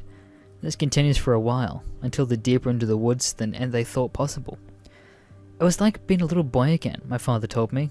Unfamiliar woods, going on seamlessly forever. Eventually, he almost convinces her to turn around, but that's when they hear a low whine, like the dog that's been hurt. She spins around and catches, just briefly, a glimpse of snow-white fur in her flashlight. Off my mother takes after the dog, calling and squeaking her toy, with my father frozen in the spot behind her, not yet pursuing. That's because he's looking down at the tracks. There's my mother's, his wife's footprints, and the prints of a dog. But there's no vague indents. The prints that had until now been consistent are gone. He calls back to her. Nothing. You can hear her, but she's not going to listen to him, and that means that he has to run after her. Every step of the way, she's just enough ahead of him that he can see her, but not call to her. And the path they're taking is taking them further and further from home. Back then, where they lived, the suburbs only just hit the area. There was their subdivision, and then their backyard. Beyond that was another backyard, and then a street. And across from that were constructing sites and fields, before we eventually hit hundreds of acres of practically untouched woods. If you went far enough, you would get to more fields and old farms, but there was nothing but relative wilderness for miles, and no other big neighborhoods. It was a very real possibility you could get lost and not be found right away. It was a very good place to lure someone poor, cursed, fool away. What happened next would be best described how my mother told it to my father. Every so often, she'd catch a glimpse of her dog, just in the snow-white outline of him, or the fluff of his tail. Whenever she'd give up hope, there'd be the dog. Eventually though, one last time, she'd lost sight of him, and it was then when she heard the snapping sound, followed by the yelping of a dog that sounded too familiar. The sound was carried by the wind, she said. It sounded high and distant, which made it impossible to find where the animal went. Then, there was nothing. The trail ended, there were no more prints, the dog didn't appear no matter how much she called for it. Eventually, my father caught up. He claimed the trail did not continue. She simply didn't understand what she was seeing, and hopefully would never. For, in front of the dog's prints, where they ended, were those indents again. After a few minutes of the two checking around, they found the dog's collar, snapped and hanging on a branch, just high enough to seem off to my father. Of course, my mother believed the dog got caught, broke the collar, and simply was never seen again. But my father took it as a sign. The debt had now been paid for another year. Without the adrenaline of the chase, my parents came to realize how tired they were, and how far they were from home as well. By now, my mother's sobbing. It's too late and dark to keep chasing the dog, and even if she understands that, she's unlikely to get it back now with how fast and far it can travel. Assuming it wasn't spitted away by a demon, of course. My father's crying too, because he knows they're probably lost and probably being watched. The next hour or two they're spent wandering back home, getting more lost at times, before spotting familiar landmarks and eventually making it back. Those few hours, my father said, were some of the scariest of his life. He felt like an animal being stalked, like one wrong move would mean his contract had come up. For a while, he paid it off for now. He didn't entirely trust the white man's word. He had little doubt that if it got too lost, well, that's too bad, isn't it? Still though, they made it home. My mother, now emotionally and physically exhausted, begged him to do one last favour. While she went and undressed and got ready for a long night, could he please go round the back to make sure the dog hasn't somehow beat them home? That he wasn't whining alone in the back gate, asking to be left in? Reluctantly, he agreed. Along the back of the fence, he saw him, a gigantic white form blocking out the natural light of the moon. He was waiting to make another contract, while his teeth sparkling in that almost smile. Without words, they spoke once more. Would you like to be free of your debt? Well, of course, was my father's answer, even as though he got a bad feeling what the white man may propose. The white man spoke of a rare opportunity. The next year, he was assured, could be the last year. No more debt. All he had to do was agree to one last deal, where the white man would get to take twice in 1 year. Something, though, about how he spoke frightened my father, and after the last deal they had made, he wasn't sure he wanted to agree, though he thought about it for a moment and refused. It was then he saw the white man frown, as he described it.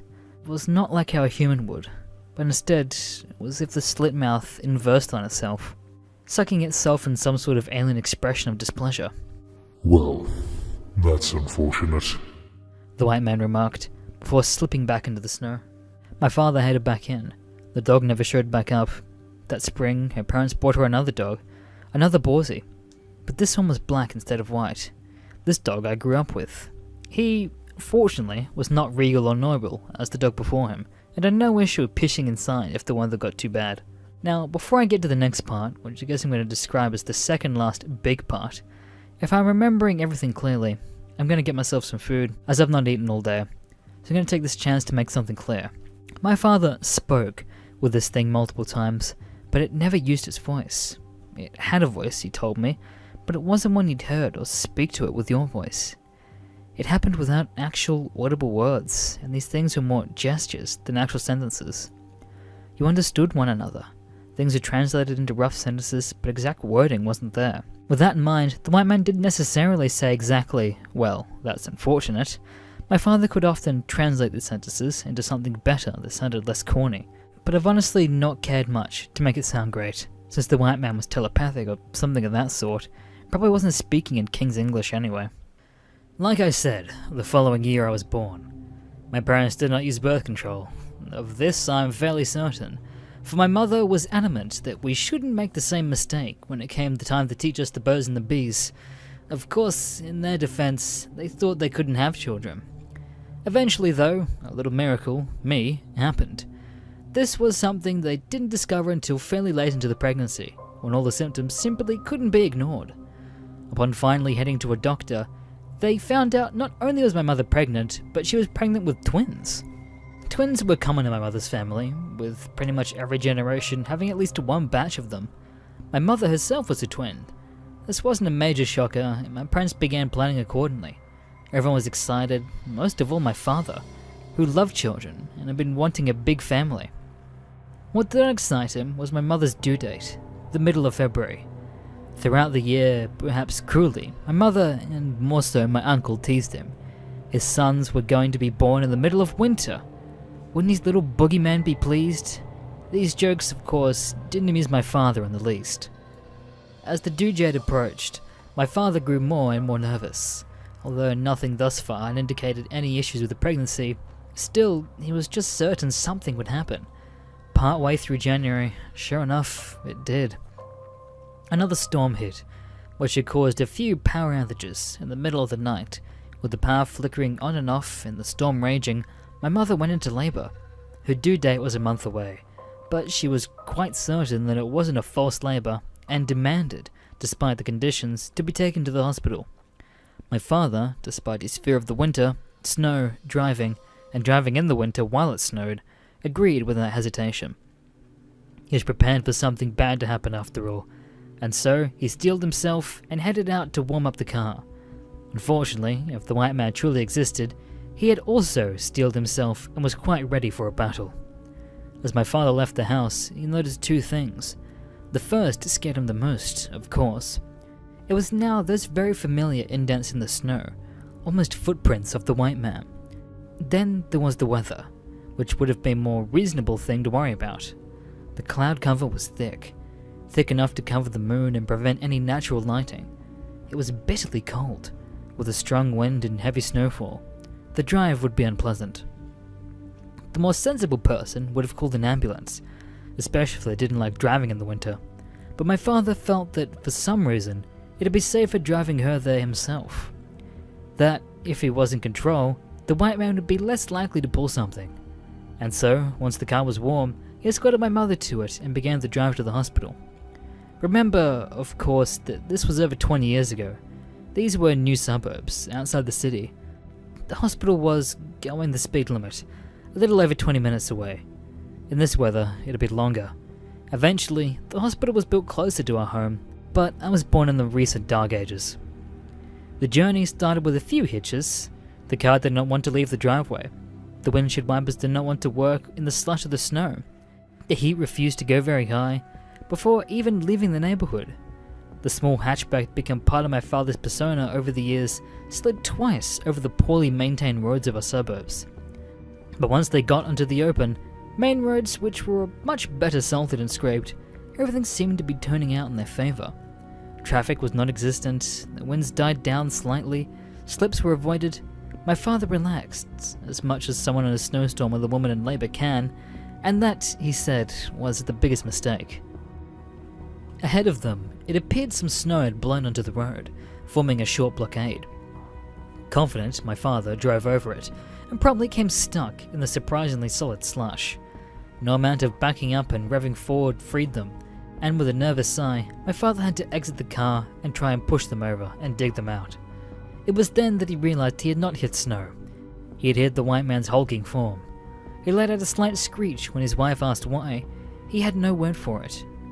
He couldn't in a few moments, and he had to explain a lifetime of demonic harassment, and if he could, he didn't think this was the time or the place. "It's nothing. I was startled by something," was his answer, before closing the door and staring down the beast, who simply stared back with beady eyes. Again, there was no real confrontation. It was like having a conversation with a car dealer once more. As the white man tried to make his deal, this thing was here to collect interest. Wanted to offer last year's chance one more. Twice in 1 year, no more. Again, remember, my father was not bright man. It took him a moment to understand what the white man meant. Once the image clicked into his mind, the once man echoed it, as if to confirm. 2 boys for 2 boys. If he offered his own unborn sons, the white man would finally consider his and Philly's debt paid. It was that simple. But my father continued to refuse. He would not offer up his sons as a substitute, and that was final. There was one last push for it before the white man gave up. There was no confrontation, even though my father always used to add, "I would have fought him if I had to." Fortunately though, he didn't have to. The white man simply slid away from under the car and into the white of the snow without anyone ever noticing. You must be asking, of course, what my mother thought happened. My mother simply thought that the snow had gotten the car stuck. My father had gotten the car free somehow. If there was a giant monster, she never saw it.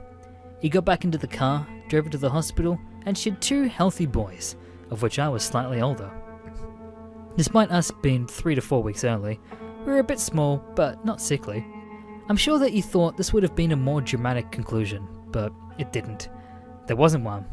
But if you've been paying attention, you probably noticed something as well.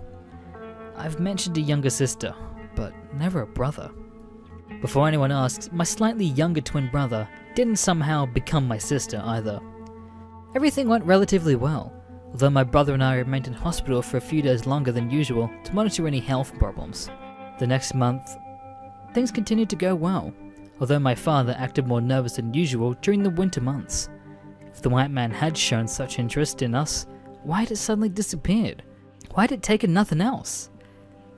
There hadn't been any missing persons, which seemed to occasionally subside the hunger and the curse. It was the middle of February, and things came to a head. Ironically, perhaps, it was on the day that my brother and I were expected to be born initially. My brother and I shared a room, although we had different cribs. My mother was not a champion caregiver, and my father was most frequently cared for us. So, when I began crying loudly in the middle of the night, it was him who came to see what I wanted, and it was him who discovered the window beside my brother's crib open. No, he wasn't missing. He wasn't gone like the pigs or the dog or my uncle who drove off onto the road into the lake. They didn't put out missing posters like they did for the poor man who tried to help a 16-year-old version of my father after he drove off the road. Instead, he was simply dead. A cold body in a crib in a room with too much cold for babies. The official cause of death was SIDS, although I'm not sure if it had been something else. My parents had not closed the window before the paramedics arrived. My father's logic with the white man was often faulty. Why did the white man sometimes leave bodies? My brothers, grandfathers, and other times not. Not to mention, there's logic holes some of you have pointed out. Why didn't he just go back on his deal? Why didn't he just take the 2 boys and everyone else? Who knows, really? My father had never had an answer for it either, but it was clear to him that since no one else died, it was that year's interest. Now, I want to say one more thing before I move on to the next part there. My mother was not a good mother. At least not until I got somewhat older. She loved me, I'm sure, and she was certainly my favourite parent. We simply had closer interests and better conversations, but she was not a good mother when I was an infant. She hated babies. She wasn't crazy about children, and she would have not had kids if I had been her choice alone. She suffered badly from postpartum depression, which didn't clear up entirely until my sister was about 3. With that in mind, I want to note that she was the last one to care for my brother and I before going to sleep. Of course, that sounds like I straight up blame my mother for that one. I don't, entirely. I think it could have been some accident on my father's part, or some half-hearted kidnapping attempt, or who knows what. I just always thought it was a possibility, and I believe my father knew that it was as well. My uncle never knew of the window. My grandparents never knew. Only myself, my mother, my sister, and my father ever knew the window was open, and only because my idiot father left it in the story when he told us. Years later, I asked my mother about it. She confirmed it. She confirmed they closed it before help arrived, to make things look less irresponsible. She asked me to never tell anyone. Despite that major detail being left under the official account of things, other people had their suspicions too. It's important that I tell you that, because the white man was never my excuse for any of these things, like it was my father's. It was just a spooky story he'd tell me that I thought other people would enjoy. My grandparents never believed the said story entirely. My father never went to bed without making sure all the windows were locked and were safe in our beds. Not until my sister and I were well past an age that an open window would not kill us. After that, it was the death of my grandmother, father's side, that my father blamed on the white man. My grandmother, never quite capable of taking care of herself, had wandered off into the woods near her trailer. Yep, that's where she ended up, and wasn't found for 3 days. The official story was that her wood-burning stove, yep, in a trailer, had run out of wood, and she'd gone out to find more and gotten lost. To be honest, considering how my father got as he grew older and suffered a few last shocks, she simply may have been senile or incapable of handling a life without her husband of nearly 30 years. The only time I met my grandmother was at her funeral when I was barely a year old. There's a picture of us together, taken by my uncle Philly, with me sitting in a coffin next to her. I came from a real class on that side, you know. The following year, it was my grandmother's, the other one, who was still alive, Scottish Terrier, who had wandered out into the cold evening and never came back. A missing hunter the next year, an aunt on my father's side, again, never met, the year after. The aunt's a bit of a fun story, I guess. She disappeared, and to this day they never found a body or even evidence of foul play. The popular theory, i.e. not my father's, is that she got sick of her husband and kids and drove off and didn't come back. Then my sister was born. Another accident. Even after my birth, my parents told my mother she was practically sterile and that I had been a fluke. No need to worry. Well, one accidental pregnancy is a fluke, and another is proof that your uterus works fine. After she was born, my mother opted to have her tubes tied and end the cycle once and for all. She wasn't really crazy about kids at all. I'm actually not even sure she told my father that she did that, not that it matters anyway. My sister was born in the summer, and unlike my brother and I, the white man made no effort to make a deal for her soul. He never came for her either, perhaps because it became winter. She was already an amazingly active baby, and didn't want to deal with her any more than my mother did. The next few years' list of collections I don't remember clearly. I probably got a few other ones prior out of order, to be honest. One year the black Borsey ran off, another sister's pet cat. Overall though, the next few years of our childhood were relatively drama and monster free. Although my father swore up and down that it was a scheme, that it was all leading up to the big finale. There is no overly happy ending, just a warm. When my sister was 10 and I was almost 15, my mother began drinking heavily. My mother had always liked to drink, had always shown more interest in partying and spending money than working or spending time with her family. And to be honest, I didn't see this as an entirely negative trait. I thought it was kind of cool having a mom who would give me a shot of vodka and talk to me about things only adults talked about, which is probably why I preferred my mother so much to my father. She and I were good friends and I loved her dearly, but we didn't have a great relationship as family members. Mom was who you went to if you needed permission to go out and party or wanted someone to buy you something. Dad was who you went to if you actually needed something and had the time to listen to a boring story. This drinking escalated over the course of the summer, and by winter she was a full-blown alcoholic. And none of this is really relevant to the story, or at least not spooky, but it's important to know about the line between my father's imagination, and probably delusion, and reality. My parents' relationship was failing, at least on her end. Her mental stability was failing too, but for a lot of different relationships. And no one saw it. I thought maybe they'd divorce or end up in therapy, although they didn't fight much, so I don't know why that was the conclusion I drew.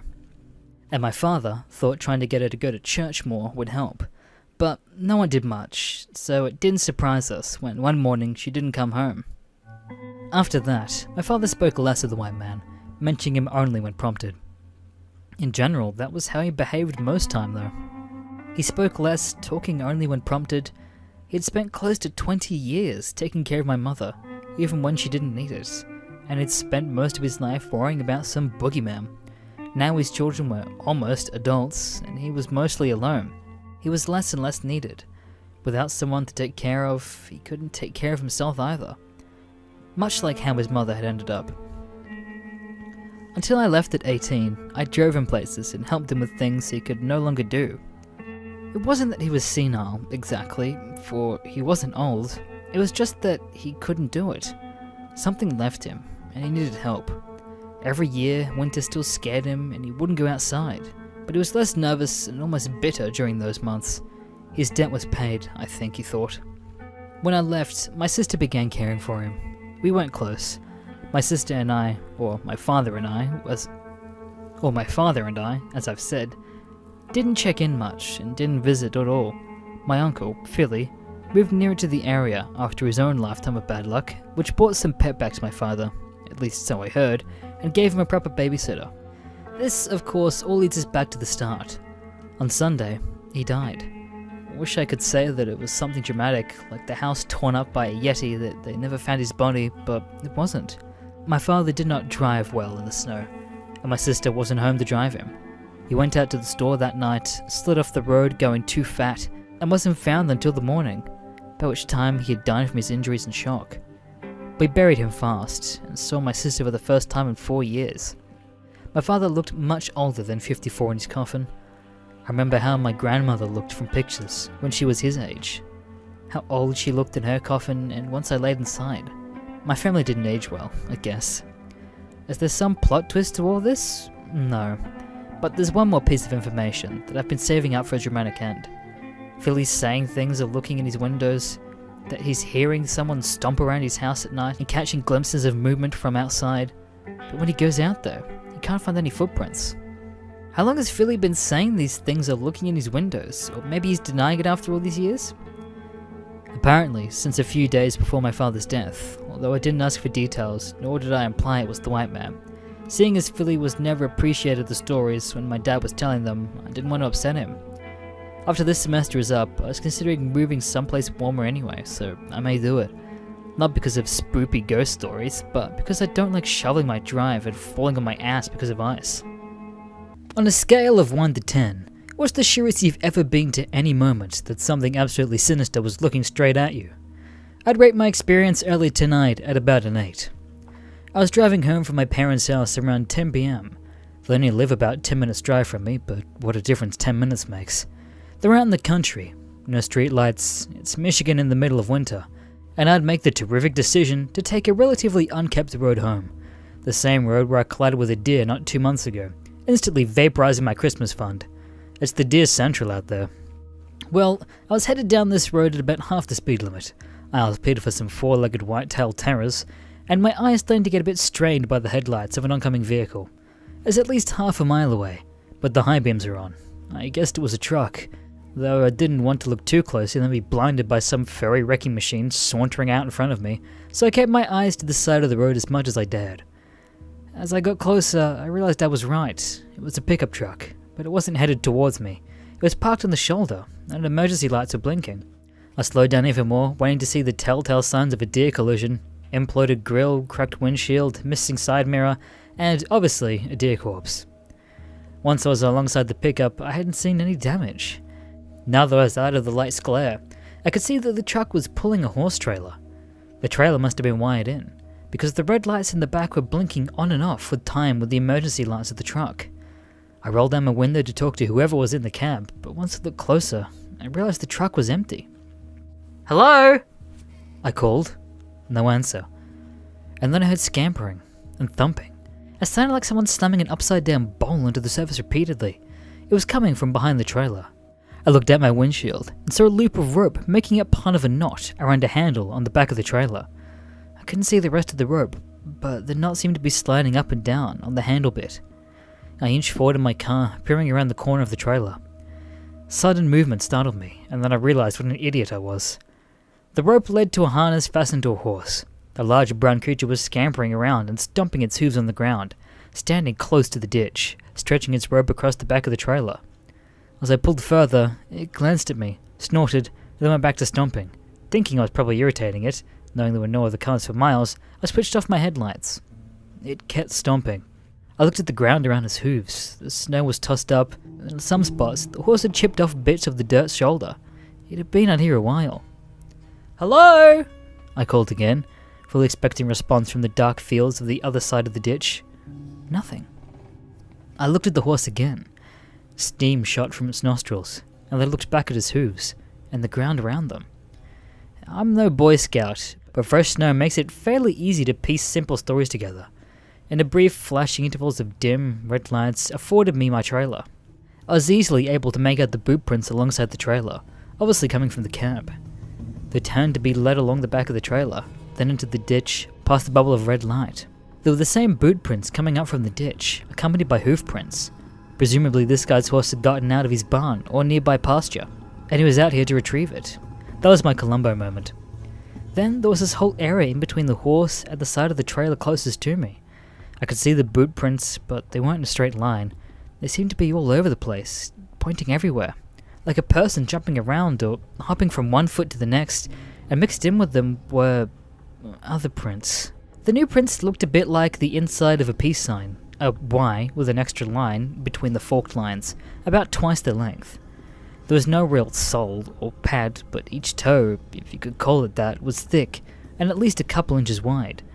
And at the end of each toe print, including a long rear protrusion, the handle of a fork, I suppose, the snow seemed to have flown into it. Not an imprint, really. It's more like a slit, like from a claw. These prints were as mixed up as the boot prints were, but they tended to stay closer to the road. Whatever made them, the guy wearing the boots would have to get past them to get back to the cab. Out from the mess of prints, both human and, I guess, animal will do, erupted a straight line of boot prints, with long strides, heading along the back road, away from the truck and trailer, past the edge of the red light, that continued into the darkness, and I knew it would be uninterrupted with the first street light mile away. The other prints were mixed in with these ones, weaving in and out of the same line, in other words, following. The strides were at least as long as the boot man's. I stole one more look at the horse, still clearly agitated, and the prints were right behind the trailer. Now, obviously, snow being white, and the trailer's pulsing lights being red, all of the snow and range of the lights were going to be red, but I knew it wasn't my imagination that in some patches, here and there, were different shades of red than the rest. And with the dim light and the horse's dark fur, it was hard to be sure, but there were a few lines of glistening down the animal's side. I like to think I'm not a stupid man.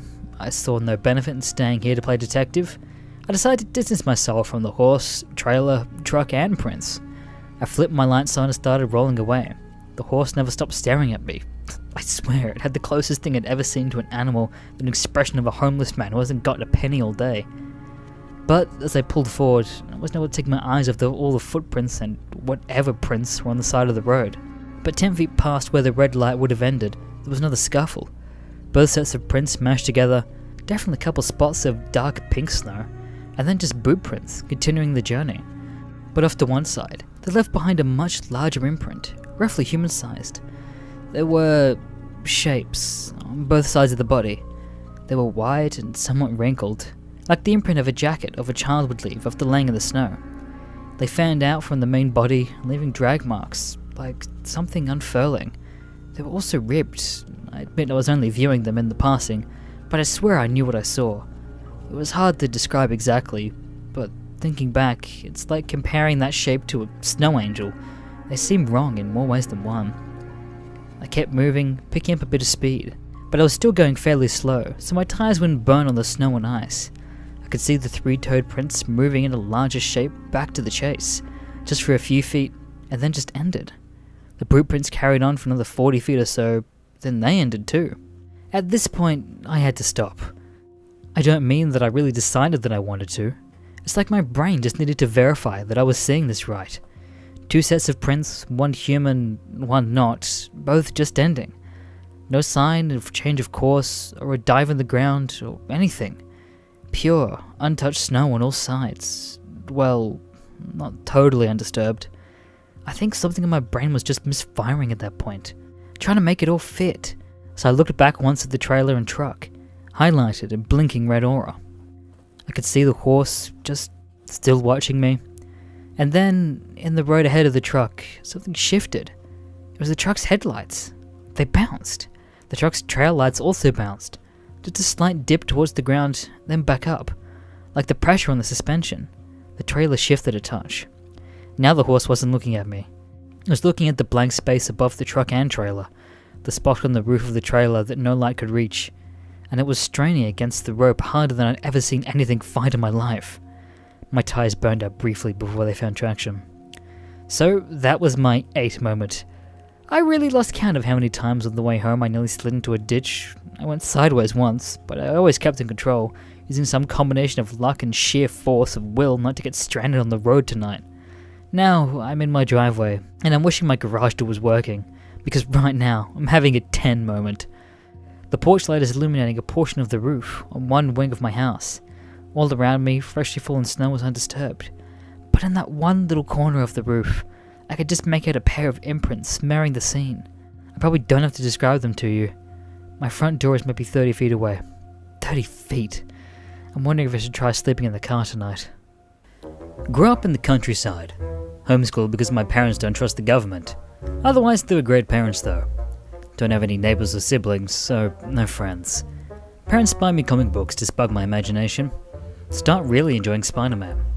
White Spider-Man becomes my favorite, pick related, so my parents make me a costume for my 10th birthday. Wear it every day.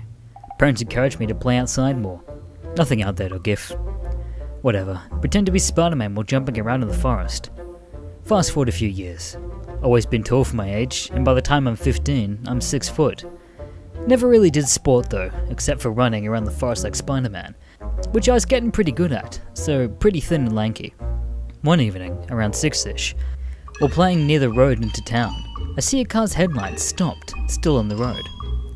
Go to investigate. Peering from the trees, I see some teenagers, maybe 18 or so, standing around the car. First time I've seen people, other than my parents, for years. Can't make out what they're saying, but they seem distressed and jittery. Want to go ask if I can help, but scared they won't like me. One of them peers in my direction. It's around sunset, so there's not loads of light. Unsure if he can see more or not. Our eyes lock for what feels like hours. Hear boom and instinctively drop into a prone position. Guy looks away briefly as the car starts smoking. He looks back towards me, but his gaze never settles. I wonder what he's looking for. Another one loudly says a naughty word. They all grab their stuff from the car and carry on foot. Want to learn more, so decide to follow them. Take off my Spider-Man mask so they'll know I'm not really Spider-Man if they see me, but try to stay hidden because I think they might not like me.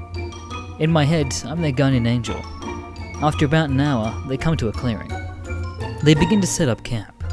Realize this is the same clearing where I reenact my Justice League operas. My limited edition Spider-Man action figures are still buried in there in a stunning twist where Zod imprisoned him at the end of my last episode. Think I can casually walk over and explain the situation, but notice one of them is standing by their camp outskirt, looking pretty intimidatingly into the forest. It's the same guy who was staring in my direction earlier. Decide to call him Weird Al. Circle around the forest surrounding the opening, looking for the easiest way to sneak into the camp. A twig snaps beneath me. Suddenly, Weird Al reacts really fast. Notice he's holding a gun and pointing in my direction. Don't think he can see me though, since he keeps moving his arm around. Realize that they're playing commandos. Pretty soon, they'll get a fire going. It's pretty dark by now. Weird Al's sitting with the others in a circle around the fire. Can hear them talking and laughing. Want to know what they're saying, and storm my Superman figure back. Crawl on all fours towards the camp because I'm still playing Spider-Man. Certainly they can't see me in this dark. Get close enough to make out what they're saying. Talking about ghosts and urban legends. Never heard a good ghost story outside my comic book ones before. Lie on the ground listening. Eventually fall asleep to the stories. Wake up a couple hours later. Fire's still burning, but they're all gone. Probably inside the tents. Stomachchurning.jpg. See, they left some bags of food around. Figure they won't mind if I take some. Some weird plastic wrapping with something crunchy inside. Have to rip it open, but inside is a salty treat. Remember to grab my Spider-Man. Dig around and retrieve it. Worry about the fire. Notice it's attracting moths. I don't want these guys to attack by a swarm of moths in the morning. Also don't want to contribute to greenhouse gases unnecessarily. Use one of the water bottles to douse out the fire. Decide to head home for the night, but promise to visit them again tomorrow to see how they're doing. Scamper away on all fours again because I remember I'm still supposed to be Spider-Man. The next day. Don't tell my parents about the campers because I've never had real friends and I'm scared my parents will grow concerned. We turn around 5 in the afternoon with binoculars this time so I can pretend to have spiny vision. Just before sunset, so it's still bright enough. I'm still wearing my Spider-Man suit without the mask. Again, wait at the edge of the clearing of the forest, spying on them through my binocs. They've got new firewood. Lots of it. Appear to be cooking a rabbit. Not cool, guys. Rabbits are our friends. Begin to wonder what rabbit tastes like. Remember, I need to focus. Weird Al is by their tents looking at the forest, gun by side. On the other side of the fire, one of his friends is looking in the other direction and appears to have a gun too. See that they're finally taking commando seriously. The other 3 people, 2 girls and a guy, are sitting close together. The guy's tending to the rabbit and the girls are wrapped around a blanket. Watch them for a while. One of the girls reminds me of Mary Jane. Wonder if she could be my girlfriend like in the comic. Eventually go back to Weird Al. Feel something on my shoulder. Jump my binocs as I swat a spider away. Hear shouting. Look over at the camp. Weird Al's pointing a gun in my direction and shouting. The cooking trio back away. The other guy with the gun rushes to Weird Al's side. I'd call him Friendly Steve because he seems less tense. Friendly Steve points his gun in my direction too. What the fuck? Decided he's more like Angry Steve. Not entirely convinced that they're actually aiming at me.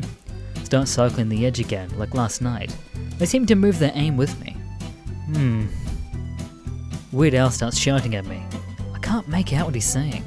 It's better to say nothing than to have people think that you're stupid open mouth and confirm your stupidity. Shouts at me again. Have no idea what to do. Parents were right. I am too immature for social situations. Tony Stark would surely know what to do. Suddenly hear a loud bang, and the tree next to me explodes. Well, a chunk of it explodes off. Instinctively crouch into prone position. Several more bangs. Can't see Weird Al or Angry Steve very well because they're surrounded by smoke, but see a few flashes of light. I eventually realize they're shooting at me. What did I ever do to them though? Run off on all fours again, with my experiences much faster than running. Get home and start crying. Parents ask what's wrong. I tell them I met some cool youths and they didn't like me. Parents hug me and tell me maybe it's because of my costume. Mum thinks it's proof that I'm not ready to have friends. Dad insists it could be good since I'm showing some incentive by going out to meet people. They settle on dressing me appropriately tomorrow so I could reintroduce myself. They assure me that if I just be myself, the kids will like me. Take comfort in their words. Next day, dress in an old t-shirt and sweatpants. Put on my best smile and head out to meet them. Mum offers me some cherries before I leave for good luck. Don't mind if I do.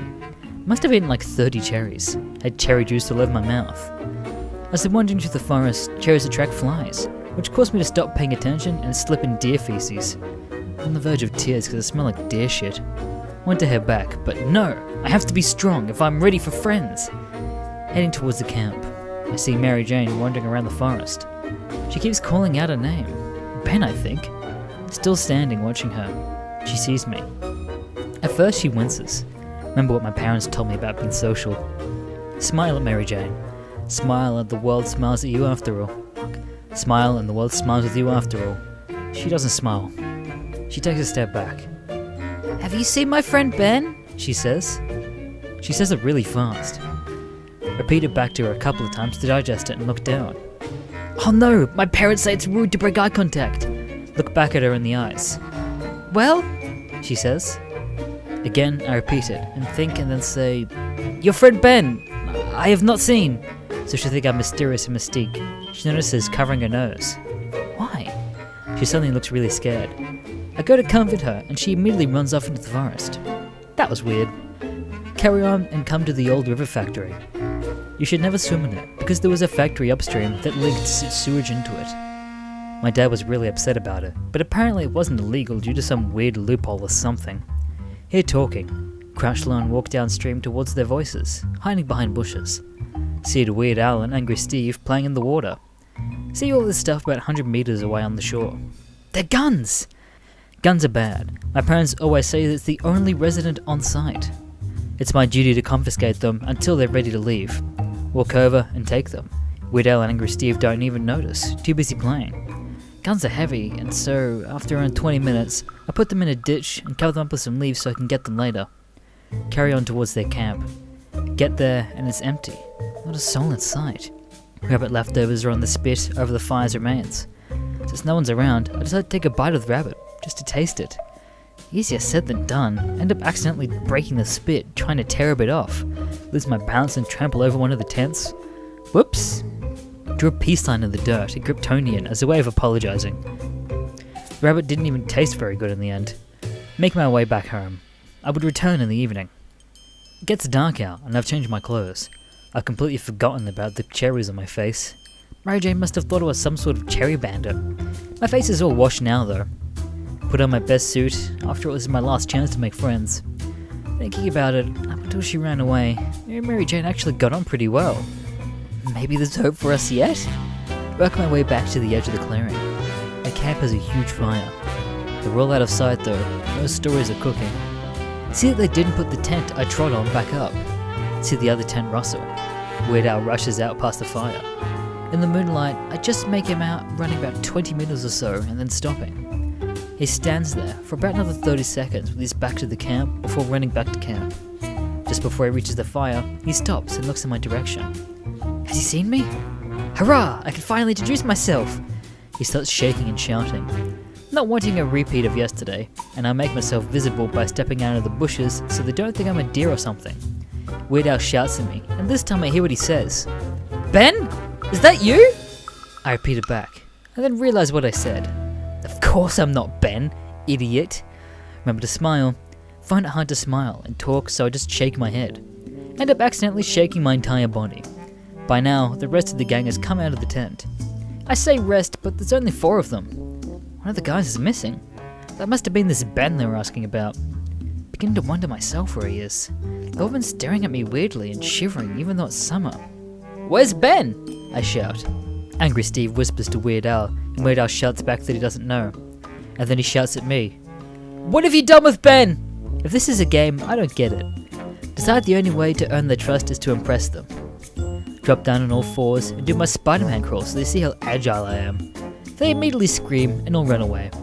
How weird. Run after them. Matching their pace is surprisingly easy, maybe because the girls had short legs. Follow Weird Al into the forest. The forest shields the moonlight, so I can see only his silhouette. He turns to me. Roger, did you see that thing? It looked human, but its movements! I can't think of anything to say, so just nod. Weird Al keeps talking, saying how useful his AR would be right now. No idea what he means. Eventually meet up with the others. Celebrations all around. Finally they accept me. They must have been impressed by my Spider-Man crawl after all. Angry Steve says they should try and find the car. What about Ben? I muster my best Weird Al impression to show them I'm one of my many talents. I hate to say it, James, but I think he's gone, says the girl who's not Mary Jane. Who on earth's James? Suddenly Mary Jane stops walking. What is it, Sam? Angry Steve asks. Mary Jane whispers in his ear. He raises his arm and starts pointing at us while counting. "Ben's not here," he says very slowly. Widow replies, "Yeah?" before suddenly standing up straight. He just screams, "Run!" and takes off. And everyone scatters. Begin to think of my new friends are a little weird.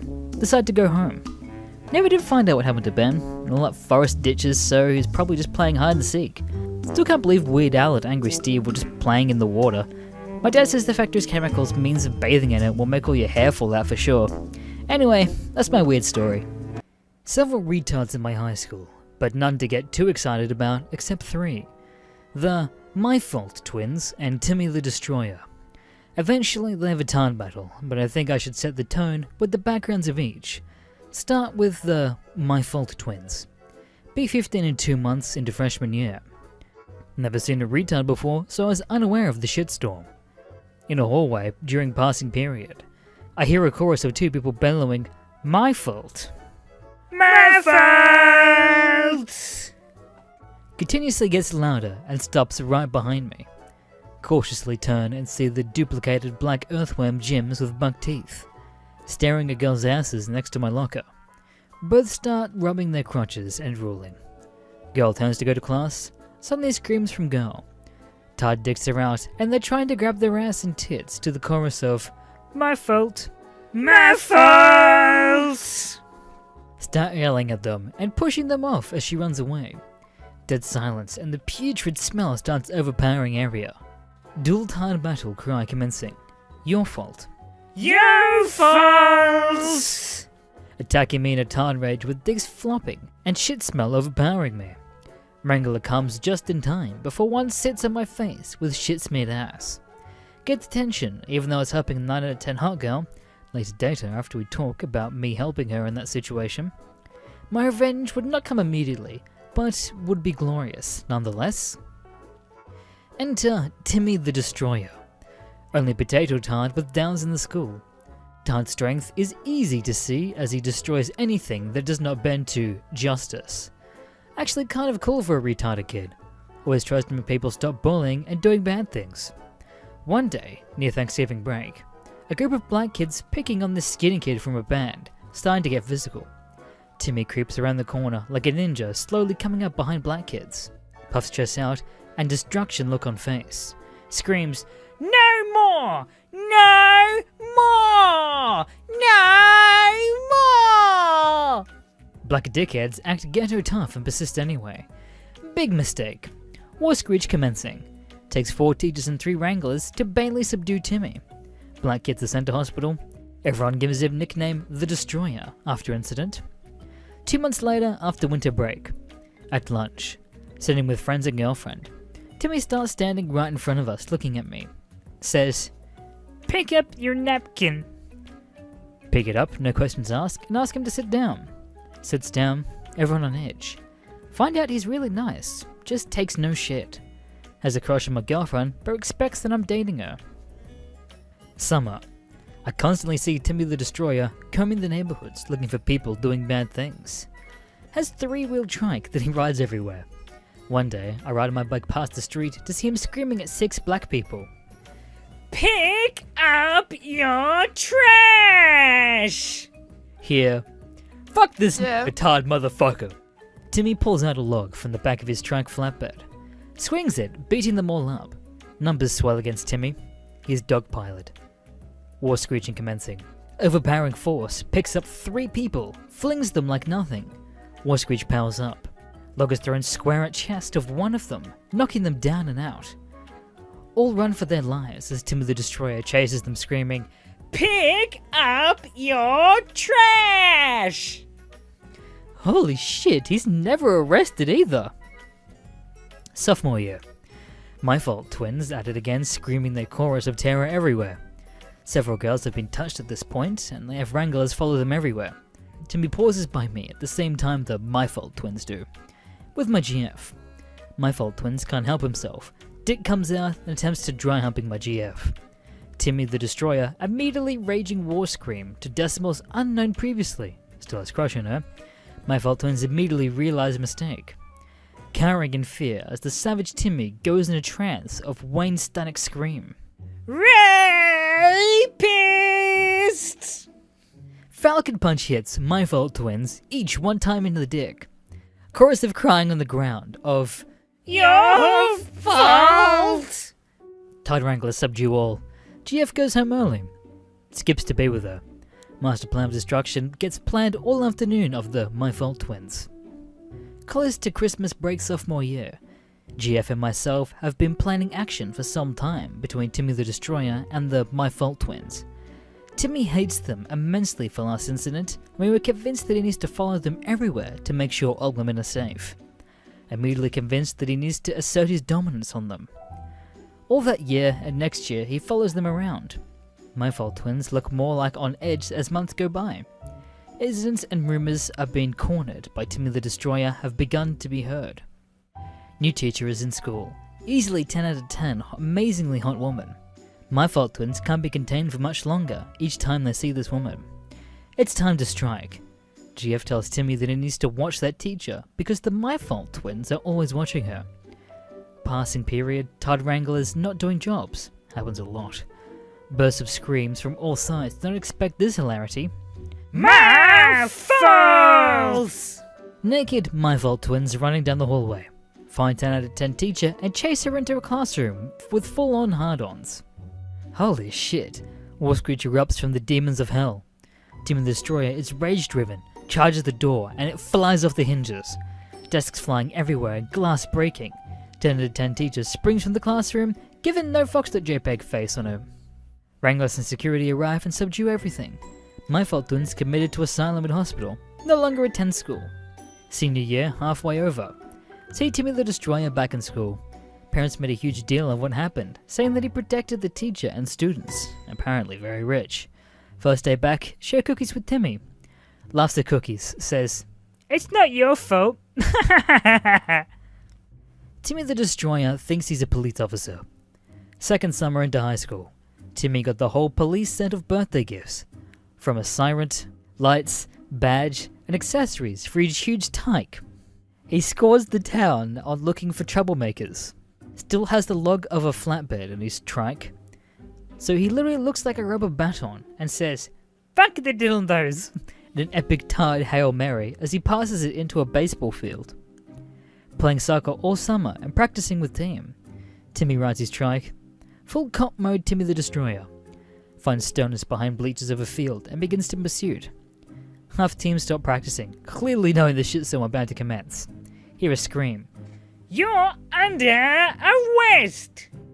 Chorus of laughter from stoners. Timmy is ignored. Goes on trike and gets out the log. Screams, You're under arrest!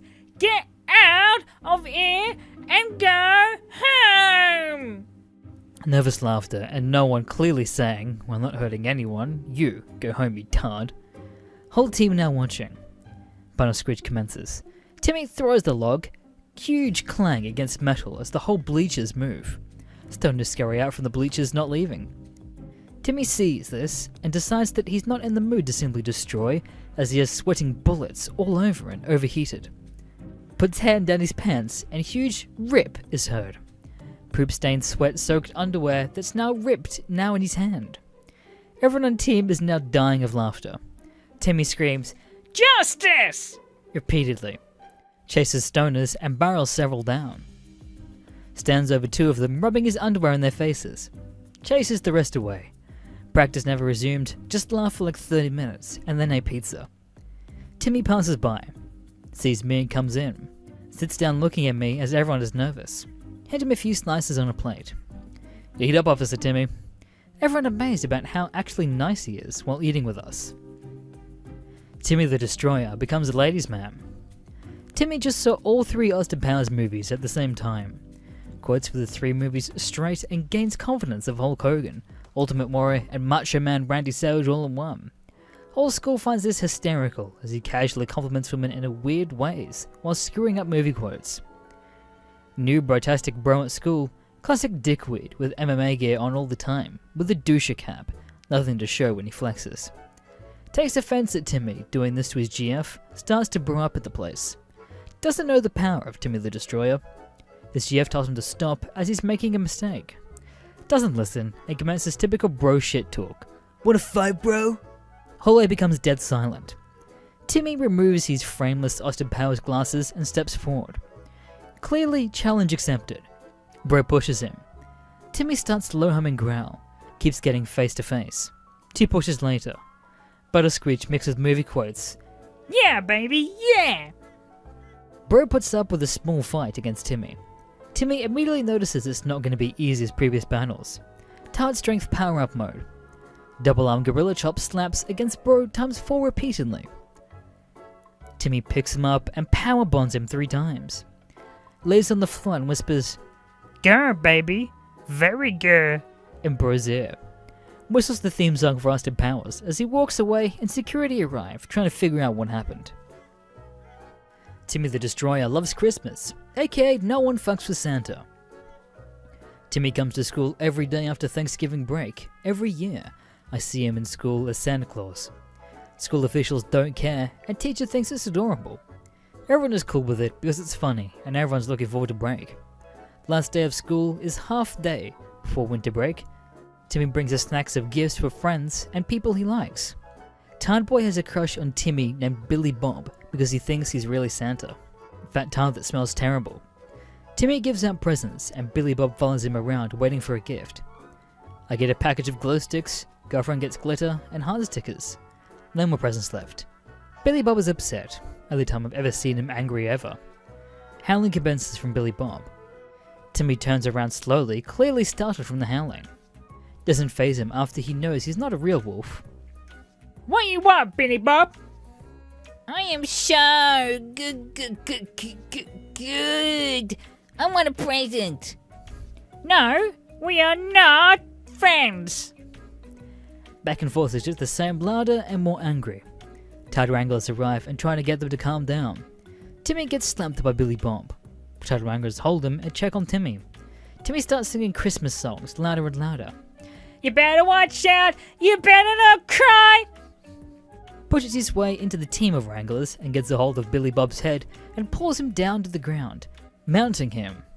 Song gets louder and louder as he's screaming into Billy Bob's ears, full war screech mode. Tard wranglers need help, can't separate them. 4 teachers and 6 wranglers finally get them apart after 10 minutes of this. Billy Bob is in a state of shock in the fetal position. Timmy, all calm, starts yelling merrily. Merry Christmas. The Battle of Food. Timmy the Destroyer versus My Fault Twins. At this point, Timmy has been following the My Fault Twins for 3 to 4 months now. They're desperate to get him to leave them alone. Timmy is watching them directly from our lunch table. The My Fault Twins are deadlocked with Timmy's eyes in a battle of wills. Suddenly, Your fault! a pile of food is thrown at Timmy, hitting him right in the face from the My Fault Twins, who are laughing and cackling at their chorus of retard droning. Immediate rage and a whirlwind of Timmy charged running across the tables and flinging lunch trays at them the whole way. Blinded by the oncoming piles of food, the twins try to get away, but it's too late. Timmy is piling every lunch tray in the vicinity on top of them, wide-eyed and entranced with an evil smile, admiring himself with the creation he's making. Wranglers are coming, getting close to the huge food pile, and trying to slip on trays and food. Timmy stops and looks at them coming. He's wide-eyed but calming down. OMG, what the fuck amazing.jpg. He begins a torrent of puking that is amazing to behold, like something out of a comedy movie. All over the My Fault Twins, who are now cowering in a fetal position. Stops throwing up and falls onto the ground out of energy with an odd smile. Doesn't get disciplined. His parents say that it happened when he got sick and he couldn't help himself. Comes back to school a few days later. Ask him if he threw up because he was sick. No, just could not find more food. Laughs hysterically with the rest of the table. Timmy the Destroyer and the garbage bags full of popcorn. Timmy always went to the movies with his parents. Until he became a sophomore, then he wanted to be cool and go alone or with people. Sees me and friend going to see a movie. Can't remember which one because of the hilariousness which ensued. Timmy wants to watch with us. Say, yes, what could happen? Lol, facepalm. Get tickets and says that he'll get his popcorn. Hells to the air.jpg. 10 minutes later, we hear that sloshing of plastic swaying into the movie. Timmy is carrying a garbage bag full of popcorn, and we're all suppressing our laughter. Sits down and says, "I got her the popcorn," in a whisper, previously not started yet. Ask at least 6 times where he got the popcorn. Always says, "No worry, I got the popcorn." Usher comes in halfway through as we're marveling, trying to eat the offering of popcorn while suppressing our laughters to no avail. "Excuse me, you can't have that in here, sir." Timmy ignores, offers popcorn. Usher says finally, after repeating, "Either you give it all to me, or you're gonna have to leave." Surprisingly, Timmy lets the guy have the bag, and we're all just waiting for the explosion to happen. Explosion never happens. Friends keep asking Timmy where's the popcorn after that. Timmy says, "I get more later." Leaves for 5 minutes, comes back with another garbage bag of popcorn. All of us spaghetti out of our pockets to JPEG, laughing hysterically at this point because it's just too ridiculous. Same thing happens with the usher, only he tells us all to leave.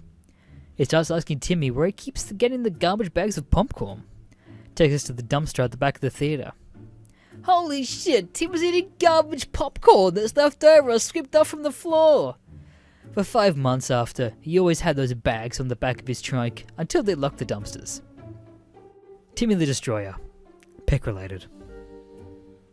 Was in high school. There are a group of autists in our school.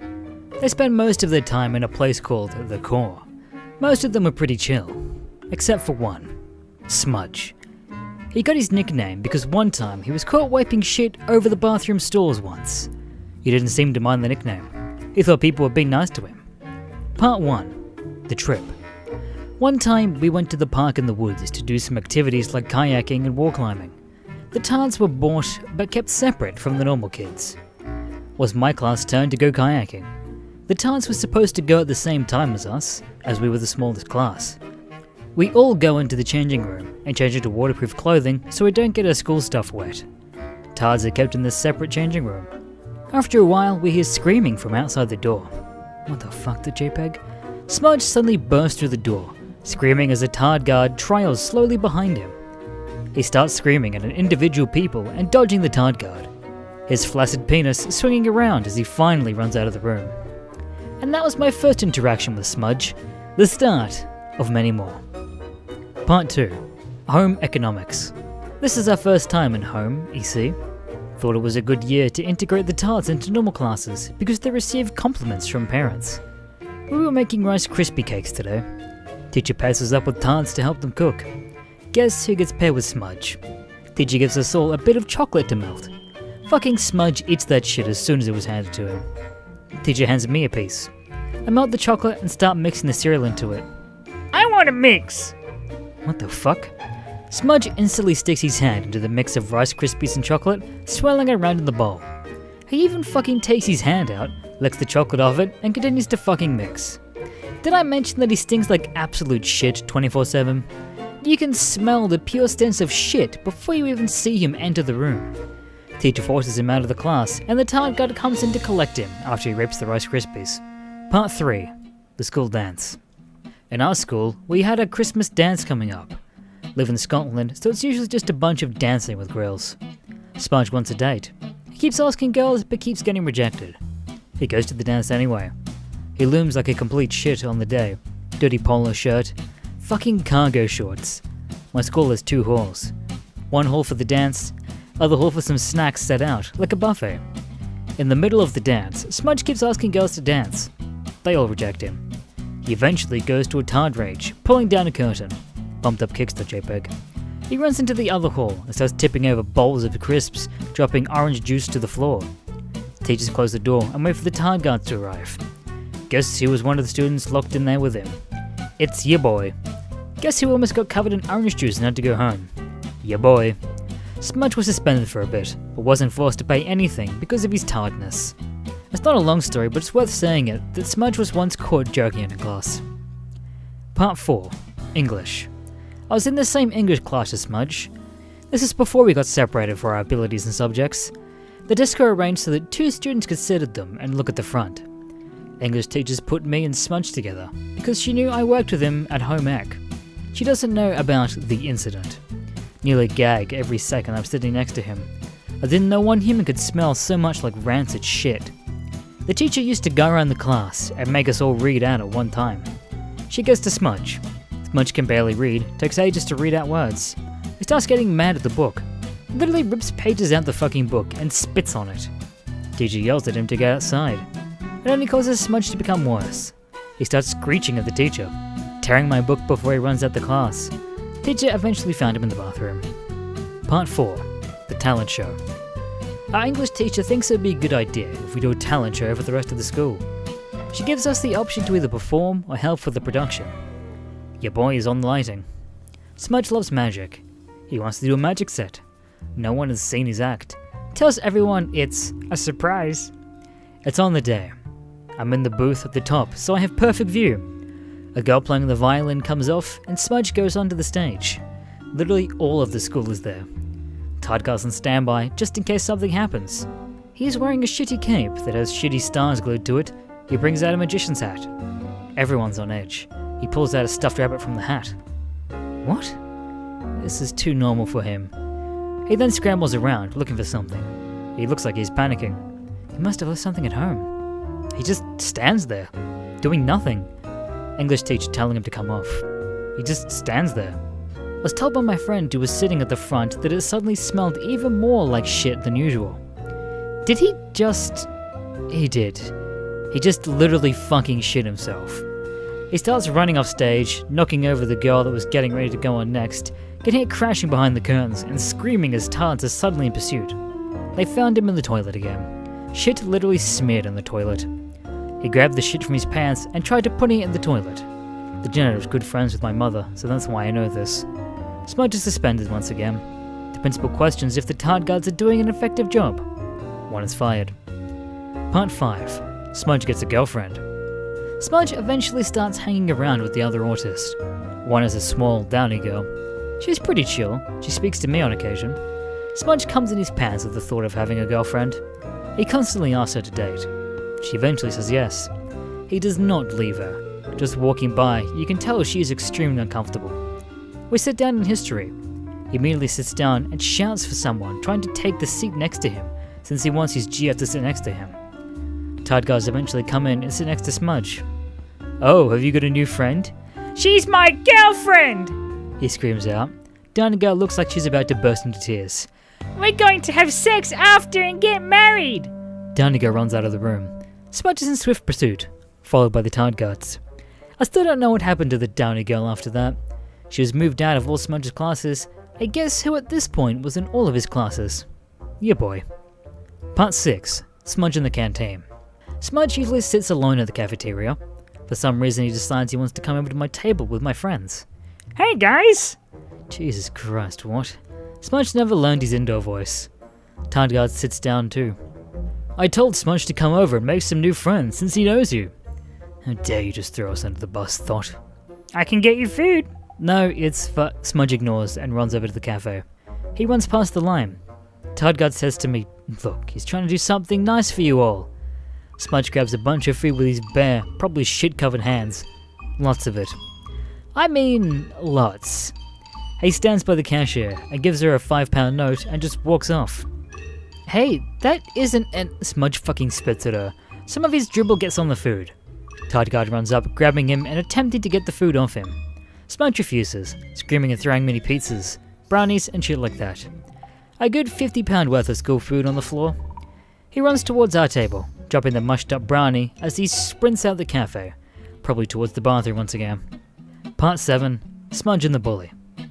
We were all mean to Smudge, some people more than others. There were a group of kids that always loved to pick on him. One day, Smudge had decided he had enough. He asked to go to the bathroom during class. The teachers always had someone escort him, since he always gets up to shenanigans. I volunteer because I needed to go too. As soon as we leave the class, Smudge had sprinted down the hall. I would have chased after him, but I didn't care. I eventually got to the bathroom. I found Smudge hanging over some lockers. What the fuck? I come after, finally realizing what he's doing. He was literally pissing in one of their lockers. Oh Christ. Run to get the Tard guard. When we return, Smudge was nowhere to be seen. Piss all over this one kid's locker. Got in trouble for letting him doing it. Worth. Thank you for watching this video. Make sure to subscribe to Mr. Green and check out all of his social medias down below. My name Goda.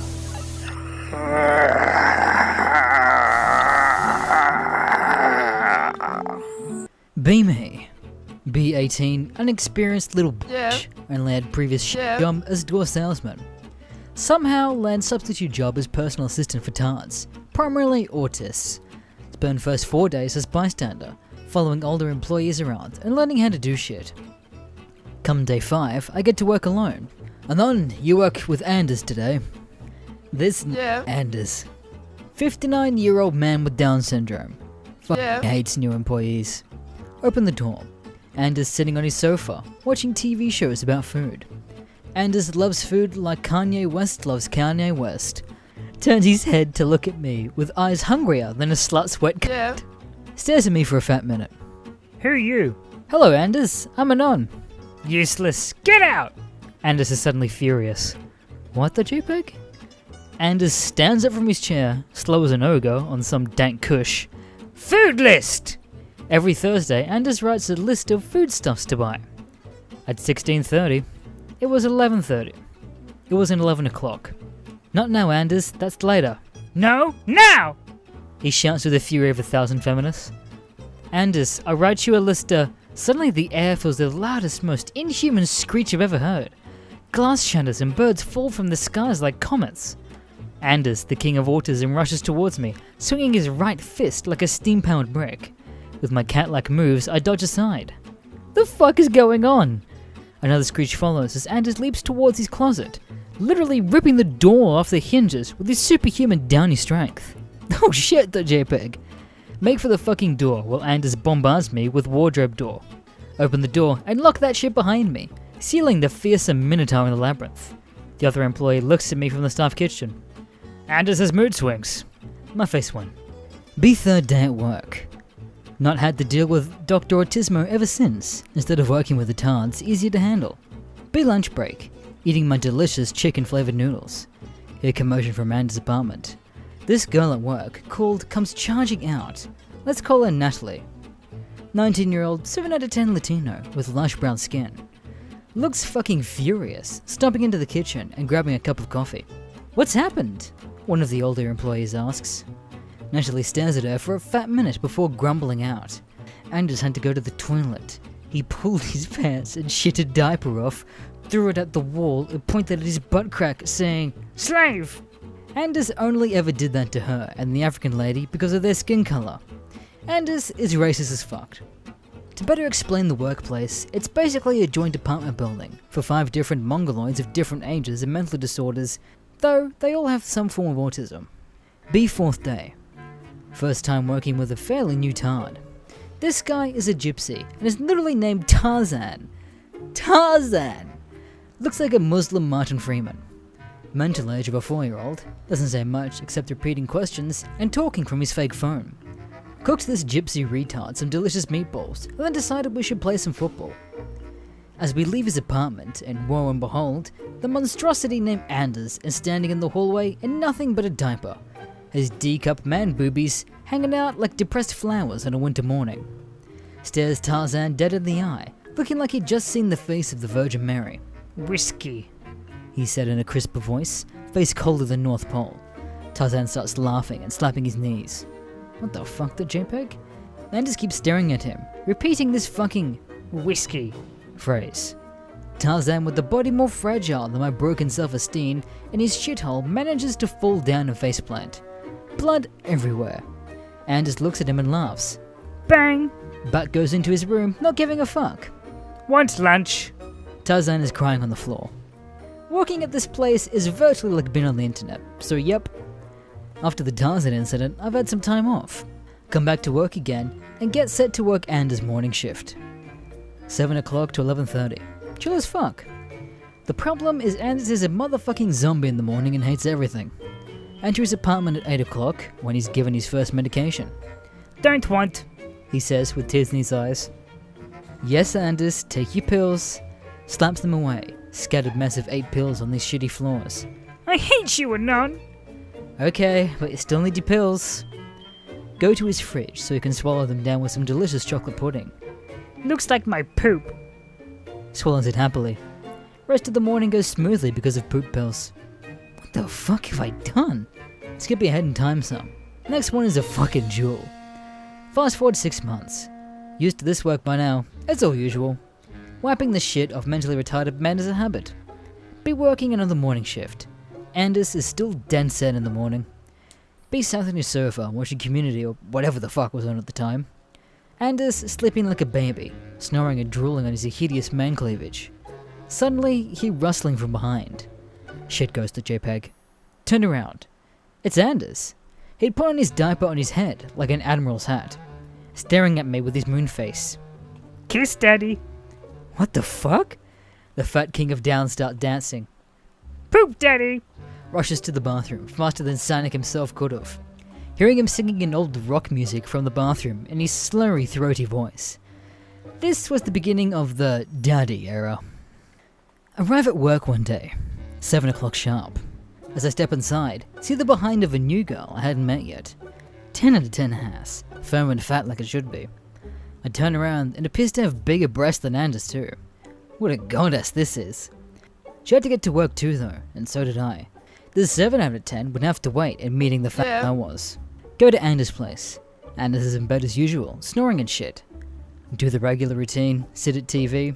Around 10, he gets up suddenly from the bed, roaring like a furious gorilla and tossing his diaper right at me. Should love me, Norma G. Throw that shit away, a face and shit covered in Anders' godlike feces. Hurry out of the door to clean that shit off. Right outside with Tarzan stands 7 out of 10 butt girl. All I can manage to say is, poop daddy. My first time talking to a hot girl was literally shit-faced.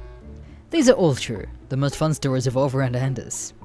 No, only Anders' moon face, like the rest of them, fairly normal except GTA autism. At this time, I was getting quite into work. The daddy era, however, was only growing increasingly annoying. Whenever you talked to Anders, he responded with, Daddy, followed by a word. Be weekend. On weekends, Anders helped cooking in the staff kitchen, so him and 3 other retards can share dinner, normally eat they alone. Me and Anders bros by now, or relatives, apparently I'm his daddy. Making the most repulsive smelling food I've ever been forced to make. Some sludgy liver stew.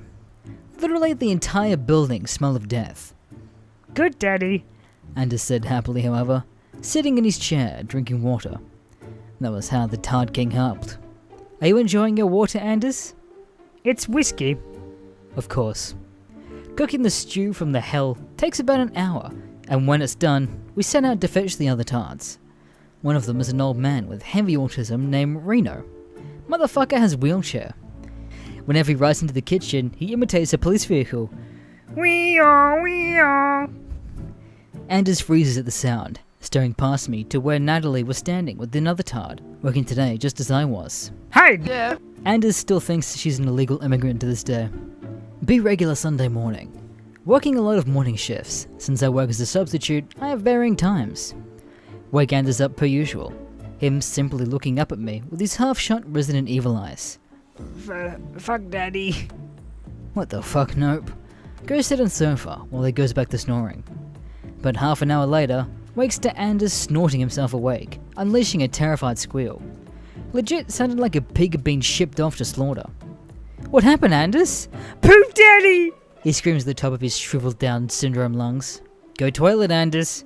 I can't. Anders has a mental breakdown, falling to the floor, bawling his eyes out, with a full ass of shit that started running down his side.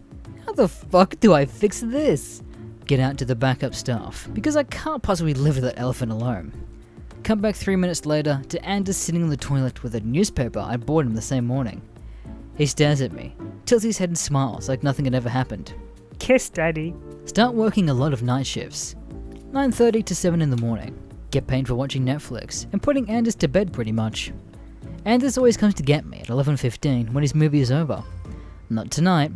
Slowly sneak inside. Anders is nowhere to be seen. Suddenly stare down at his shit-stained diaper, being launched across the room like a catapult. Motherfucker had hid behind his sofa and awaited my coming. Poop daddy. Lands near my feet, so I don't get any stains. But the room though. Poop on his sink, on the walls, all over the floors and on his fucking fridge. Anders crawls out from his World War II ditch laughing. War, Daddy. He creates a finger gun and pretends to shoot it at me. Cowboy Luke. He'd been watching McCain's. He thought I looked like Luke McCain. From that day, I was the cowboy target practice. Be working regular day shift on a weekend. Anders been cooking with a MILF working there. Me, MILF, and Natalie are the only ones at work. Time for food. Actually good food. Made fucking pizza. We're not allowed to eat though. It's Tarn food. I ate my shitty tuna salad. Tarn's sent to kitchen while Anders sits on his throne staring at Natalie. Natalie goes to fix water. Slowly, the predator rises from his seat, shulking in his bouncy fat body towards Natalie. Grab her by the hips and hump the fuck out of her Latino booty. Slave. He laughs. Dick slave. Never marry you.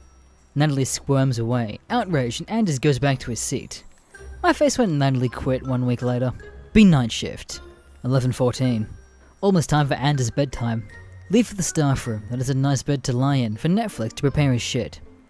As I walk into the hallway, another Tard comes towards me. He has the heaviest of autismos. Can't talk, only communicates through animalistic grunts and pinches. Tard mad for some reason. Charges me like an angry bull, flailing his arms and screaming. Tries to pin me against the wall. Me being pretty skinny versus a buffalo, I can't fight is a bad combo. Suddenly, door to the beast's den opens, and Satan himself emerges in his diaper and black pajama shirt. Commence Raptard screech. War, Daddy! Anders rams right into the autism minion, just like a rampaging boar. Suddenly, two retards fighting in a dark hallway, slapping each other with fight moves he'd seen in the Powerpuff Girls. Managed to break them apart. They just stand there, roaring at each other. Finally, Autismo goes back to his room for sleep. Anders looks at me. Help, Daddy. Yes, Anders, thank you. But don't fight. I am Alpha Anders. More racism stories? Be day shift. About to get off, exhausted, and just wanting to get home for some food and nap. Hear loud noises from Anders' apartment. What now, .jpg? Slowly turn back to check if something's gone wrong. Open door. Get on the floor. Everybody walk the dinosaur. African woman standing inside. Her face is completely stained and searing hot taco pie Anders didn't want. He stares at me. Yeah. Daddy. Her name is Sooty Anders, and she's good too. Yeah. She's stealing. She just got here, Anders. Anders is terribly mad at me and not agreeing with him. So, thought we were bros. Worthless slave. Goes to bed face first and ass in the air in order to loudly fart and laugh at the noises. Black employee hopeless. Had to stay an extra 2 hours to feed the behemoth. Work another night shift. Primarily do these by now. They pay the best and mainly have me working with Anders. Anders is my reason for staying. Perform regular chores in the house when Anders emerges from his apartment. Only time I'd ever seen him this mad was when he first met me. TV is broken. What? Enter apartment with a divine being. TV is not broken at all. Showing some shitty TV show about a farm or some crap. It's not broken, Anders. What do you mean?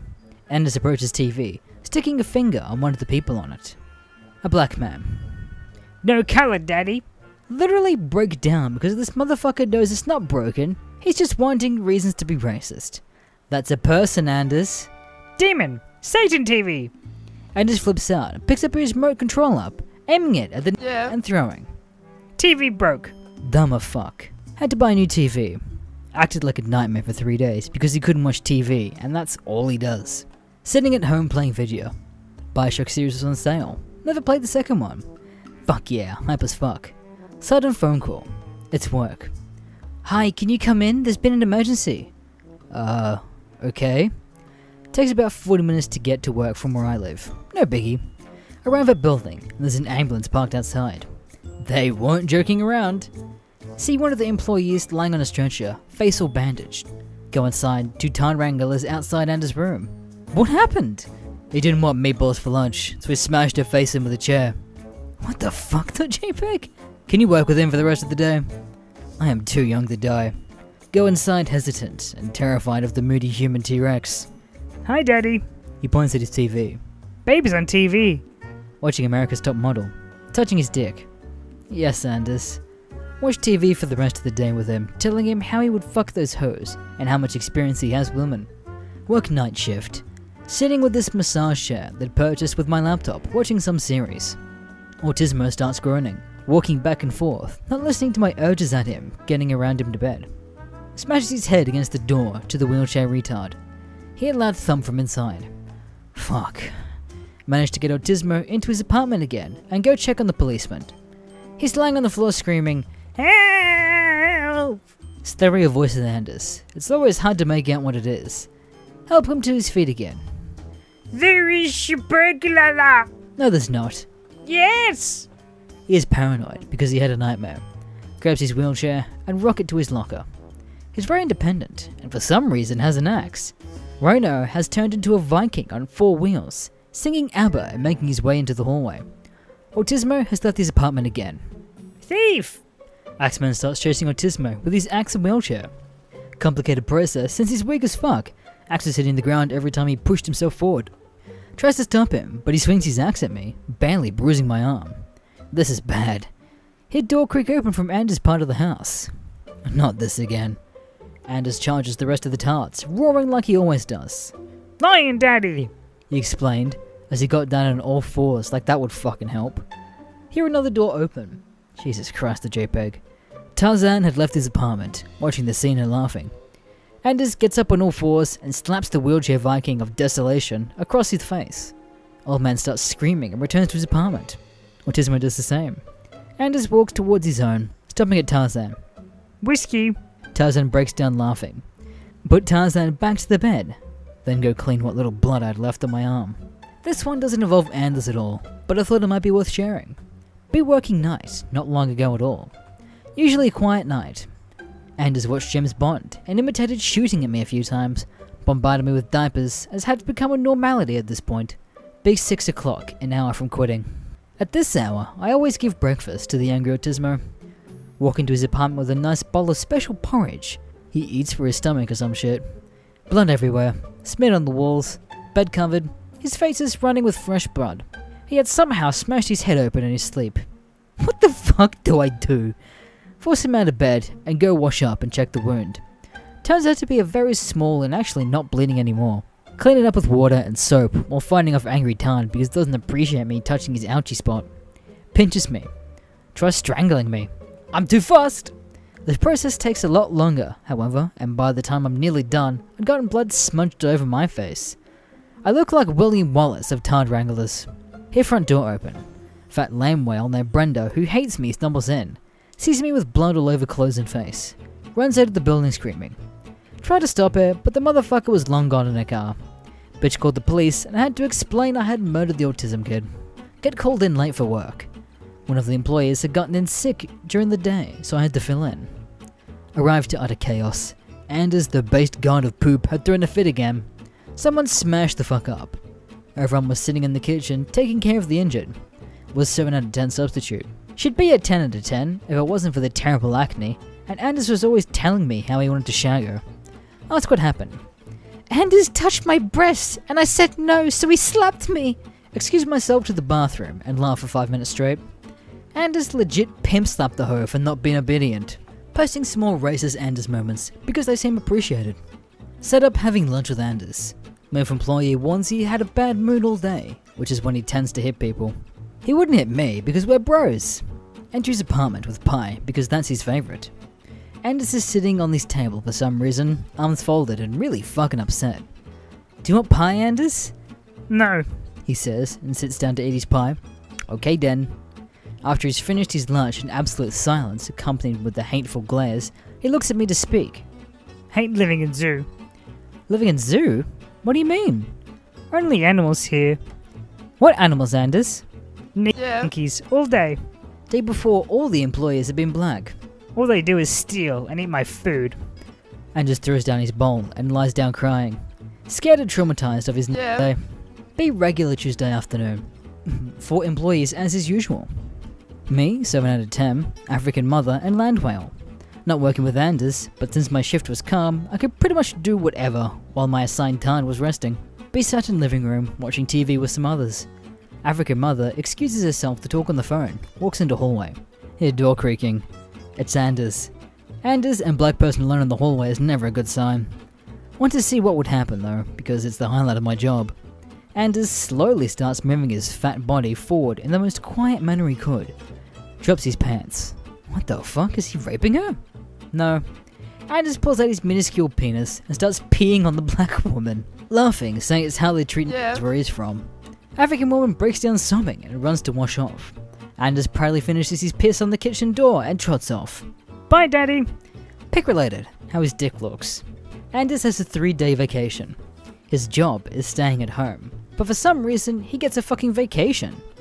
Me and the other employee take him out of the park for a hot dog and a walk because of the fat fuck needs some exercise. Anders wants a bratwurst with extra custard. Start waving it around in my face, saying it looks like his dick. No, son. Take him for a walk like a restless dog in a park full of children. Cue black sweet family entering. 3 children playing soccer and the youngest waving a balloon. Little do they know the horrors to come. No one could expect the uncontrollable fury Anders had for a pack full of wild boys. Anders stops in his tracks to stare at the family, squeezing the large sausage in his hands. Me and the employee look at each other.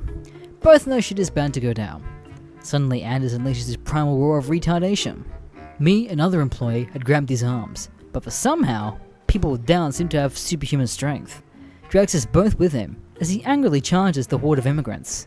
Yes. They look up. They look up. Children not used to this level of anger or racism. Anders throws his mushed together sausage through the air, lands on the youngest kid's face. Mustard and I starts bawling. Black woman gets too angry and starts shouting in a broken accent, containing our man. One does not simply contain Anders. Don't speak, you can't speak, He says, speaking just as poorly as she did. scum. Snatches the kid's balloon and walks away. We try to return the balloon, and he pops it and laughs. Stares at me in a cold eye. Kiss, Daddy. I have far more than I ever wished to experience. Not as all as fabulous as this though, so I'll try and stick to the best ones. See how long the thread lasts. Be wintertime. Anders has run entirely out of diapers, and when it happens, it's part of his routines to fetch new ones in an outdoor shed. It's snowy out. Anders hates the snow almost as much as he hates I have an unlucky pleasure of having to take him for the 3-second walk to the shed. Don't want Daddy. Yes, Anders, we have to get more diapers. Can poop toilet. No, you can't, Anders. You never do. Can poop piss. Not even sure what he's trying to say. Managed to get him outside with him. He's in a pajama, slippers, and thick jacket with a hood over his head. His upper body looks like a baked potato. Get outside to the snow and have a walk down a small slope. Anders has the bounce of a ping pong ball. Slips and falls almost immediately, rolls down the slope. Starts roaring and crying furiously. Face covered in snow. White lays on his neck. Snow in mouth. Shit, the JPEG. Family next door comes home from work, having walked. Anders is in a fit of fury. They were not prepared for the furious yeti that would come roaring at them. Diapers! He was constantly groaning without spitting the snow out. Family panics and runs inside. Anders collapses in tears. Have to get help to drag him inside. No diapers for Anders. As soon as he got inside, the down skiing was calm again. Get later, He calmly said. no poop yet, Daddy. Christmas with Anders. Be working night shift. Decided to take 24th and 25th because they pay hella money and holidays are overrated. Enter Anders' apartment as per usual at 23:15 after he never came to get me. See him standing in the middle of the floor, fully naked. What the fuck now? Anders has gotten a Christmas tree for the holiday season. Barely any branches. Plastic. Literally bolted to the floor because it'd make a nice weapon for the cave troll of autism. No decorations. Until now. Notices Anders has hung his freshly pissed in diaper at the top of the tree.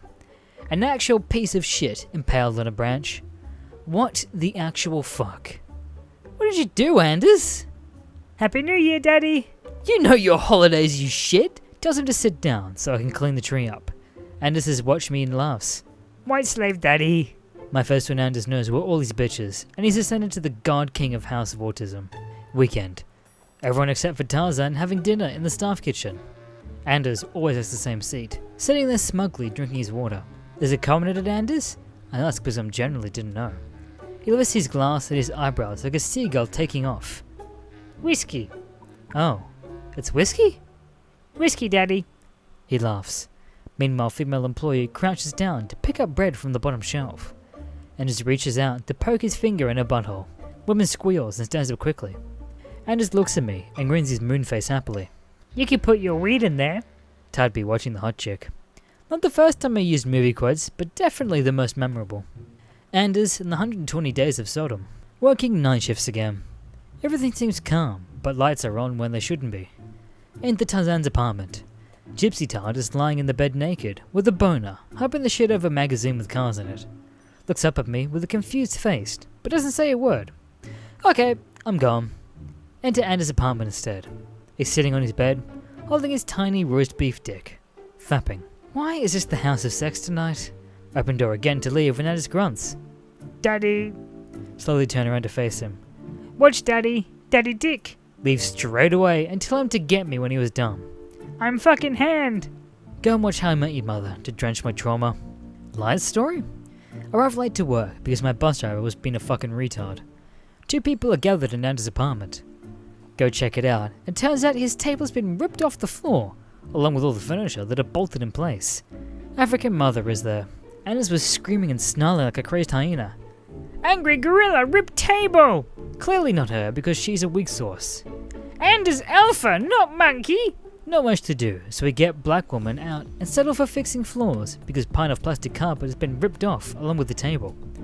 Set up a temporary protection so it doesn't fall down to the pit of death he created. But he did. Several times. 4 days after the table incident. Be working night shift. Clearing the hallway, because it's part of a few things I actually have to do to get paid. Hear a loud bang from Anders' apartment. It's finally happened. The great god has fallen into the pit of his own making. Surely his demonic form was created from such a hole. Dropped where I was going and walked to his apartment. Open the door. Anders is on the floor. Everybody walk the dinosaur. Anders sees me and starts screeching his raptard way. The fall had injured his pride, and now he's sought to reclaim it by challenging me to a duel of dominance. I'd never before seen such determination in the eyes neither man nor Anders. He grits his teeth somewhat and stares me, pale in the eye, one leg halfway down the hole in the floor. Kiss, Daddy.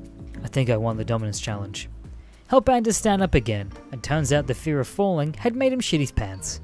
Long line up his back somehow, as if his shit was made out of rockets. Spent 20 minutes cleaning him up from his poop, because wiping his ass is like going cave exploring. Inches worth of fat covering his small shit cave. Get Anders back to bed clean and ready. I want to marry you, Daddy. But I'm your daddy. And girl. Oh. Anders smugly cuddles into his covers and explains how he's gonna fuck his hand again. Thanks, Anders. Good night. Love, Daddy. B1700. Be only real break when I work the longest shift. 7 o'clock to 2100. Eating some dank food. Suddenly Anders enters the kitchen. He is dressed in his favourite outfit. Diaper and pyjama short that barely covers his stomach. I can see the Grand Canyon encaved on his display of fat. Grabs a broom that's leaning against the wall near him. Starts singing Hound Dog by Elvis Presley. Dancing around the kitchen like he's the king of the world. No one displays any form of entertainment. We're supposed to be neutral. I crack down laughing because I cannot handle magnificence the creature. Drops the broom on the table. Rockstar, Daddy. He proudly states as he returns to his apartment as if the concert had never taken place. I get yelled at for laughing at him.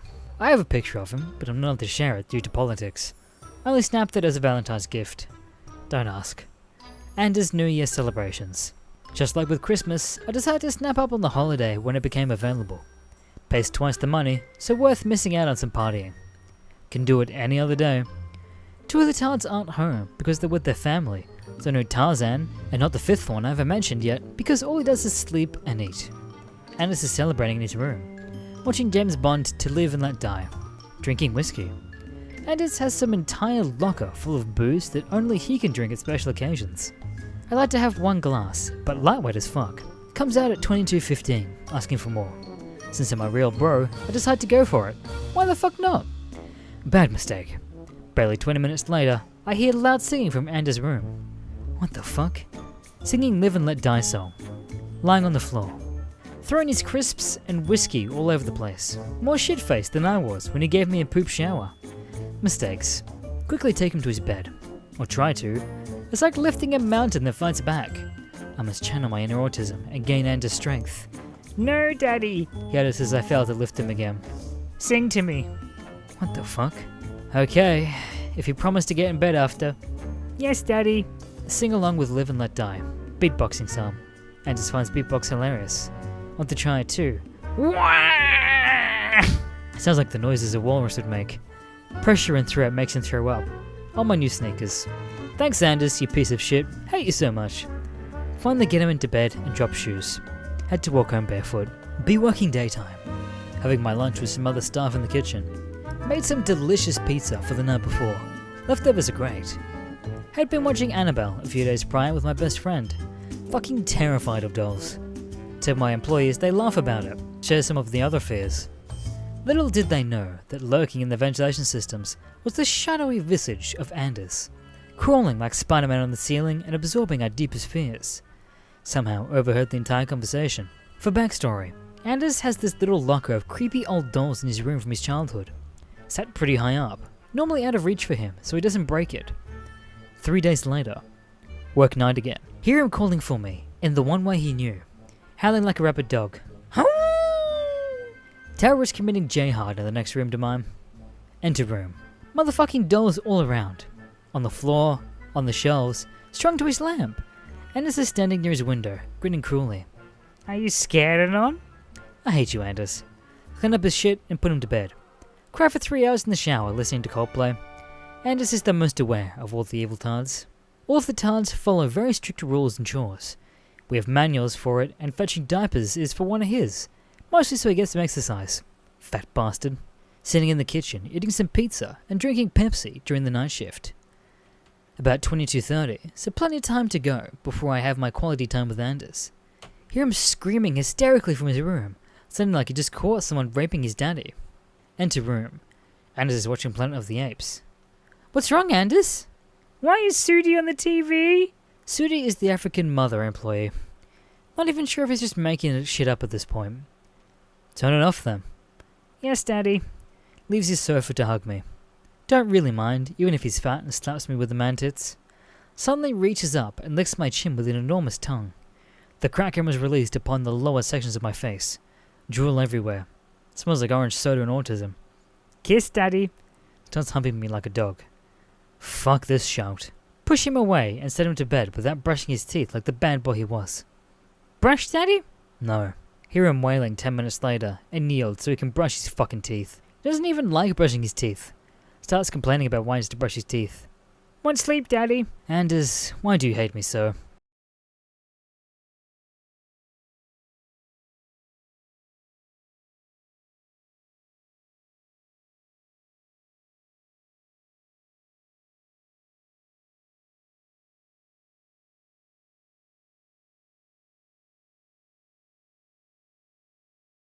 Background info on Robbie the Retard. It was early in the mid-90s in California. The school system paired 1 or 2 special needs kids in each classroom during the day for periods of time.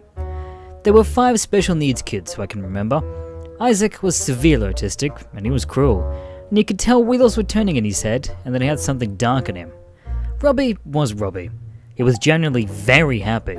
Let me stress that. The incidents that occurred with Robbie were usually because he was provoked. None of us had the balls or wanted to provoke him. We knew his capabilities. Most of us had gone to school together since kindergarten, and Robbie started out with us there. He could throw a desk in kindergarten if he wanted to, as he did twice. He held them. It was scary. By 3rd grade, everyone in 3rd and below knew not to fuck with Robbie. I had started giving him pepperonis in the 1st or 2nd grade because I would get them in snack lunches. I liked them too, but Mum always gave me a whole package or some shit that was way too much. Other than that, I had no real contact with Robbie. I spent most of my time in our group of friends. The other 3 in special ed were also handicapped in some way. 2 of the girls were super retarded, and they didn't really interact often. Another was named Steven. He was fat, arsehole, son of a fucking whore, and he was almost normal, but just fuck him. Still this day, just fuck him. He would go around stomping lunches. His shirt always covered in grease, and he would laugh when he was sadistically fucked with you. Thank God he was dumb. Robbie hated the other special ed kids because he thought he was better, and they also annoyed him. He would hear them down the hall yelling at them to Be quiet! or Shut up! Or Wah! You stupid! In 3rd grade, there was a kid named Tristan. He was a crack baby. He did really weird shit, like poking people in the ass with sticks he would find, or with pencils. One day, Tristan poked Isaac in the ass with a stick, and Isaac didn't do shit, because, well, he was autistic out there.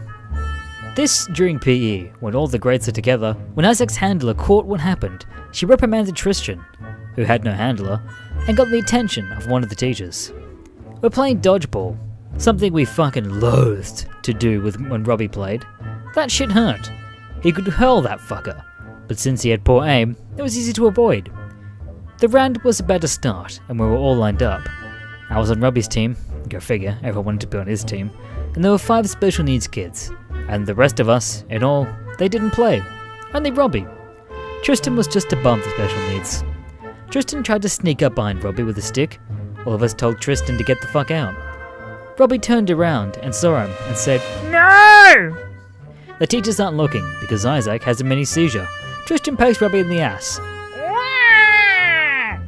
All the adults snap their head and see Robbie slamming each dodgeball in the basket into Tristan's head. Tristan's face is already red and he's cowering on the ground with each ringing balm. Robbie picks up the cart and slams it down on Tristan. Adults tackle and get a hold of Robbie. Tristan is suspended and isn't seen until 4th grade. Tristan still pokes people in the asses with sticks in 4th. Motherfucker can't learn lessons or some shit. Does it again to Robbie. A month later, Tristan comes to school with an arm cast. Robbie had apparently slammed him so hard into a wall and then into one of the dodgeball poles that he broke Tristan's wrist with one of the bones in his arm. Robbie never fucking gets in trouble. 4th grade. A kid in class named Robbie, who was retarded, and Isaac, who was autistic. We all get mealworms to raise into beetles to learn about metamorphosis and the stages of it. Robbie drools and can't talk well, but loves his mealworms. Claps the day they come out of their pupa stages as beetles and names them Bum and Isaac's caretaker does most of the work for him. Some days his beetle comes out. Isaac stabs his beetle with a pencil, killing them. Robbie is infuriated, screams, You don't have friends! Entire class goes silent. Isaac stares back blankly. Recess. We will come back, and Isaac is sitting at Robbie's special desk, stabbing the beetles. Robbie comes in, sees us, and lets out a Warhammer cry of and proceeds to violently beat the shit out of Isaac. Isaac fights back by grabbing the desk and hurling it at Robbie. Robbie is hit, and it looks like he's KO'd, and then he roars again.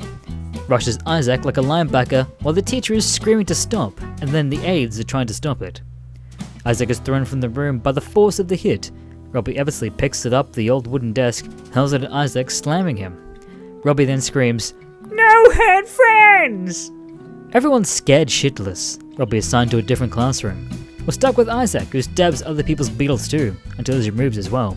Robbie returns to our class. Everyone takes a fucking good care of their beetles. Related, the day after his beetles were killed, Robbie had a retard funeral for his beetles, while the other retarded kids on the playground. No one was allowed in the area, or retards would growl at them and get angry. 5th grade. Same Robbie. Robbie was sitting rocking back and forth under a tree, which is what he did most days during recess, usually watching bugs and shit. One of our 6th graders, who everyone hated, slammed him in the back of the head with a volleyball. Robbie is stunned, rocks forward, and face plants. 6th grader claims it was an accident. We saw what happened. We knew it wasn't. Robbie gets up and screams while crying. Who hurt me? 6th grader points at me. Fuck. Robbie doesn't believe him. I had been giving Robbie my lunch food since 3rd grade. He likes pepperoni, and I always had too much of that shit. Turns around and looks at a 6th grader, who is almost a foot taller. Slams his hand into his crotch. 6th grader falls to the ground, screaming as Robbie fucks up his shit, with his retard strength screaming, How you like hurt? One of the 6th grader friends hits Robbie over the head with his book bag. Robbie fucking rages. I'm backing the fuck away at this point. Teachers and kids are running to the fight. Robbie goes, Wah! and fucking drops the 6th grader, then stomps on his balls, picks him back up, and hurls him against the tree. Get home later that night. Think about what happened. Ask Mum to pack extra pepperoni. Robbie gets an entire snack and says quietly, You not hurt me. and gives me a slobbered retard hug. Someone snickers. Wah! They run away crying. Robbie laughs his ass off. We made a shield volcano. It was shallower. Robbie was paired with Isaac. Isaac sat there just staring off. Robbie put a lot of work into his retard volcano. It looks more like a butt plug, but it served its purpose. Isaac started eating the fucking thing. It's some kind of Play-Doh mix or some shit. You could smell the salt. Robbie sees this, and he tries a part. He spits it out and yells, Isaac, you stupid. Everyone turned to watch now. Isaac looked back. and then they threw the volcano on the ground, shattering it, spilling the insides. Robbie started to cry because he spent all of his time on it. The attendant apologized to Robbie. Isaac got up, then looked down at it and stepped on it. A moment later, he was on his ass and Robbie had broken the top of his desk to get up on it. It was wood, not the metal kind where you have the wood panel above it and the metal bars are holding it together. The board had knocked Isaac down. Robbie didn't get any shit for that because it was blamed on the desk. We all made Robbie a new volcano. He squeezed up that shit and was happy and kept saying, "I love you!" to all of us the rest of the day. Robbie goes to the same middle school as I and my friends, same school district. A lot more people go to this school than we know. Some from poor areas, a lot of Mexican and a lot of black. Gangs and shit are already starting at this point. The retards are all in their separate classes now because they wouldn't be able to keep up with the rest of us. I hear a commotion outside one day. There was a pizza vendor. He wouldn't give Robbie a pizza. Robbie had money and had an attendant there, and for some reason the guy kept saying no. I instantly knew what that meant. Watch vendor cart flip across the ground. Condiments, sodas, everything flipping out of the push cart and flying everywhere. Police guard rushes up to stop Robbie. This is days before tasers. Robbie overpowers him and doesn't hurt him. Robbie likes policemen. Robbie chases the vendor and throws hot dogs that have fallen on the ground, calling him "Wiener Man!" Turns out the dude was sold out of pizza. Robbie caused massive carnage because the guy didn't say he was sold out. Robbie gets off scot-free. Later, when he returns to school, a Mexican gang starts to pick on him. One of them pulls out a knife. Police dude sees this shit and arrests them. Robbie follows the policeman around saying he is a deputy, but he pronounces it deputy. Finds someone smoking, fucking drops them, holds them in a headlock, and drags them to the policeman, half conscious and nose bleeding. Police guy is like, "What the fuck?" And Robbie shouts, "I caught a criminal! I am the deputy! He smoked!" Cop tells Robbie to let go, and the stick hits the ground. A pack of cigarettes flies out of his shirt, and a lighter. Cop searches him and finds a knife. He could never see it again. Robbie is lauded at a school assembly. No one smoked again on the school grounds, unless Robbie was absent. I didn't see Robbie in high school until I was in 10th grade. He was behind a grade or two, and had been somewhere else. A PE teacher was with him, again, and was also in the weightlifting class. Robbie bulked out, but always looked fat, and couldn't help with the drooling. He could, however, outlive the rest of the class. During one episode, he dropped one of the weights, a 50-pound, he was putting on the bench press, and it hit near his foot, it flopped down on his foot, and then he threw the thing across the room. There it was, stuck in the side of a wall, a 50-pound plate. He said he was sorry to the coach Ted, and well, Ted couldn't blame him. He was retarded. Instant shield from blame. At lunch, some of the jocks started to pick on him, and kept saying to go away. He actually held it together. And they were hard on him too. The next day, they did the same thing. I could see his hands twitching as he would talk to himself, saying, "Don't be mad, don't be mad, don't be mad." The Asian one insulted his mother, and called her a whore. There was no battle cry. There was no "wah." There was just hand gripping of the desk of the Asian kid, until he had to pry him off. When we asked what happened, we explained everything. Robbie was not allowed back to school for a week. Toward the end of the school year, the jock who had started it started to harass Robbie again in different ways, hiding notes in his locker, trying to scare him. Unfortunately, the jock was not that smart. He got caught slipping in the note, by Robbie. When we left class, there was a commotion. The jock was against the wall, with the nurse treating his wounds. Locker was dented and all banged up, and Robbie was nowhere to be seen. He had thrown the jock around like a rag doll. 11th grade, Robbie started taking band classes to learn to play something. He ended up with the triangle, and he was pretty decent. At assemblies, you would see him on stage with it, dinging it at all the right times. Right as lunch began that day, Robbie was running around. He looked worried, and he was frantically asking if anyone had seen his triangle. He had the case and all the parts, but he was missing the triangle. He looked and looked, and we even helped him after lunch. He was desperate to find it at this point, and couldn't cope with losing it. He talked to it and treated it like a person, so he wasn't one to lose it.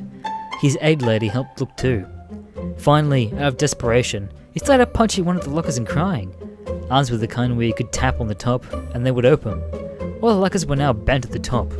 All of them. After all of that and not being able to find it, he went back to band class. Turned out the band teacher borrowed it from his case and forgot to tell him. He quit band after that. A few weeks after the triangle incident at lunch, a senior started to harass Robbie, calling him a retard, and apparently he missed the memo. He threw food at Robbie. Robbie threw the fork back and giggled like he was playing. Robbie had started some food fights a long time ago on an accident, and he would laugh so hard he turned a beet red. He came up and punched Robbie in the face, with the aide sitting next to him.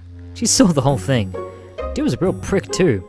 Johnny, but spelt gay, like June or something. His dad was some big shot, used car salesman. She, aide, was able to keep Robbie from raging any further. Then he called Robbie a pussy. Shit got real. Robbie flipped his tray up and threw it at John, hitting him in the head. John pulled his shirt off, style, and started screaming back to take him. He would then beat the retard so much he beat him to normal. Some real nasty shit. This all unfolded in moments. Dumbstruck, all of us watched Robbie get up, stood in the aisle, and basically just stared John down. It was a classic come at me bro moment. And then he said, "I am not a cat." As everyone was laughing, Robbie charged John. As silence with the "oh shit" took over, as the rest of the jocks started to pile on Robbie, all of them trying to beat him. One by one he shattered them, threw them, and finally he picked up the tray cart, bloodied and bruised as he chased them. He flung it at them. Like bowling pins, 3 of them hit the ground, and 2 of them were rushing in. By now, all the adults were in fray. The cops were storming in, and as soon as they saw the cops, he stopped and smiled. Then John, who I guess had recovered, reached past the vice principal and had punched Robbie again. The cops floored him. Robbie gets away with a total lunchroom destruction, beating a bunch of arseholes and throwing a cart. We didn't see half those arseholes again. My senior year in high school, I was a computer geek type, and I kept my grades up. It was near senior prom, but our school was gay. We had juniors and sophies. But we were in different areas of the school. Robbie is there with a retarded girl who looked like the part of her head was caved in. We all gathered in the grassy area that they thought we should eat together. Look, these administrative folks are more retarded than Robbie. Anyways, she says to Robbie very loudly, as shit music from the chair plays, "I don't love you!" Robbie drops his drink and runs away crying. She stands there blankly and walks up to tell her mum, who was like, "Jabba the fucking whore." Robbie locks himself in the bathroom. Then I guess he took a shit. But yeah, he was in there and his handler had to try and coax him out, with some other adults. Ran by like cockroaches. Seriously, they pulled down the vice principal's pants and ran off. Dude is standing there with his boxes. Robbie comes out. Robbie laughs his ass off. Phoebe can clearly be heard saying, "Sons of bitches," when this happens. Don't know if that had any effect on Robbie.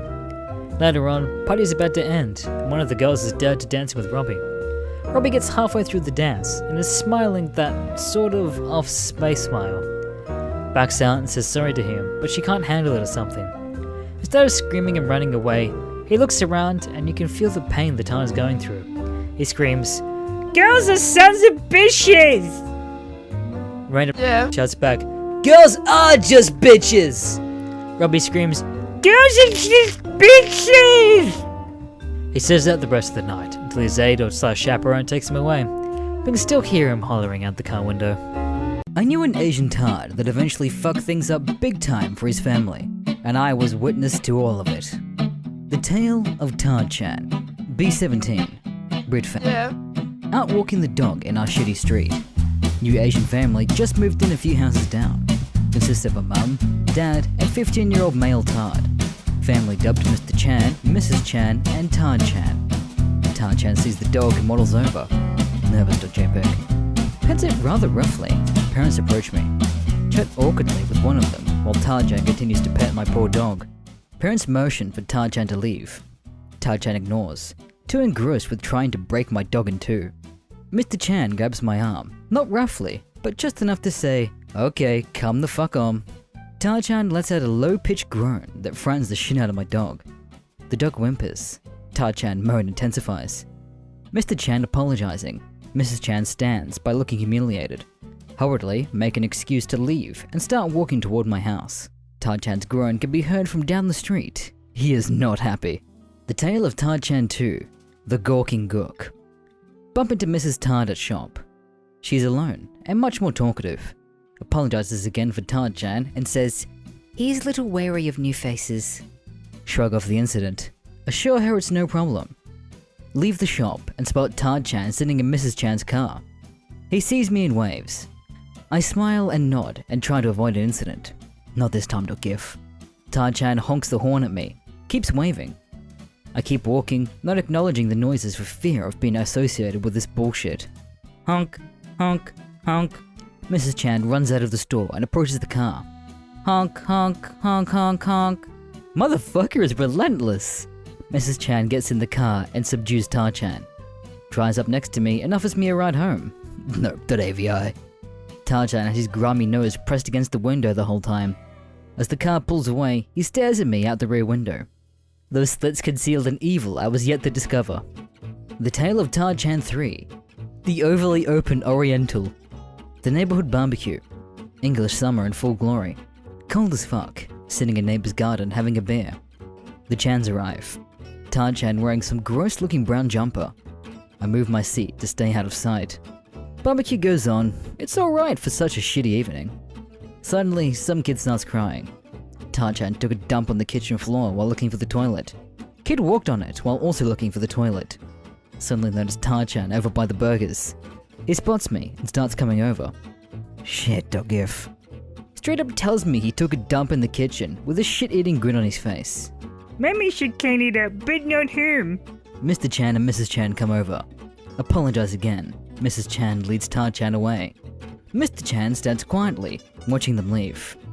Sorry again, it's hard to handle sometimes. Mr. Chan is clearly suffering, father feels. Suddenly, Mrs. Chan screams in front of garden. Ta-chan has near enough ripped her damn dress off because it had a bug on it.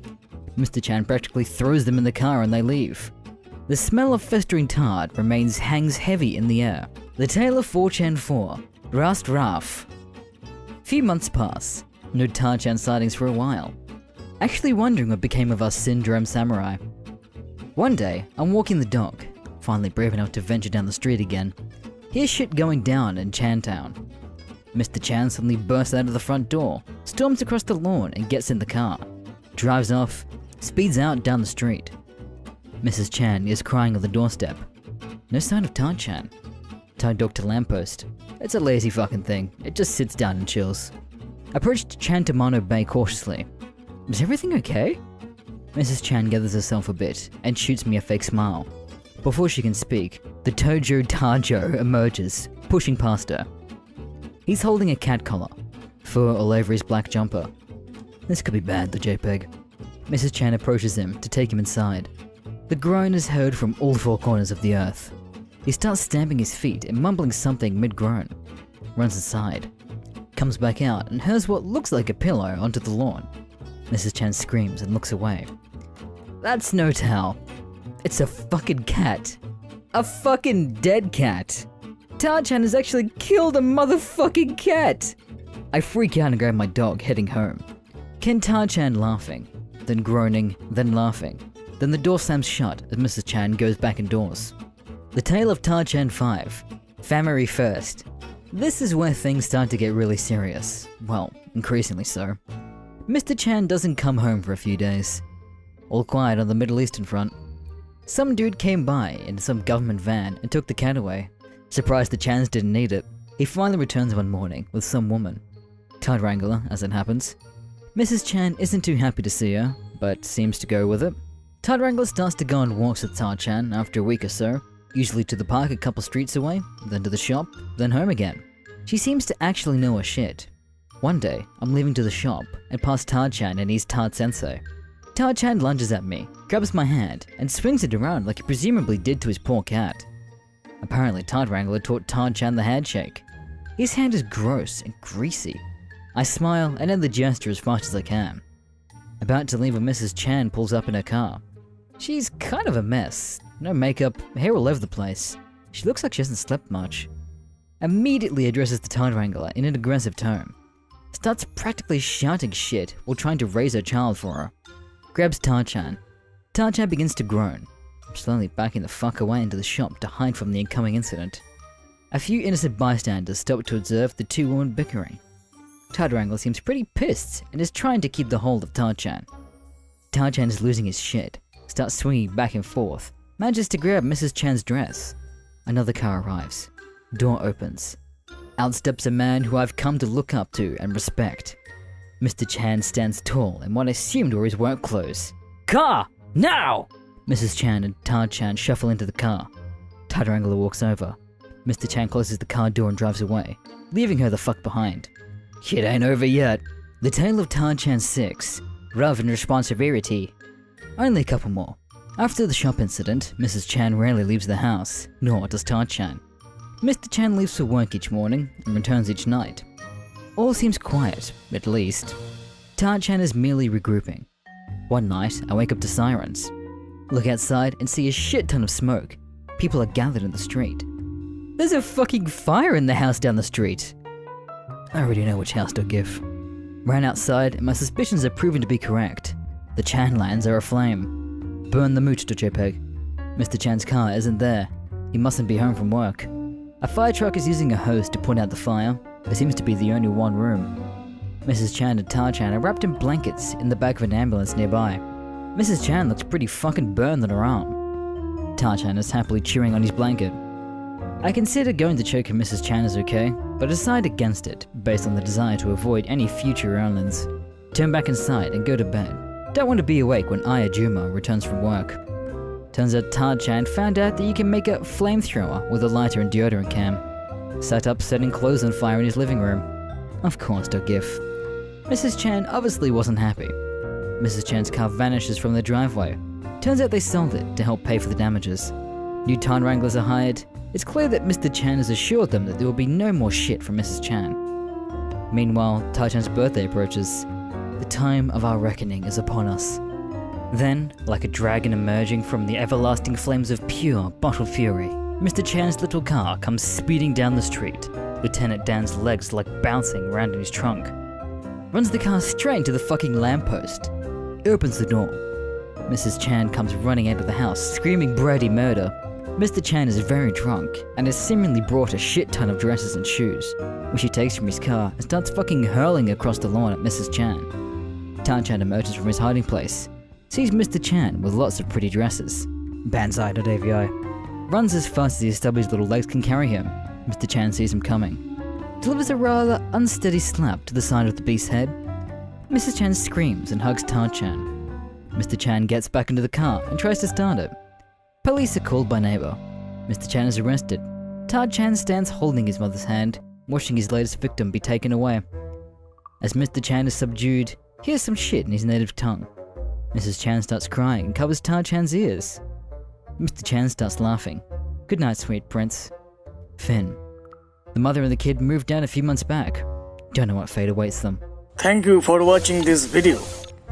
Make sure to subscribe to Mr. Green and check out all of his social medias down below.